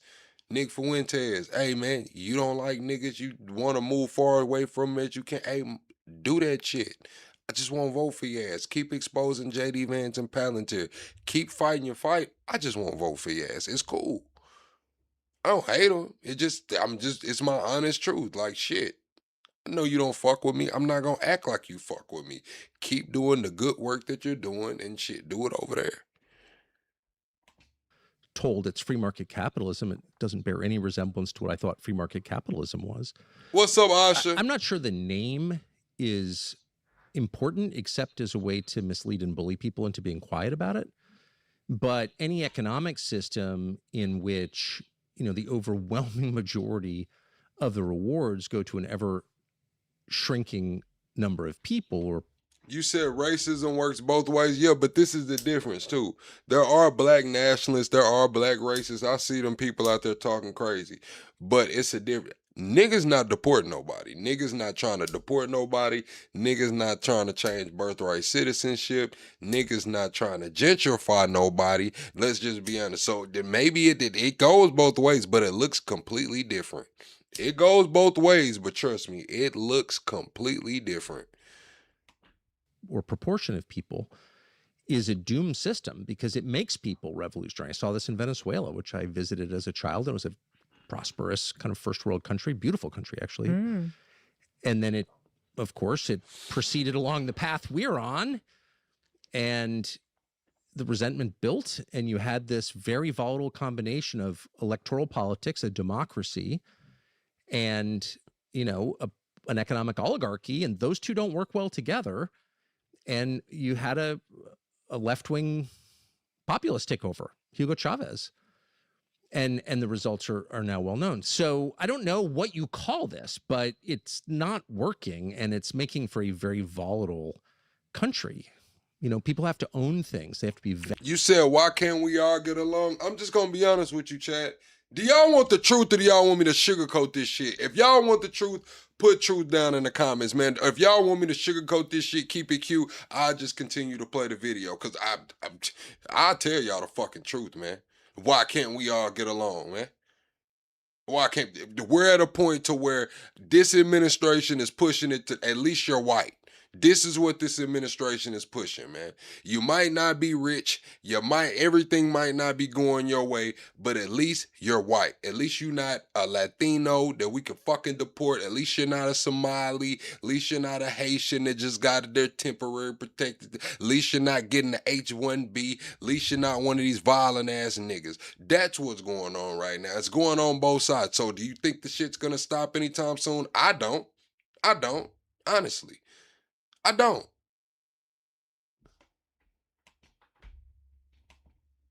Vested in the country in order to de-radicalize them. But when people own nothing, they've got nothing to lose. I mean, these are very obvious observations. 2 last questions. You can dispute the premise, which I'm sure you will. I don't know that I will. But I want to preempt it anyway, just because I think in our brief time together. Thank you for preparing me. In our brief time together, I feel like I've come to understand a bit about you. All right. I'd say 2 of the most seminal events in your professional life were 1, the Iraq War, and 2, the election of Donald Trump. That's the premise. You were for both of them. Now you say that they were both mistakes. So I guess why should anyone after that track record listen to you? Well, people probably won't, you know. But has it caused some self-reflection about? Oh, has it caused? Well, I admitted it. So, of course, it has caused a lot of self-reflection. And I wouldn't say, by the way, that the 2016 election of Donald Trump was a mistake. I didn't mean to suggest that. I was addressing this last year and like what happened to the campaign promises that a lot of us repeated enthusiastically and thought were real. But if you're saying that Donald Trump... And that's the thing, chat. I tell y'all that I'm a little fucked up. Y'all want me to come in here and just be cookie cutter perfect and shit when I tell y'all that ain't me. I'm a little fucked up, chat. It is what it is. It is what it is. Y'all want the truth or do y'all want the bullshit, man? Y'all want me, oh, plug, that's not, why does it have to be? Because that's the way it fucking is, man. That's the way it is. Shit. Come on, Chay. We not gonna sit here and act like this shit is kumbaya when it's not. Yes, it should be. Yes, we are all humans, but we not gonna act like this shit is not controlled and manipulated. We not gonna act like you ain't got your racist ass cousin or uncle. We ain't gonna act like y'all don't laugh at those little funny ass stereotypical jokes. We not gonna act like this shit. You feed into this shit just like everybody else, man. I'm just gonna be the one to own up to it. I'm just gonna be the one to say, hey, I'm a little fucked up. Shit ain't perfect. I don't hate anyone. But I don't trust anyone either. Honestly. This shit is crazy, bro. Nah, hell nah. Erica, humor is one thing, but we gotta be honest, man. What crosses the line? What crosses the line? If we're gonna say humor is one thing, what crosses the line? Because right now, everybody's saying that, oh, it's just jokes. The shit that Trump's posting is just jokes. So is it just jokes or is it the fucking truth? See, that's where we at now, man. It used to be all right. Dave Chappelle had his joke. Bernie, man, all them people had their jokes and shit, man. Hey, man, let the comedians joke and shit. Let the comedians joke and shit, man. Y'all know what's going on. Y'all know it's some people right here, right now in the chat that couldn't dare bring a mixed baby home. Couldn't dare. And gonna come in here and pass judgment on me. Don't pass judgment on me. Pass judgment on your uncle and them. Pass judgment on your grandma and them. Leave. Run up out of here because I'm telling the truth. Pass judgment on your family and them that's really racist. You know you can't bring a black baby home. And I'm not just talking to the white folks. This for the Latinos and the Asians too. It's for the Latinos. This for the blacks too. The black nationalists too. You know, don't you come here trying to pass judgment on me knowing you can't bring a mixed baby home. Could lead this country to a nuclear war, which is essentially what you said could happen. Then how could the 2016 election of Donald Trump not have been something that you regret? I mean, those two things, I mean, if I was going to vote for someone who might lead us to a nuclear holocaust, I would perhaps reconsider my vote. Well, I don't know if you remember well, but that year was a choice between the lady who killed Gaddafi for no reason and turned Libya into a gaping wound, which it remains, for no reason, and then laughed about it, and a guy who said the Iraq War was a mistake. So for me, that was not even a close call. I mean, Hillary Clinton, particularly in foreign policy questions, was a grotesque neocon from my perspective. So I don't regret. Some of them did. You said when we were kids, did we care about skin color at the park? Some of them did, and I make sure my kids don't. I make sure my kids don't. I swear to you, chat, I protect my kids from this shit. I don't play that shit, man. Kids is kids, man. I'm not finna introduce my kids to a cold racist world, man. I'm not. Some people do, but yeah. Yes, kids were racist at the damn park when I was growing up. They racist at the park now. And I do everything I can to protect my fucking kids from that shit. Honestly. That, I'm grateful that he won in 2016. My only point, once again, was he campaigned against the things he's now doing a year and a half ago. So I just apologized for repeating those campaign slogans as if they were true. I thought they were true. They turned out not to be true, and I feel bad about that. You know, I'm often wrong. I say that and I mean it. It's not a pose. And I do think, last thing I'll say is I think if you force yourself to admit you're wrong, and I always forced my 4 children to admit they were wrong. I didn't do a lot of spanking. The punishment I meted out was forcing them to admit that they had done something wrong. See, this the thing. You said now you're racist, it seems. No, I got equal smoke for all the racists, man. I got equal smoke. Ask this chat.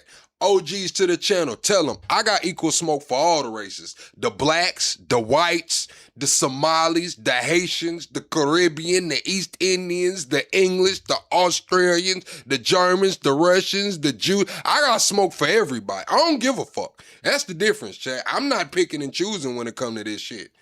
I'm calling this shit out, man. If it is what it is. Call it what you want, man. I got equal smoke for all. It is what it is. That's enough usually. I think if you do that, it makes you wiser over time and you're less likely, it doesn't mean you're not going to make mistakes. I will make many mistakes going forward, I assume, but you're less likely to fall for things once you've apologized the first time. And the thing that I noticed and that drove me so crazy about Washington that I finally left was the cyclical nature of bad decision making. They wouldn't just make.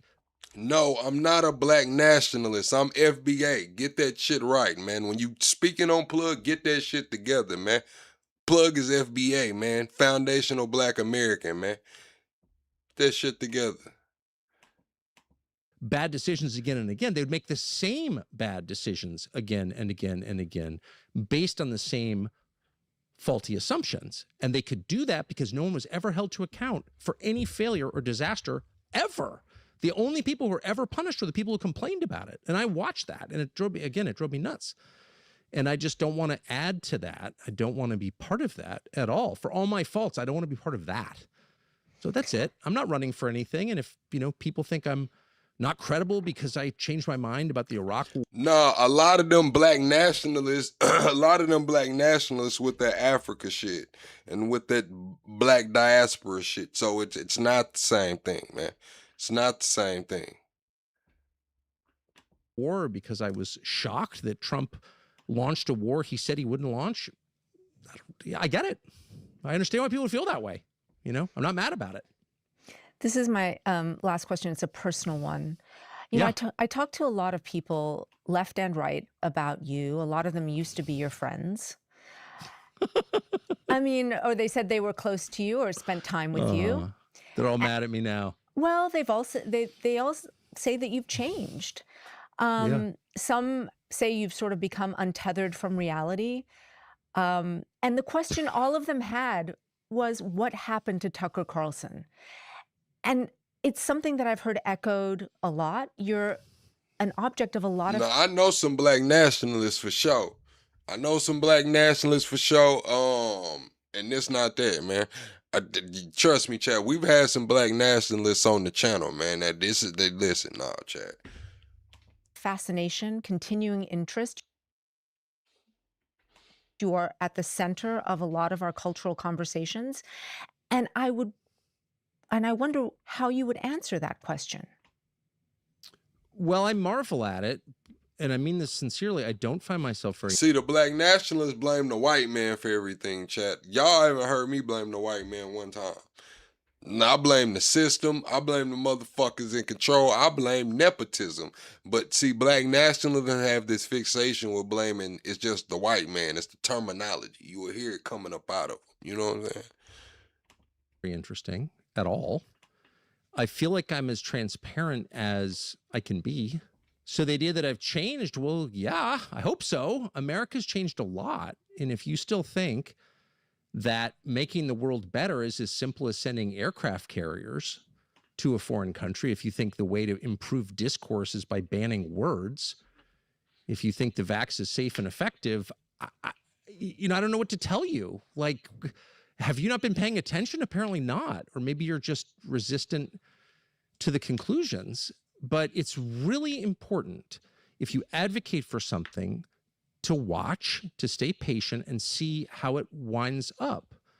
And if you spend a lot of time telling people this is true, and then you find out it's not true, you have an obligation to say, I'm sorry, I told you that was true, but it turns out it's not safe and effective, and regime change isn't that simple, and no, speech codes don't work, or whatever. You said, what's FBA all about? It's a long story, Jeb. You got different parts of FBA. A lot of people try to do attribute it to Tariq Nasheed. He started the movement, but FBA is it's a widespread thing now. You know how a movement starts off as one thing and then it kind of takes its own form or roots. But for the long story short, it's delineation, man. It's delineation. Like how y'all try to say, go back to Africa or just all of these different cultures that y'all try to associate with Black Americans. It's delineating from that, delineating from the Africans, delineating from the Haitians, delineating from the Cubans. It's like, hey, look, man, we are Black Americans. Our experience was different, and it just is what it is. I can go more into depth about it, but this is not what this show is about. You were advocating for. So yeah, of course I've changed. I mean, the changes that have taken place in this country since August of 1991, when I entered the workforce, are bewildering to me. I mean, so much has changed. So many of my assumptions have been blown up, just evaporated under the pressure of reality, that if I still clung to those, that would be shameful. That would be dishonest. And I don't want to be that. Tucker Carlson, this has been so interesting. Thank you so much for your All right, chat, double tap the screen, chat. We got to hit this next like goal. I'm going to pull up a video. I've been wanting to watch this for a while. I haven't got a chance to, so we're going to watch this. It's admissible. 2 CIA officers. One of them is loyal and one of them is flipped to a spy, I believe.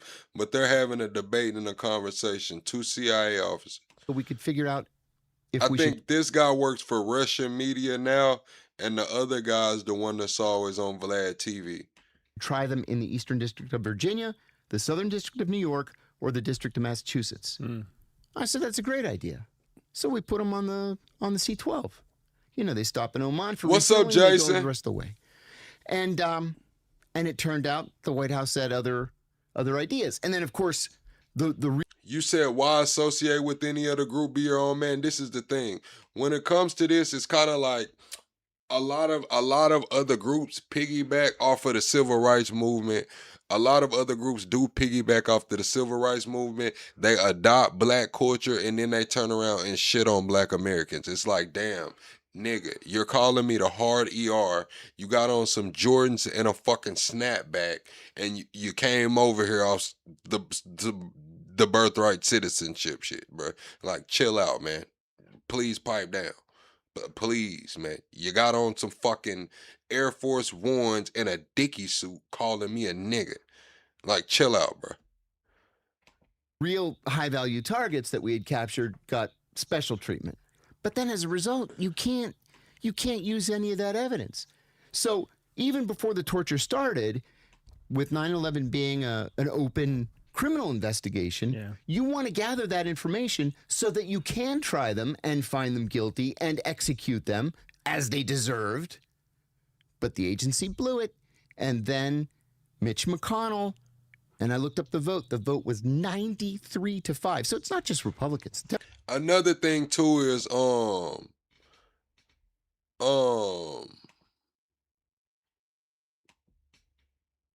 is that a lot of these places say that Black Americans have no culture. That's a big thing that they like to say. They like to push that narrative that Black Americans have no culture. But if you look around the world, all you see is Black American culture. I'm just gonna be honest with you. If Hollywood runs culture for the world, and Black American culture is fucking Hollywood. Like all of the cool little slang that the parents are saying now and shit, that shit started with the Black community, man. Then it hit TikTok. Now everybody's saying it. Like, come on, we got to be honest with you. So for a lot of these places, Africa, even the Caribbean, and other countries, to say that Black Americans have no culture, it's fucking crazy to me. It's crazy as hell to me. Like, you wearing Jordans, nigga. You got Jordans and snapback on, nigga, talking about Black Americans have no culture. Like, what are we talking about here? Democrats were just as guilty. In the House, it was the Democrats that did it. It was Ike Skelton, who was a congressman from Missouri. He was the chairman of the House Armed Services Committee at the time. They joined together and they said, we can't have these dangerous terrorists on American soil. It's too dangerous. Because they had never heard of Charles Manson or Ted Kaczynski or the Blind Sheikh or, Jeffrey Dahmer.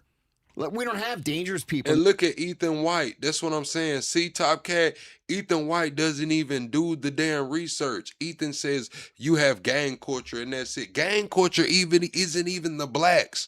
That's the thing, Chad. Y'all try to attribute gang culture to black. Blacks didn't bring gang culture to America. Blacks was out there fighting for civil rights, trying to fucking vote, selling bean pies on the corner and shit, while the Italians was out there with a damn Tommy gun, 100-round drum, running pizzerias and chopping off arms and shit. So y'all quick to attribute gang culture to the blacks like the fucking mob wasn't a thing in Hollywood. Your favorite Frank Sinatra movie and shit, man. Like, what? What are we talking about? In the United States, we can't have these Arab terrorists, and as a result, they've been in this limbo all the time since 2002. So I guess where I'm confused. Well, I think what you're saying is that because SecDef overrode the plea deal, we're back to square one with Khalid Sheikh Mohammed, the mastermind of 9/11, and more than a handful of other, I think 2 other people. Yeah, Mustafa al-Hassawi and Walid bin Attash. But for me, I can understand why he overrode it, right? Oh, you can't politically. I get it. Yeah, sure, he had to. You can't. It's an election year. Well, you can't have. Well, you can't said have the people. Who Frank Sinatra is a singer. He never made movies. You missed the whole point and stuck on the Frank Sinatra because that was the only pushback that you had. You knew what the fuck I'm. Al Capone, then, nigga. Al Capone, nigga. How about that? Al Capone them brought that shit here. You wanna talk about gangbangers and shit?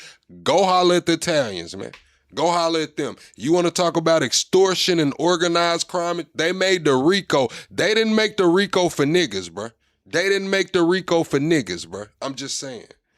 Traded 9/11, get off on a plea deal. Yes.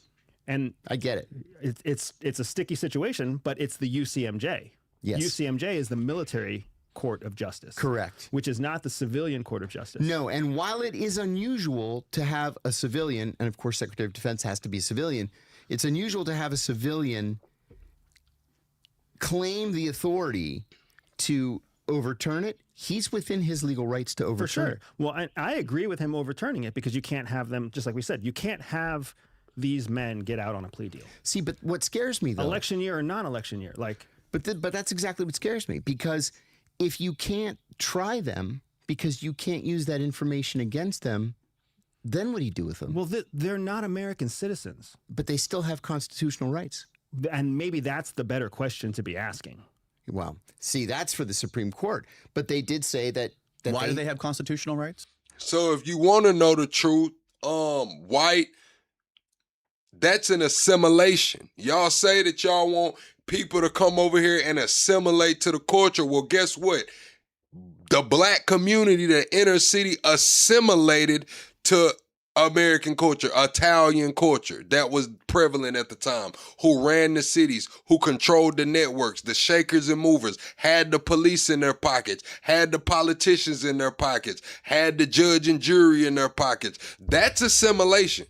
I think you're pointing the finger at the wrong people. Because they're in U.S. custody. Okay. So they have, I mean, the most basic of rights. They have the right to face their accusers in a court of law, and they have a right to a trial by jury of their peers, unless it's in a military peers. But that's the thing; they don't have any peers, and they're in the military system. So it's not going to be a jury of their peers; it's going to be a military jury or even a non-jury military trial. But again, you come back to that issue of not being able to use the evidence against them. The CIA screwed that up. Because we can't use any evidence because they were tortured. They were tortured, and all the evidence they gave up and everything they admitted to was while they were chained to an I-beam or getting waterboarded. Technically, when they gave up that information, it was legal because it had been sanctified by a court. OLC. And then later that decision was overturned, and that's when torture became illegal. So their evidence was admissible, and then the policy changed, and that meant that their evidence is now inadmissible. Correct. According to like certain lines of the law. You said, do I watch those? I visited the most racist towns in America. Bruh, it's not that bad. I live close to those towns, chat. And it is that bad. See, they go in there in the daytime with cameras and shit. Get a flat tire out there at night. Those same towns that y'all see that they saying the most racist, that you're just so comfortable, catch a flat tire out there, motherfucker, in the middle of the night. Go out there and cut your tire, chat, and record it.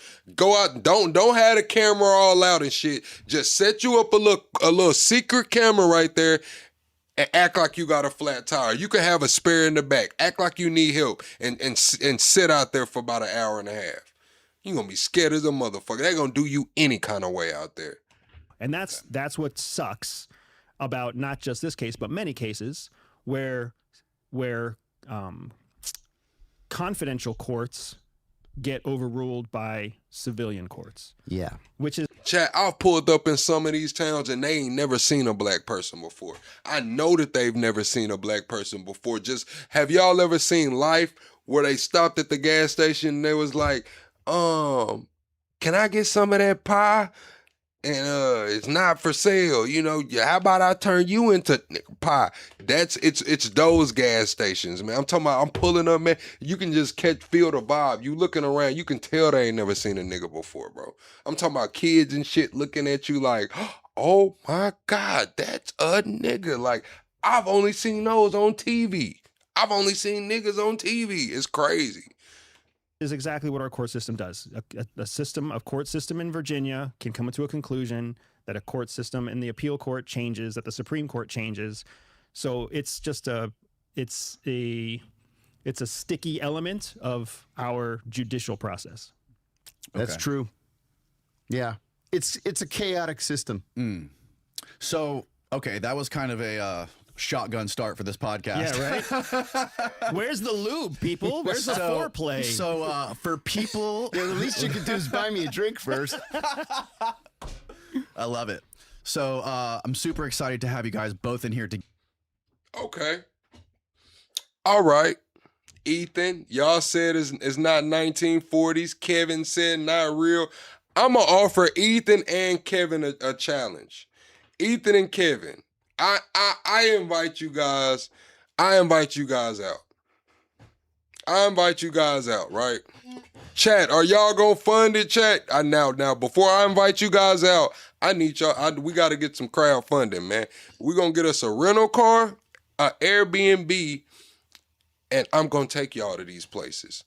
and I want to see. I'm going, and we're going to record it. I'm going to take y'all to these places, and I'm going to watch the reactions.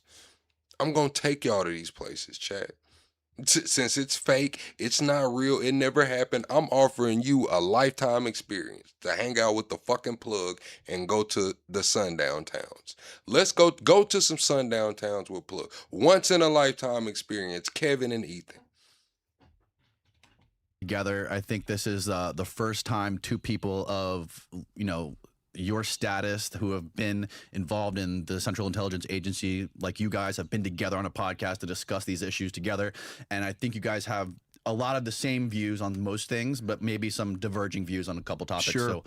So to start out the podcast, can you guys just give like a brief 20-30-second background on your involvement in the United States government and the CIA? Andy, you want to start? Sure. So I started with the U.S. government when I was 18 years old. I was recruited in the Air Force Academy, graduated from the Air Force Academy in 2003, went on to become a U.S. Air Force officer, nuclear missile officer, learned how to fly, then got picked up by CIA coming out of the military in 2007, where I spent 7 years working with the National Clandestine Service as a staff operations officer, certified, or who went through the FTC program, and then left CIA in 2014.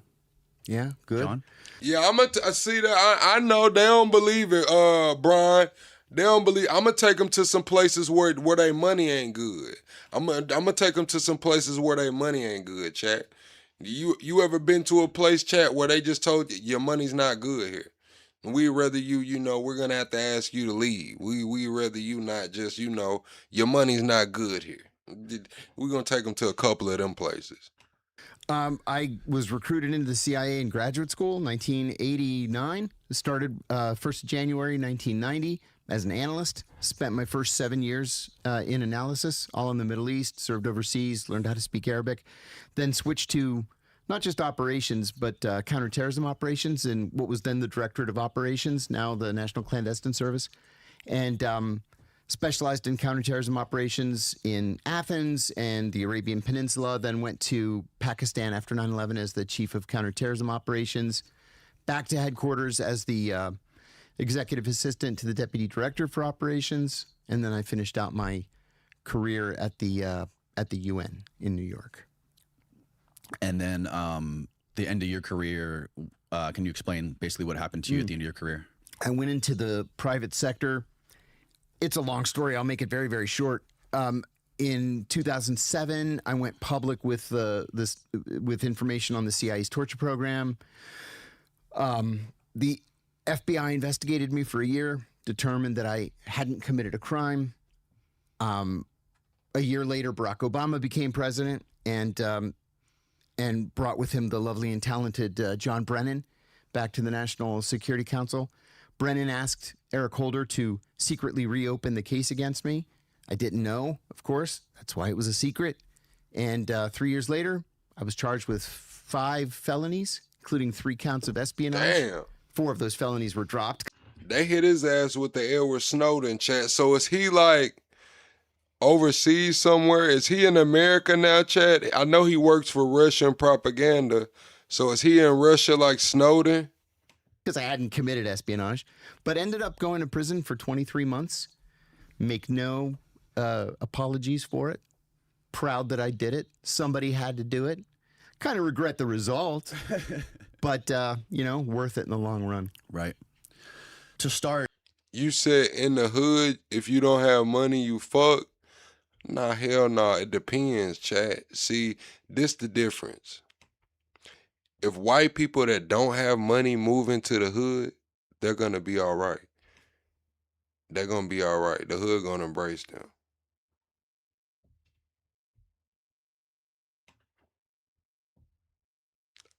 I would guess it would, I don't know, Chad. Yeah, the hood going to embrace them. I wanted to sort of like lay a foundation here to have, can I get each of you to describe what key values underpin your stance on America, democracy, and CIA's role in the world? Gotcha. So I'll go first. I believe that America is not perfect. The United States is not perfect, but it is by leaps and bounds the best of the government, national, civilized options that exist today. And for that reason, I believe that anything we can do to maximize American superiority, maintain our status as the number one superpower in the world, is an imperative that we all have to work towards. Because if we are not the superpower, somebody else will be. CIA's role in that is to serve at the behest of the chief executive, the president, to execute operations clandestinely around the world, whether it's technical collection or human collection, that benefit national security policy, which is aimed at American superiority, which is intended to maintain our status as the only superpower in the world.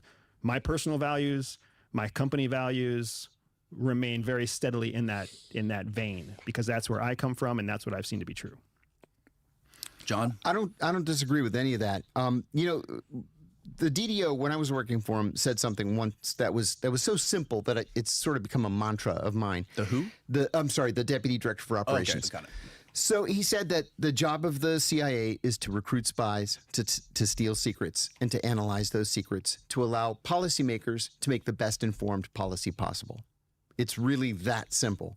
And I agree with that. That's what the CIA should be doing.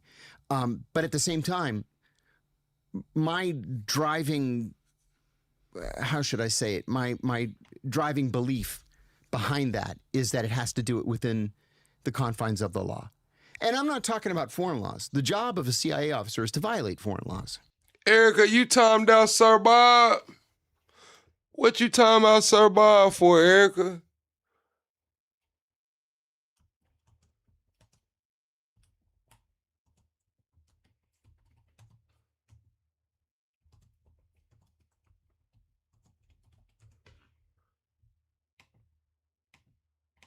Right? You're committing espionage.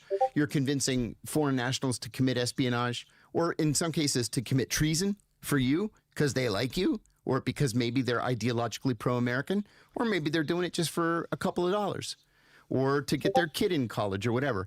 But we need to be guided by the rule of law in the United States. There have been a couple of periods over the course of the history of the CIA where we've gotten away from that. And it has never turned out well. The definition of laws, the definition of rule of law is a flexible definition. Well, it depends on who's president. Yeah, you're right about that. It depends on the court system. It depends on the judge. It depends on what's been voted in and what's been voted out. It was legal once to beat women. Mm-hmm. It was legal once to keep black people from voting. Children working in the mines. Right? So it's not, it's about much more than legality. It's about much more than following the letter of the law. It's about constitutionality, I would say. Because look at it this way. In 1945, 1946, we executed Japanese soldiers who had waterboarded American POWs. In 1968, on January the 11th, 1968, the Washington Post ran a front page photograph of an American soldier waterboarding a North Vietnamese prisoner. That soldier was arrested, convicted of torture, and sent to prison for 20 years for torture. And then all of a sudden, in 2002, torture is legal because John Yoo and Erica, we in the middle of a damn live and you my mod. How is you trying to take people out of the live and into voice chat, Erica? What sense do that make in the middle of a damn live? Now you a mod, Erica. Come on now. Come on, Erica. J. Bybee say it is. But the law never changed. The law was never amended. Congress never voted on any change in the Federal Torture Act of 1946. So, we changed. The definition of torture also changed. Well, or it was never fully defined. They elected to change it. In fact, it was defined because not only were we signatories to the UN Convention Against Torture. Steve, is that a bald spot? No, Danny, it's a solar panel for a sex machine. The legality of it is absolutely flexible. The idea not that according to the Supreme Court, it's not. The Supreme Court is fucking flexible. Different justices of different beliefs make different decisions all the time. They even choose what the fuck to what to look at and what to send back down to the lower courts. Yeah, that's what I'm saying, chat. Like, that was crazy, though. Like, got a side chat if y'all want to chat. Erica, that was kind of wild. I ain't gonna lie. I was sitting here like, I read it, and then I was like, what the hell is Erica doing? And then she said, Abba, come to the voice chat. I'm like, Erica, we in the middle of a fucking live right now. You can't possibly actually believe that we are the system that we tell the average American we are. No, of course not. So I'm then saying that we can't should even strive to be, though. No fucking way, dude. It's chaos otherwise. No, it's not. It's chaos to not try. Oh, I think that's nuts. It's chaos I'm going to check the email right now, Jason. to not try. All you have to do is convince people that It's you're chaos trying. to not try. Yeah, to What do you mean by say that what we're striving for is too much, so we're not going to try anymore, is to give people no goal. People without a goal are lost. People who achieve a goal are lost. People who are pursuing a goal have focus. And that's what the magic sauce. No, I don't got your email, Jason. I didn't get no email from you, Jason. I got that Discord message the other day with your address, but I don't got an email from you. Is in the United States. Yeah, but listen, that's why it's always a changing goalpost, because then there's always something to pursue for the layperson, while the people who are at the highest levels are also constantly coming in and out. Like, that's part of our weakness, but that's also part of our strength. But listen to what you're saying, though. You're saying that we've got torture that's illegal in 1946, torture that's illegal in 1968, torture that's legal in 2002. Maybe it is, maybe it isn't. Let's just torture and see if anybody stops us. We'll see what the Supreme Court says. Oh, 5 years later, the Supreme Court says we can't do that. Okay, so what do? We just tortured these guys. They can't go on trial. They can't be punished until they go on trial. We can't just chalk that up to American greatness. Is our ideals, but we don't 100 lives. Well, how do you even gauge something like that? Exactly. I'm There's no trying to right- find the spot where they got into it, chat.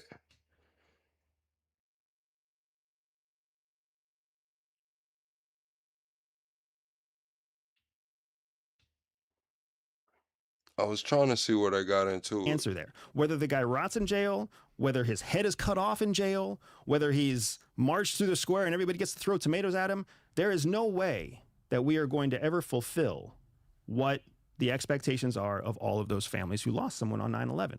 There's no way it's going to be done. The legal system isn't going to do it.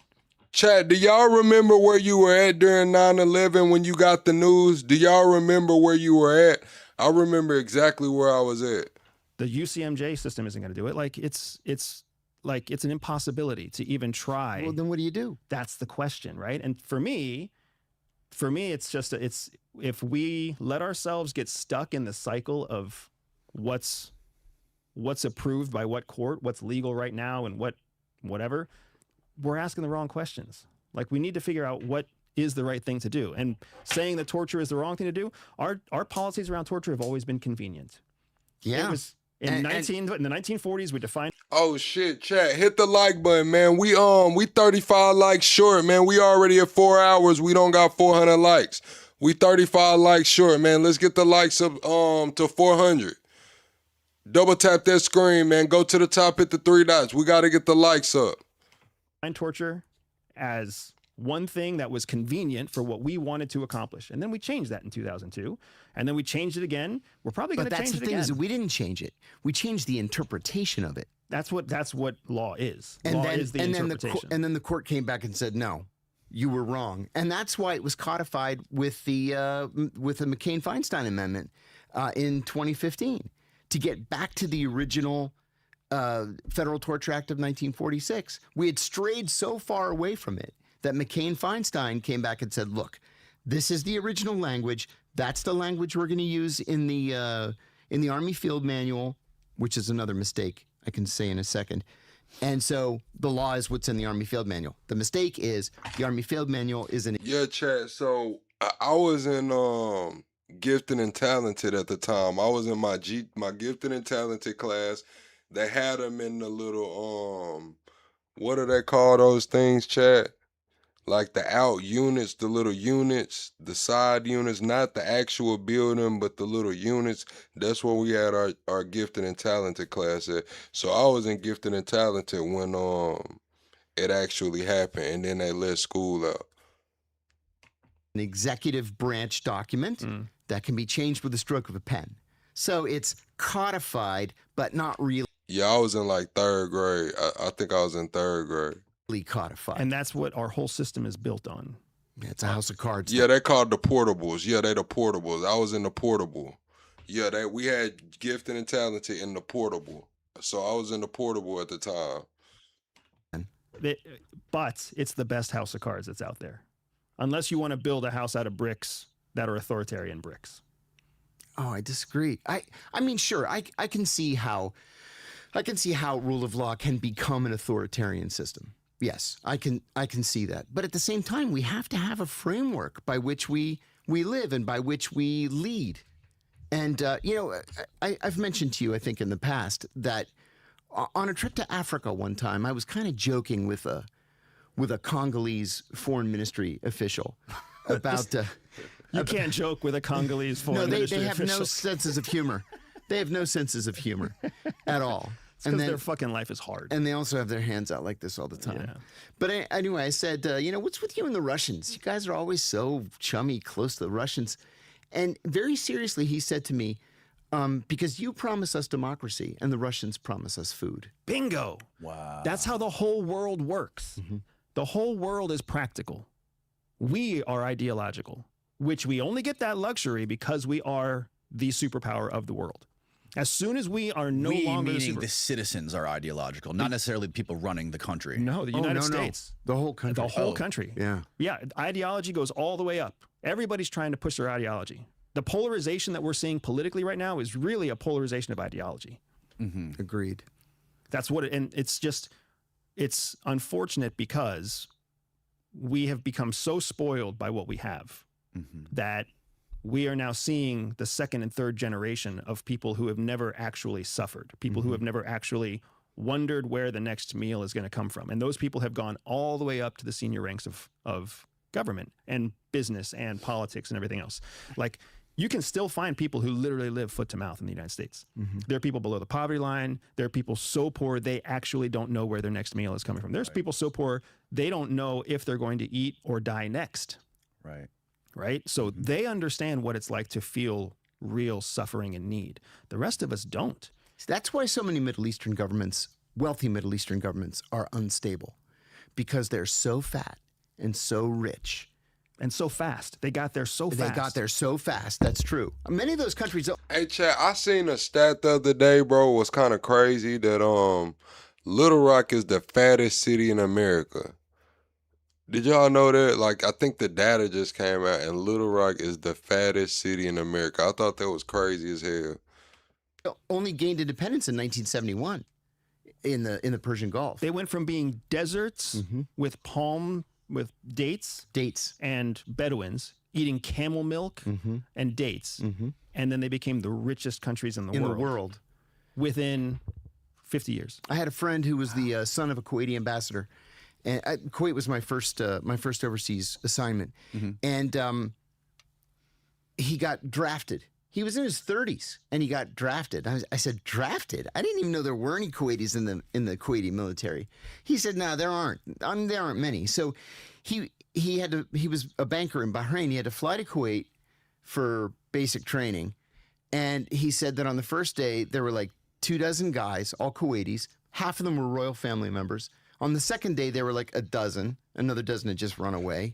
And the third day, it was him and 2 other guys. And then all of the Kuwaitis were replaced by Pakistani. What's crazy is I think Palm Bluff is like number 4 on that list. I think Little Rock is number 1, Palm Bluff is number 4, and both of those are like 2 cities that are known for violence. It's crazy.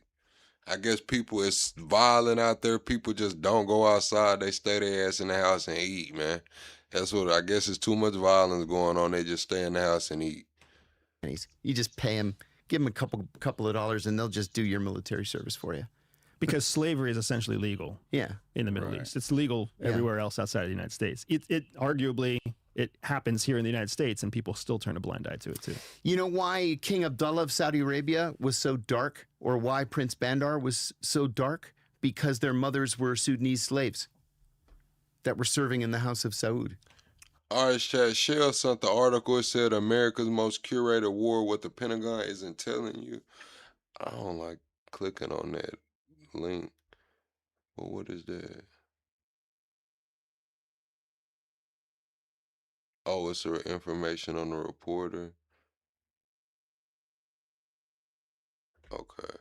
It's a deep dive. I'm going to have to take some time. They were the illegitimate children of slaves So John, you mentioned that we need frameworks, right? I want to go back to this Yes, conversation. yes. Because John mentioned that we need a framework to live by, to lead by. Mhm. I believe that the framework that the United States lives and leads by is the framework of change. It is not a framework of rigidity and legality. There's a system of legality to support a framework of change. Because what we have seen is that change is required. We must adapt. We must evolve. We must disrupt. If you're so tied into a legalistic system that you can't change it with the stroke of a pen, right? Essentially what you're saying is the chief executive, the president, who is voted into office by the people of the United States and delegates and et cetera, right? Essentially, that person has gone through a vetting process to be given the pen that can change the letter of the law in some cases in a moment. And where he can't change the letter of the law, there's a system to support other changes, whether that's the judicial branch or the legislative branch or whatever else. That is what is our framework. That is what gives us a huge advantage over many of our opposition governments and countries. That's why threats come and go, but the United States stays the same, because our consistency is being able to change, to flex, to meet the need and meet the threat that presents itself. Well, so a question or comment and a question. It sounds like what you're describing is more of a European parliamentary system. That's a comment. Jason, I don't know what the hell you talking about, creation without limits. What the hell is this? Vote or donate through Facebook. Voting starts at 10 tomorrow. Create without limits. Man, Jason, I don't know what this is. All this is a picture, man. I'm guessing it's a picture of your ass. The people's artist. Like, what is this I'm looking at, bro? This nigga Jason showed me a picture, bro.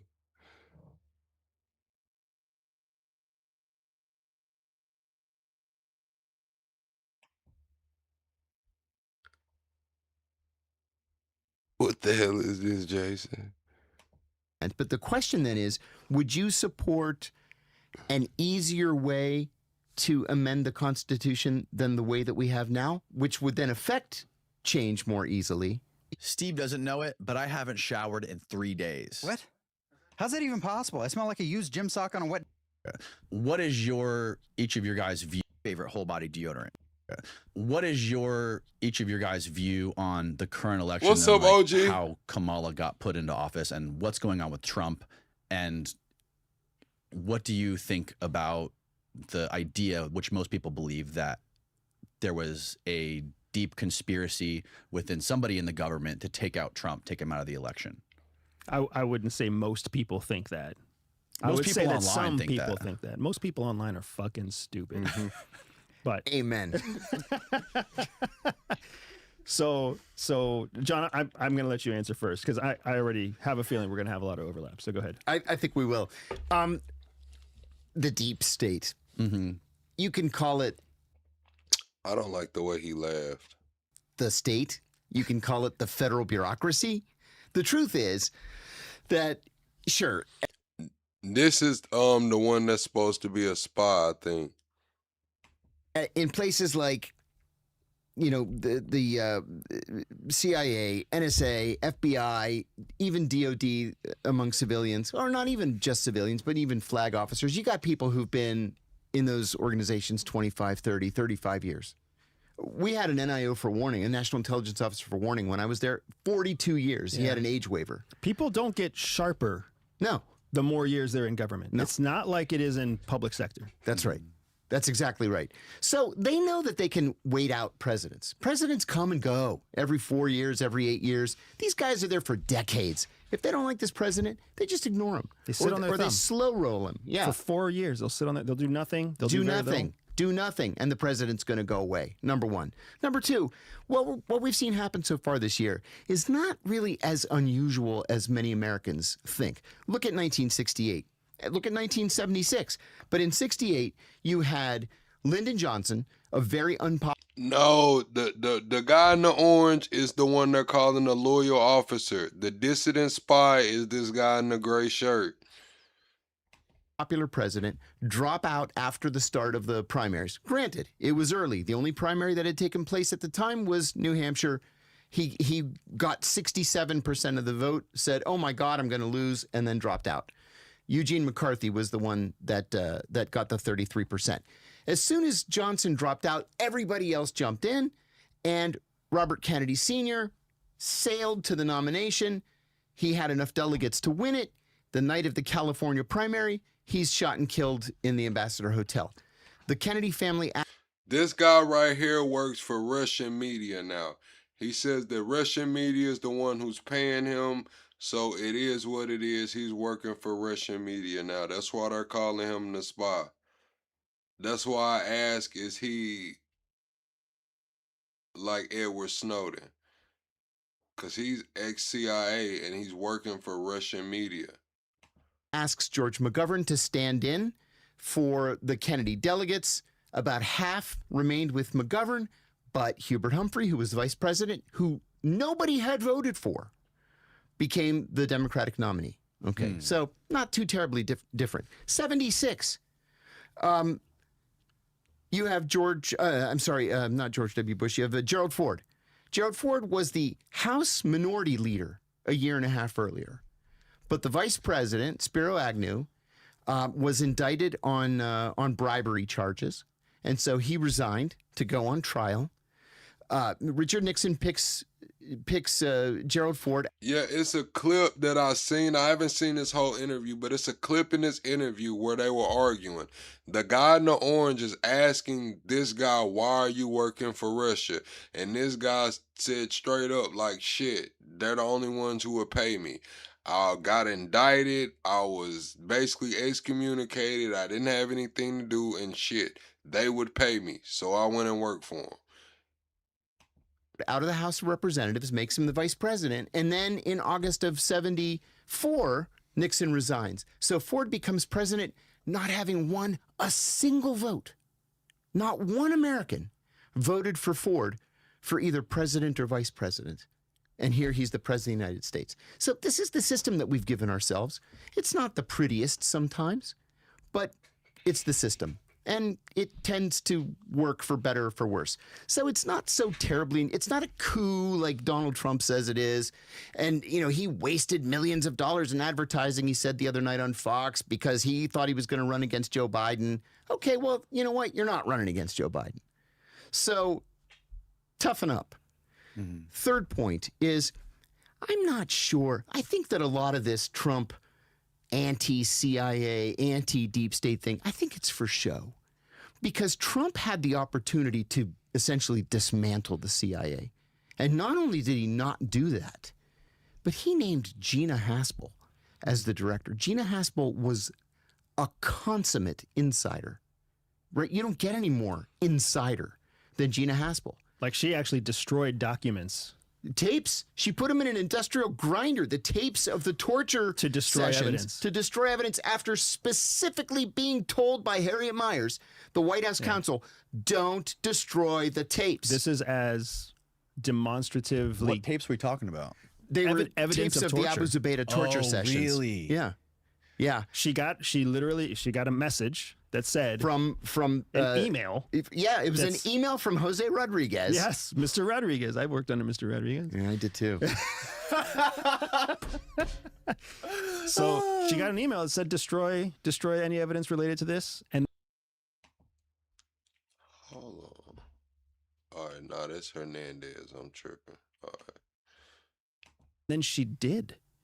Like, that's after that's wrong on so many levels. Oh my God, it's a felony. It's wrong on so many levels, and that's the person who got placed into the director of CIA. By Trump. By Trump. You only put someone like that in the seat of the director if you want them to do what they're told to do. There it is. That's the purpose of somebody. That's the loyalist.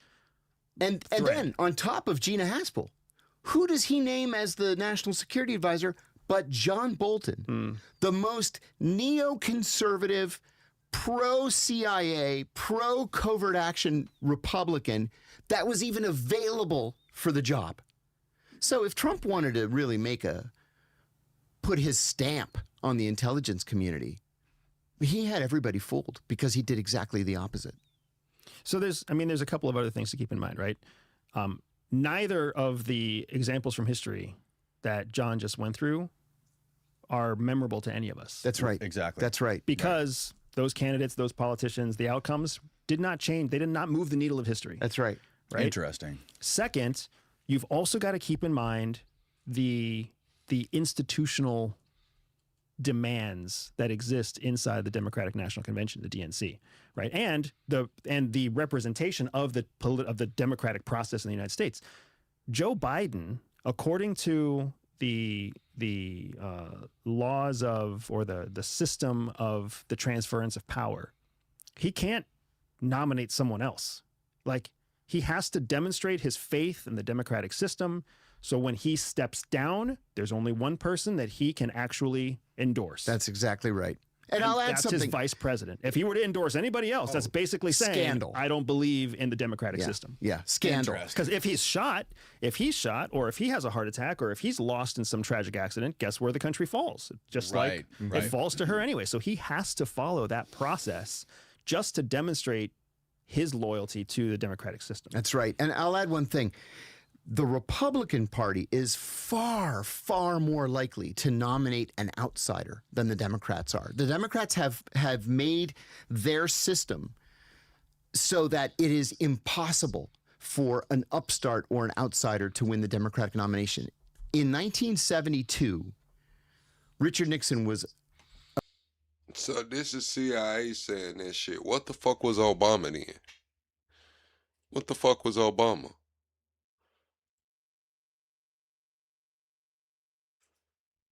afraid of running against Edmund Muskie. Muskie had been the senior senator from Maine, and he was the chairman of the Senate Foreign Relations Committee. Everybody loved Ed Muskie. He was the vice presidential nominee for the Democrats in '68 with Hubert Humphrey. He later actually became Secretary of State under Jimmy Carter. But anyway, Nixon was worried about Muskie, and he was worried about Kennedy. But then Kennedy killed Mary Jo Kopechne, and, well, he killed Mary Jo Kopechne, and Kennedy didn't run in '72. So Ed Muskie is a threat to Richard Nixon. So Nixon had the plumbers, you know, the plumbers, spread a rumor about Muskie's wife. And Muskie gave this famous press conference in the snow, and the fact that it was snowing becomes important, in New Hampshire, where he defends his wife. Now, the conventional wisdom is that he began crying in this press conference. He says that a snowflake landed on his cheek right under his eye and melted, and it looked like a tear. Okay, you look at it, he's clearly crying because he's so insulted that his wife was insulted. They called her a whore and all kinds of stuff. And everybody's like, oh my God, Ed Muskie's a crybaby. We can't nominate him for president. And so he drops out of the race. Then you've got Eugene McCarthy saying, hey, remember me? I got a third of the vote against Lyndon Johnson 4 years ago. People are like, yeah, but you're kind of a closet communist and you're a hippie and we can't do you either. Man, Jason, I don't know what the hell you got going. I tried to vote. I don't even know what the hell you voting for. What you running, a music competition or something? I don't even know what this is, Jason. I ain't gonna lie.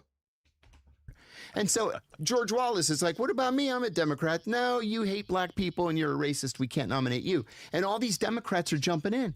And then George McGovern, all of a sudden, starts winning delegates. Nobody wanted George McGovern to be the Democratic nominee. That's what you're seeing happening with Kamala Harris right now. Exactly. The president stepped down. He only has one choice. He has to endorse the vice president. He has to. And then the Democratic National Convention So that and there's, the party. There's no George McGovern. The party can't stand opposite of the democratic process. So where the fuck else are the delegates? Like, who's not going to support Kamala Harris of the party? Precisely. So the delegates all say yes. All the other people who were trying to run for Democratic ticket, they're all going to say yes because they don't want to be blacklisted and not get to run in the future. The American people haven't had a chance to vote yet. And this is why the Democrats created the system of superdelegates. Right. After '72, they said there will never be another George McGovern. We're going to make these superdelegates so every Democratic elected official at the federal level and every Democrat in the state party apparatuses will automatically become Democrats, and they will, by their very nature, endorse the party candidate. So Kamala Harris was already nominated, yesterday, I think it was, or the day before, in a Zoom call. Seriously, front page of today's New York Times. All right, chat. Oh, man, it's over with. I'm a little tired. Shell, I'm going to read that article you sent about the war briefing. I'll probably read over it tonight. I was just looking at it. Talking about delay the ugly numbers, restrict access, narrow the hallway where unscripted accountability happens, decide which reporters are trustworthy enough to remain close to power, treat independent verification and stint as nuisance instead of democratic necessity. Actually, stint as a nuisance theme has already reared its ugly head. I don't know. I'm going to read this article. I think it's not the full article. It says I have to claim the rest of the article.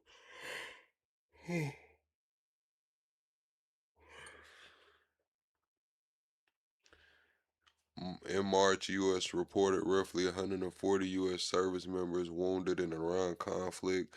March 27, 28, Reuters and AP were reporting a number climbed past 300. Fine. War produces casualties. That's the job. What matters is how those figures reach the public. Significant share only emerged after outside reporting forced clarity or after delays long enough to make the public picture look cleaner than the battlefield actually was. While those wounds were being treated, the numbers were being released in a way that felt like information management, not information sharing. There's a big difference. In the Army, we call that need to know, and where need is defined by someone with a very specific agenda about what you need to know.